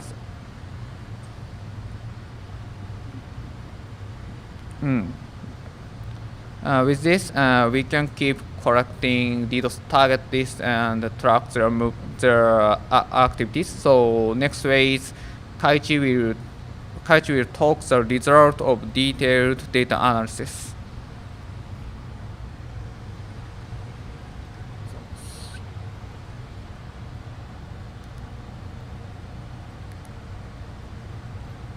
Okay, this is about the target list we are acquiring. For each file, it contains about 350 pieces of target information. And among them, the number of unique hosts is about 10 to 50. The target list includes the target and its attack method. For the target, domains, IPs, ports, URL paths, etc. are specified. It also supports pseudo-randomization using templates. For the attack method, we have confirmed DDoS attack methods of layer 7 and layer 4, such as slow release and TCP SYN flood. The format of this target list is occasionally changed. It was confirmed that the format of the target list has changed in conjunction with the times when the DDoS share sheet protocol was changed in April and November. The DDoS attack capabilities are also being updated, and new features are being added as needed. It was also found that major changes are linked to the timing of updates to the DDoS share infrastructure. Next, we will discuss the transition and analysis of DDoS activities. We have collected and analyzed posts from the public Telegram channel. As for the content of the posts, there are posts that call out to commemorate at the beginning of the day's activities. We call these start of work notifications. On the contrary, at the end of the day's activities, they also post news summaries. We call these end of work notifications. Also, the most common type of post is promoting the success of DDoS attacks. This DDoS post often includes checkhost links to the target site and images of a browser showing that it can no longer connect to the target site. Other posts include reacting when there are activities and features on social media or blogs. Also, the figure on the right represents the time zone when many posts are made. Assuming that this actor is active in Moscow time, UTC+3, posts on Telegram are concentrated from around 10 a.m. to around 9 p.m. And it is clear that they are active at a clearly defined time. Next, we have visualized the timeline of Telegram posts over a long period of time. The top row represents the number of posts. The middle row is a scatter plot of the minutes of post time. The bottom row is a heat map of the days attacked for the top 10 countries that are frequently targeted. At a glance, the trends vary depending on the time period. You can see that the trend mainly changes at the beginning of the month every few months. From the next slide, let's take a look at each. First, if we look at the timeline of the number of posts in the up section, you can see that the number of posts varies depending on time period. Also, if we look at the part after 2023, it's the red part. If you look at the area on the left, there were many posts promoting the success of DDoS attacks in orange. But if you look at the right side, you can clearly see that the orange has decreased. So have DDoS attacks decreased? That's not the case, and in fact, it's known to be on the rise. If you actually look at the content of the post, at the left side, they were doing it in the style of one post per target. But at the right side, they changed to make one post for multiple targets. Also, if you look closely, you can see that the bear in the picture has changed from a realistic bear to a deformed bear. And from such things, you can confirm the change in format. Next, let's talk about the posting time. The vertical axis represents minutes posted from 0 to 60. The green triangle represents the start of work notifications. Initially, when the start of work notifications began, they were posted at various times and minutes. However, from a certain point in time, the trend changed to concentrate posts from 0 to 1 minute each day. Also, it is now known that the start of work notifications have been averaged.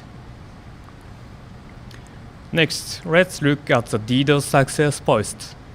The orange inverted triangles represent the posts promoting success of DDoS attacks. Initially, posts were made at various times and minutes. After that, although not as much as the start of work notifications, it can be seen that posts started to concentrate at times like 0 to 1 minute and from 30 to 31 minutes.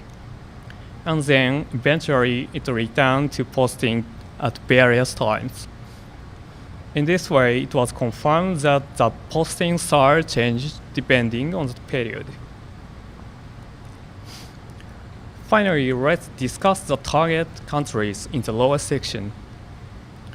We are displaying the top 10 countries TLD that are frequently targeted. Looking at the style of target country selection, no name has a tendency to set the main target country at the beginning of the week, and from there, they have been attacking while switching the target countries every week. However, since about September 2023, this trend has also changed. And they have started to attack by switching the target countries on a daily basis, not on a weekly basis. Recently, there is also a trend to continue targeting the same countries again for several days. In this way, there were changes in the operation depending on the period, even in terms of the style of target country selection. Through this analysis, we have the following thoughts about no-names activities. The fact that they have a fixed activity time centered around 10 a.m. to 9 p.m., and that they make a scheduled post every day suggests that the Telegram operator is not just operating as a hobby, but is operating in a business-like manner. Also, the fact that the operation policy is regularly changed every few months, and that the trend switches sharply at the beginning of the month suggests that this is an organized activity. Furthermore, the maintenance of an infrastructure capable of handling large-scale requests for over 2 years, and the fact that they have a substantial source of funds that allows them to continuously provide rewards to more than 500 supporters, suggests that they may be sponsors who are funding no-names activities in background. We are able to obtain target information from both Telegram posts and the target list, and using these, we have calculated metrics such as the attack success rate. The attack success rate is calculated as the number of reports on Telegram divided by the number of targets in the target list. The trend from November 2023 to December is shown in the figure on the right. In this figure, the top row represents the number of targets included in the target list, and the bottom row represents the transition of the attack success rate. Looking at the number of targets around November and December, there were about 20 targets per day, and sometimes there were more than 30 targets. The attack success rate varies greatly from day to day. It is less than 20% at its lowest, and less than 90% at its highest. We compare this with the time around February 2023 when Japan was targeted. At that time, the number of targets was around 13, and the attack success rate was less than 60%. Focusing on the number of targets, we can see that no-named activities has become more active, with the number of targets now about twice as many as around February 2023. Looking at the attack success rate, there are many sites where the attack hasn't been successful. Of course, if the attack is not successful, it cannot be promoted on Telegram. So the targets visible on Telegram are just the tip of the iceberg. We also got the impression that attacks on CDNs often fail. However, there are cases where a region is directly targeted, so region's defense remains important. Also, targets that were successfully attacked tended to be targeted repeatedly. In fact, when calculating the proportion of targets that were successful in the past among the targets included in the target list, on average, about 75% were targets that had been successful in the past. From such a situation, it can be said that it is important for the defense side not to be listed on the attack success list, and how to defend against the first attack. Next, we will move at these parts. So let's move on to the next section. In this part, we will share the lessons we have learned about information sharing through more than a year of dealing with these hacktivists. We have often encountered situations where the sharing or spreading of threat intelligence has led to negative impact. For example, the disclosure of TDPs can lead to changes in TDPs, or the victim's information can reinforce the attacker's sense of success and be used for further propaganda. And this is a timeline of major events regarding attackers' reaction to the disclosure of TDPs. As you can see, they appear to be particularly sensitive to the disclosure about their DDoS mechanisms or their DDoS infrastructures. Especially, we've observed several times where they switched C2 servers or changed the C2 protocols within a week or 2 weeks of the publications of detailed reports from cybersecurity companies. Of course, these companies are doing great jobs and sharing a bunch of insightful intelligence, and it might be a coincidence that the publications of reports and the changes in TDPs happens around the same time. But giving an example of Avast, where these hacktivists attacked Avast shortly after they published the reports about the details of these hacktivist C2 infrastructures, it can be said that at least this actor has a significant interest in the disclosure of their internal details. The next example is about the reinforcement of propaganda. Those who have seen their posts on X or Telegram will understand that they often cite the damage information or news about the victims they have attacked to strengthen their claims. As we mentioned in the past section, this actor frequently targets organizations they have successfully attacked before. So it means spreading such victim news will reinforce their sense of success, and as a result, it will pose a risk of attracting further attacks in the future. Here, we would like to revisit what a hacktivist is. A hacktivist is someone who uses hacking techniques to promote political or social changes. Their ultimate goal is to influence public opinion by making their claims widely known. So DDoS is just one of the means of attracting public interest. And they're concerned about how well their message is reaching the world. In other words, they want to make them and their activities more known. From this perspective, activists and public disclosure of the threat intelligence are potentially incompatible. So what we have done in Operation Soseki is that we have delivered information as secretly as possible in a timely and effective manner. For example, we directly contacted targeted organization to provide specific information about exactly where they have been targeted.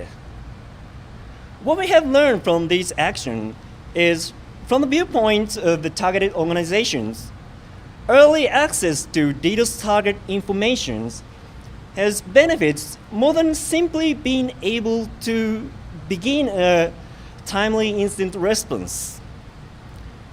One benefit is that it clearly identifies the cause of system overload.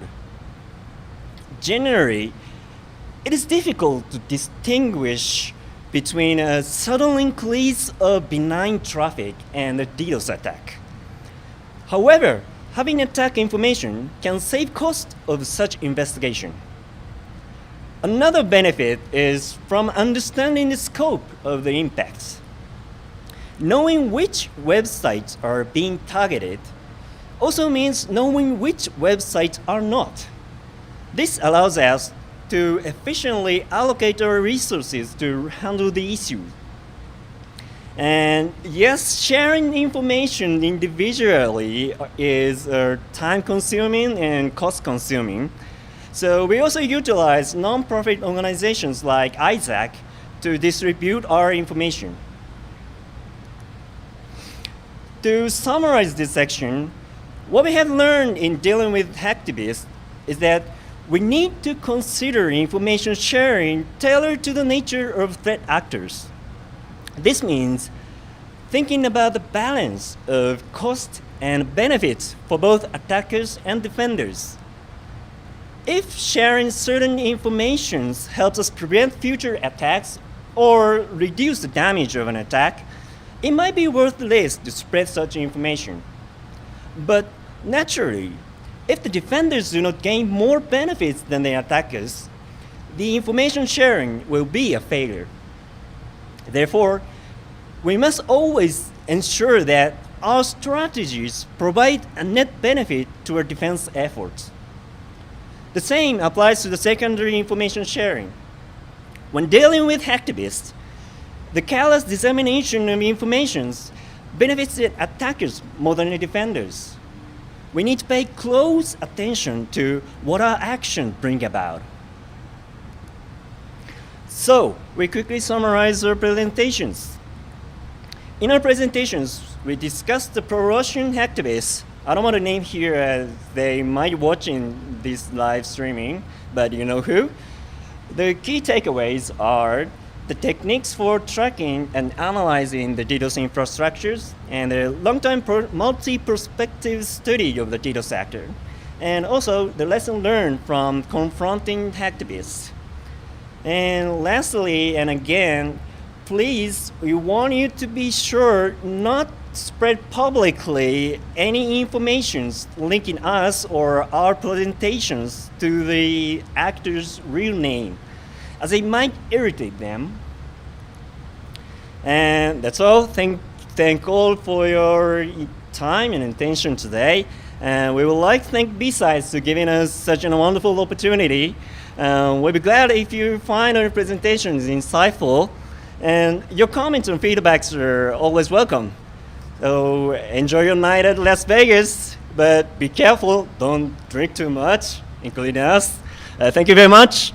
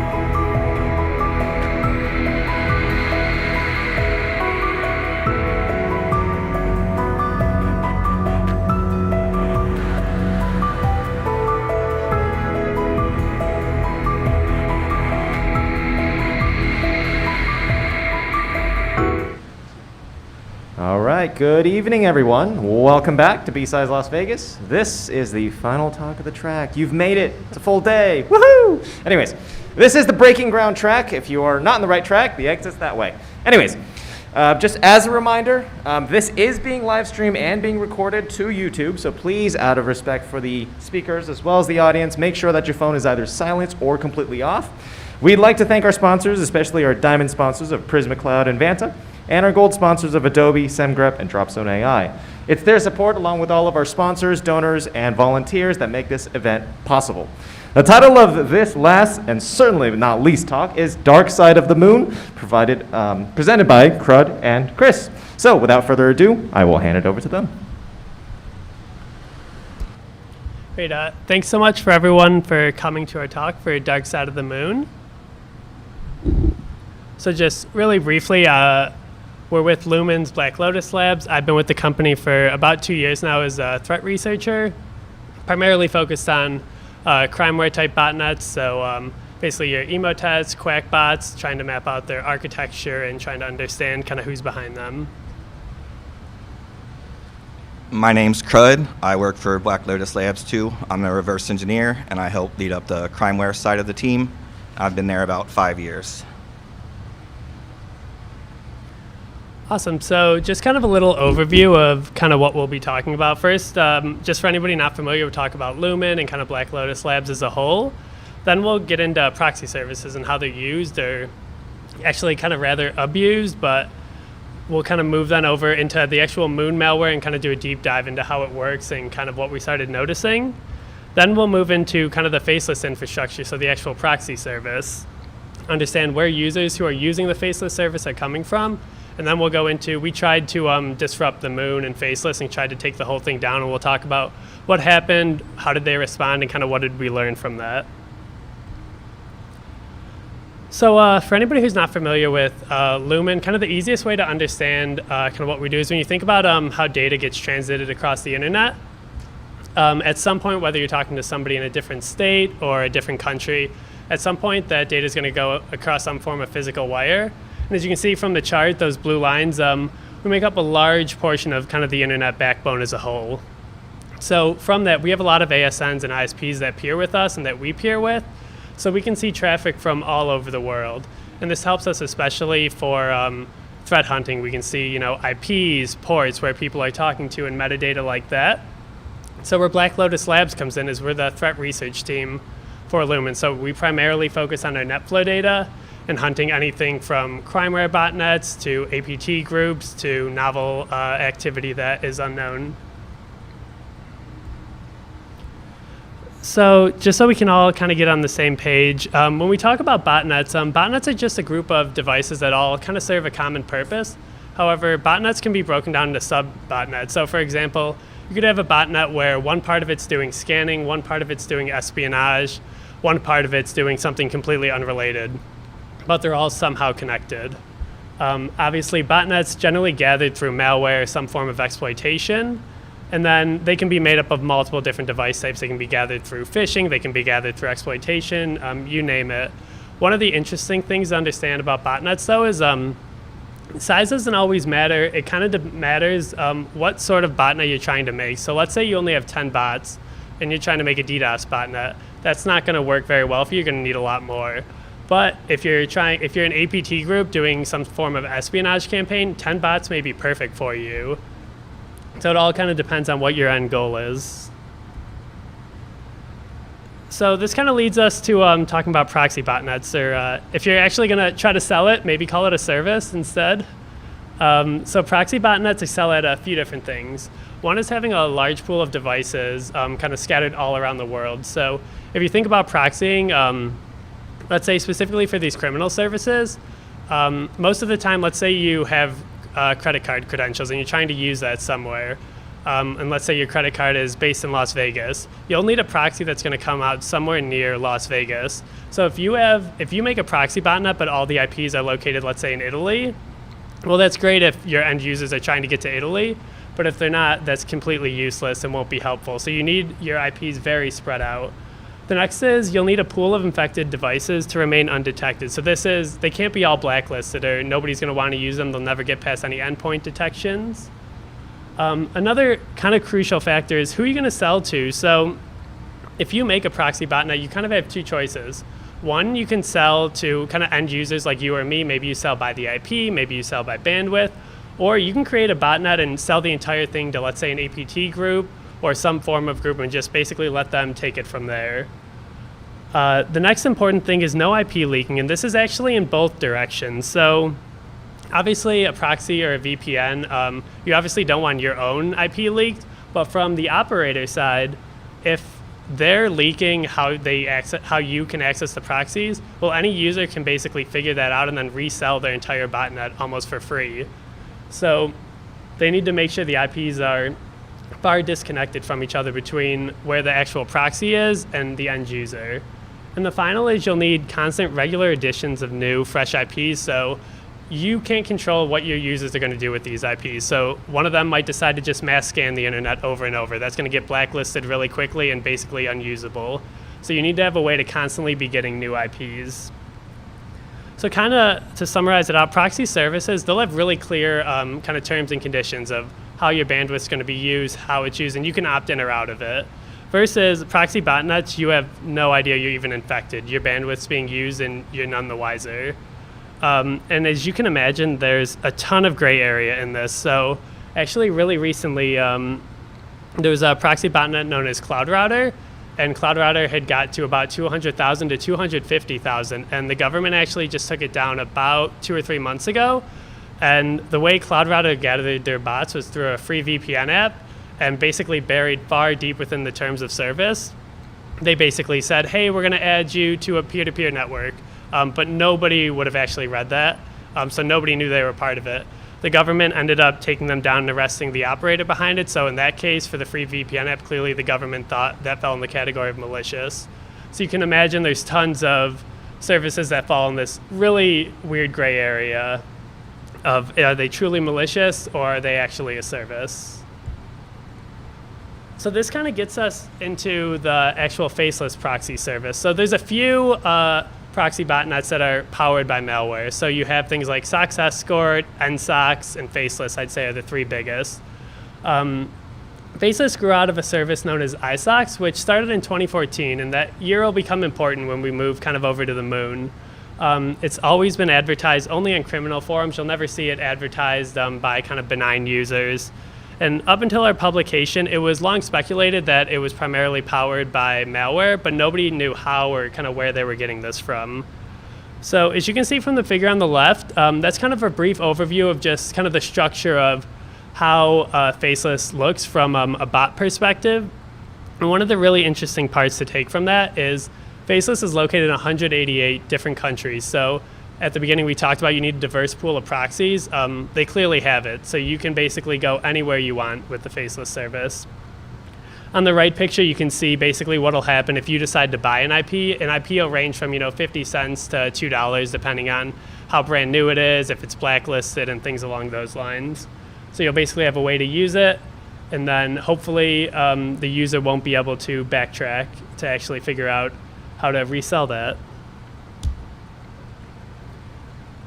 So when it comes to our NetFlow data, we have a ton of data, and our goal is finding these type of botnets in the wild. So kind of how do we do that? Given our massive amount of NetFlow data, we can see a lot of communication, so we can develop heuristics and different methods to basically try to figure out what's suspicious or what's kind of anomalous activity. So you can think of an easy example is, let's say, yesterday 10,000 routers based in the US all just started talking to a Russian IP.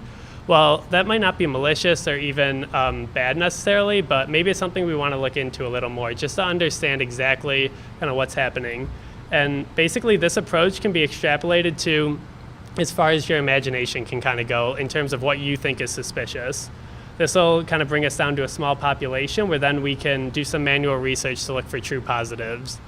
And this is actually how we kind of rediscovered the Moon malware's reemergence.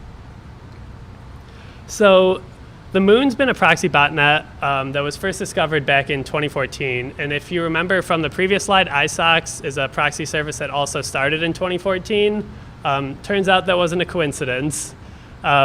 Lumen tried to disrupt this botnet in 2019, and after that report, there was no real talk about what happened to the moon or anything. So nobody has really known kind of what it's been doing, but it's been in action for about 5 years since that. So this time we actually hopefully figured out exactly what it was doing all along. So then we found a sample that we believed was part of the Faceless network, but after analyzing the sample, it turned out that it wasn't. The C2 IPs that were embedded in it, oh, sorry, let me go back. The first stage, the sample decrypted the second stage, which actually turned out to be the moon. And once it was decrypted, it would execute the binary and set up some firewall rules to block port 80 and 8080, probably to prevent other malware from infecting the device. So it also contained a list of 3 hard-coded C2s, and those C2s were not faceless infrastructure or known faceless infrastructure. It also, from reverse engineering, we saw that the malware attempted to contact the C2s on this port 15194, and then if nothing was returned, it would send another hard-coded packet to port 16194. And then the binary also had the ability to download and execute additional files. So we went ahead and ran it, and we got a response on the port 15194, and it returned some data and then what looks like a file name. And then after that file name would be requested again from the C2 along with another number. We're considering a version number. We're not exactly sure what it is. And then, so that would download and execute these SOX files. So what are SOX files? We don't know. We received 6 different files. They were basically the same. There were 2 offsets that were different in the files. One was a hard-coded C2, and the other one was a replacement for those hard-coded C2s. So those C2s weren't active. None of the C2s that were in the SOX files were active. So allowing the malware to continue running, we get an additional file named soxt. And this soxt creates a binary file named .sox.twn. And this file contained a bunch of binary data that was read from the previous files. And this data is the C2s, and you can see here they're all the same.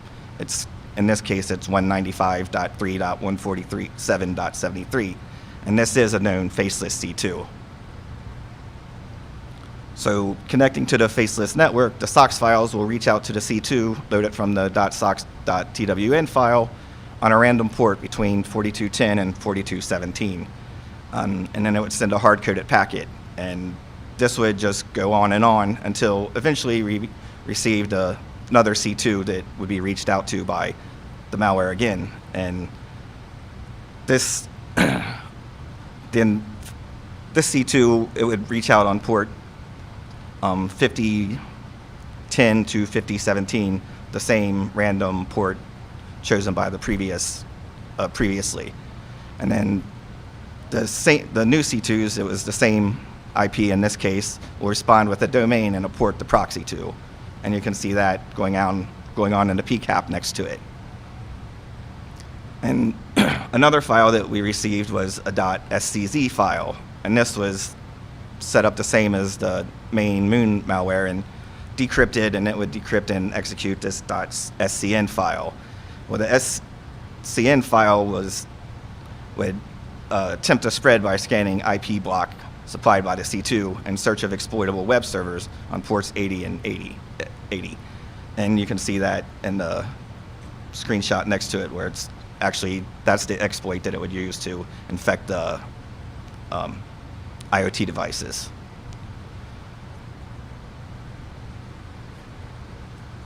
Sure, so now from the malware aspect, we knew these two were related, but now we had to figure out just how much the relation was. So from the top left chart, that's days from when we saw a Moonbot and then how long it took to actually communicate with a faceless C2. It actually, 80% of Moonbots would communicate with a faceless C2 within 2 days. And keep in mind that we only see sample data and not all the traffic in the world, so that number is likely 100. And then The other part is the inverse relationship is true as well. So not only are most moon bots becoming faceless bots, but also almost every faceless C2 is around 80 to 90% made up of moon bots. So basically, the moon is the sole provider of bots for faceless, and faceless is solely taking bots from the moon. They're kind of a hand-in-hand relationship, or at least they were up until our action. So the next interesting thing is Faceless has a really interesting architecture. So from looking at a bot perspective, all the bots will communicate with the exact same Moon C2. There's only one Moon C2 in total, and all the bots will communicate with it. But there's multiple different Faceless C2s, and a bot will only communicate with one in its lifetime, and it has a very specific purpose. So for example, all bots from a singular ASN communicate with one Faceless C2, and this is basically all the devices in this ASN are basically old end-of-life devices, so clearly they found an exploit and took over basically the entire ASN. We have, if you remember the worm file that Steve talked about, that's basically anything that gets infected through that worm file is going to communicate with another Faceless C2. They set up one solely dedicated to ASIS bots, and what's interesting about the ASIS bots is that it doesn't appear that it's only end-of-life devices. So it's unclear if they have multiple different exploits or how exactly they're taking over so many different ASIS bots. We saw them take over 10,000 within, I think it was 72 hours. So clearly they have a range of exploits for it. Another one is that they basically set up their own scanning infrastructure in that they have servers that are set up to basically, they have vulnerability scanners on them, and they also set up FTP servers on them. So basically, they'll scan for different vulnerabilities that they have, and then if they find it, they'll basically send you to their FTP server. And then anything that talks to that FTP server is seen becoming a faceless C2 shortly thereafter. So kind of moving into the actual faceless service. So now we know the Moon is the proxy botnet behind it, but now we kind of want to understand how exactly was faceless working and what can we do to kind of disrupt it. So when we look at how faceless works, basically it'll start with somebody like you or me as kind of the end user, and then you'll either reach out to one of two things. You'll reach out to the actual faceless C2, which is a weird choice for them to have users directly contact it, but not my decision. Or you'll reach out to an intermediary node, which will then, that intermediary node will basically push the data over to the faceless C2. The C2 will then reach out to the faceless bot, and then it'll go to the end target.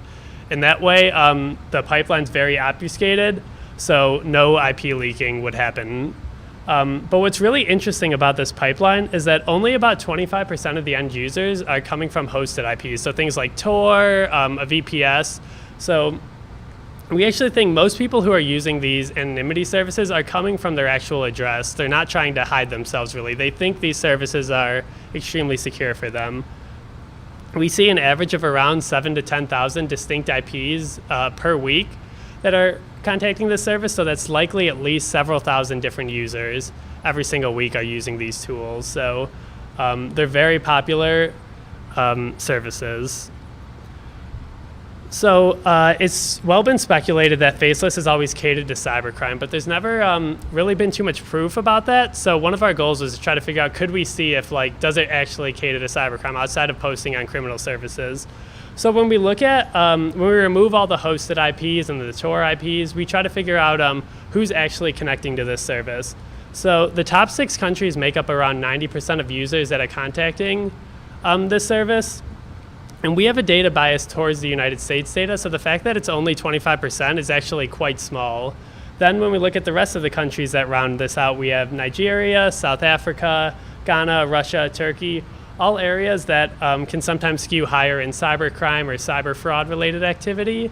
So this does kind of line up with, if this was a completely benign proxy service, we would likely expect many more countries to kind of round this out. But given kind of the countries we see, this does line up that it's catering to a specific group of people and likely focus more on cybercrime and cyber fraud related activities. All right, to the fun part. So we tried to disrupt the Moon on August 26th. We no-routed the entire faceless pipeline. We no-routed all of the Moon infrastructure, the faceless infrastructure, all the intermediary C2s, everything we could. And initially it looked like it was going really well. We had the service went down, about 70% of the total bots had completely disappeared from the service. And then shortly thereafter, as you can see on the right side, the entire service went down. So we were pretty excited for a little, but that was quite short-lived. Later that day, the entire service would come back online at full strength, which was quite confusing to us. But when we looked at it a little more, we noticed only 30% of the original bots were now part of the Faceless network. So basically that's 70% that we kicked out. They somehow supplemented a new 70% of bots within, I think it was 24 to 48 hours. So what happened?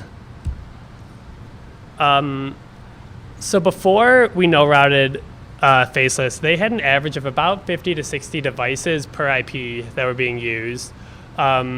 And this was quite common for multiple months before our no-route. Then right when we no-routed, almost immediately, they jumped up to about 100 so IPs or devices per IP. And as you can see, that number kept creeping up all the way through June to where they had about 170 devices per IP. When you get into this range of devices per IP, likely what it means is you're starting to deal with a lot of mobile devices. So a lot of mobile gateways, a lot of devices are coming through. So what most likely happens is we took out a large portion of their network and they somehow found a large either mobile botnet they had, or maybe they found a reseller, and they were able to get tons of mobile IPs really quickly to basically supplement our entire effort. And as we noticed in July, they finally created a new Moon C2. So from the one we no-routed, they finally made a new one. And lo and behold, their numbers started dropping immediately as they started likely getting a lot of the devices that previously we no-routed, they started getting them back. So kind of, was our no-route a success? Partially yes, partially no. So we did clearly remove a lot of bots from the Faceless network, which was definitely a good sign. The thing we really underestimated, though, is just how much of the botnet they were going to be able to refill so quickly. We did not expect that they'd be able to find another botnet so fast or another population. So kind of how do we improve this for next time? One of the big ways is when we no-routed them, they kept all their same architecture. Even though we took out like 70% of their network, they clearly weren't kind of phased or affected by that. So we would likely need several more partners with us who have the ability to basically cut the kind of paths for these bots to go through, and it would force them to change architecture, get entire new bots. So that's kind of what we're hoping in the future is we can partner with a lot more entities in order to do a lot more damage to these type of networks. And yeah, if there's any questions, we'll be happy to answer them.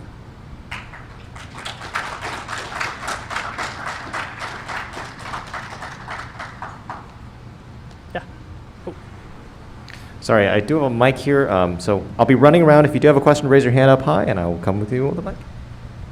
Who were you hoping to partner with you to take down the botnet? Yeah, so basically people who have the ability to disrupt internet traffic kind of at scale would be extremely helpful. So like Lumen, going back to kind of this network map. So when we no-route, we basically stop any successful communication from transiting across our wires. So other large ISPs or ASNs that have kind of similar networking, if we can partner with them, especially ones we do very well in the US, but especially in other countries and other areas, the more partners we can get, the more basically we can cut off traffic from all sorts of areas. So if we all do it together, we could likely take down not only this botnet, for example, but a lot larger scale ones that are even more spread out.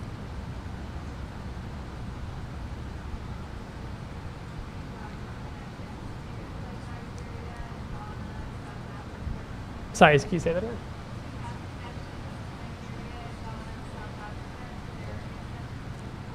Not directly. Obviously, we have some transit lines that like their data, like that's how we could see the users are coming from there, but we don't have like specific partners located there.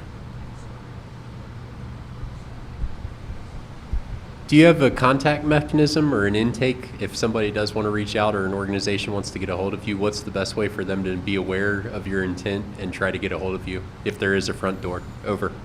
Yeah, definitely here. Come talk to us and we can pass our info. We would love to talk to anybody. Twitter. Oh yeah, Twitter too. Black Lotus Lab, is that our handle? Black Lotus Labs. yeah, Black Lotus Labs on Twitter. But definitely anybody come talk to us if you're interested in yeah, potential partnering, or if you could help at all. We'd love to talk. Yeah, definitely.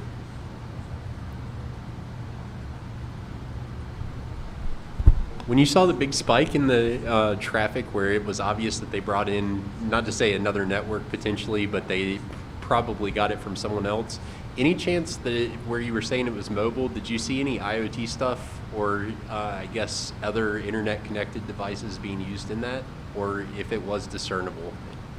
Yeah, so one of the hard things was considering we no-routed them from our infrastructure and they didn't change architectures, we couldn't see, they basically got a ton of new bots outside of our network. So basically, if we had other partners, obviously they could have cut that part off, but they basically were able to create a whole new botnet outside of us, mobile-based.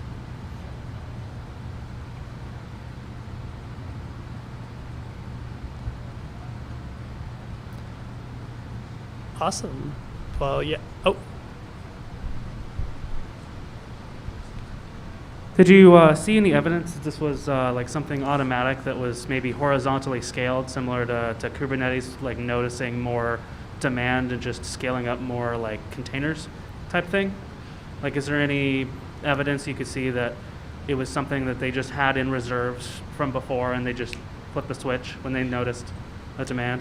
Yeah, there's a chance it could have been. However, we did see them going down, and then when they went offline, clearly something happened, and then getting a whole new population. So either they already had a contact almost ready for this sort of situation, like maybe they already had that pipeline mapped out and said, hey, we're going to keep this off, but in the day we need it, we'll turn that on. That definitely could have been something along those lines. Yeah, it's hard to tell exactly.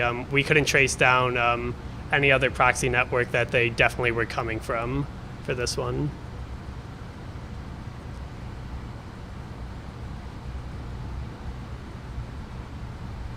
Awesome. Thank you guys so much. I'm sure they will be here and available to answer any more of the questions you have.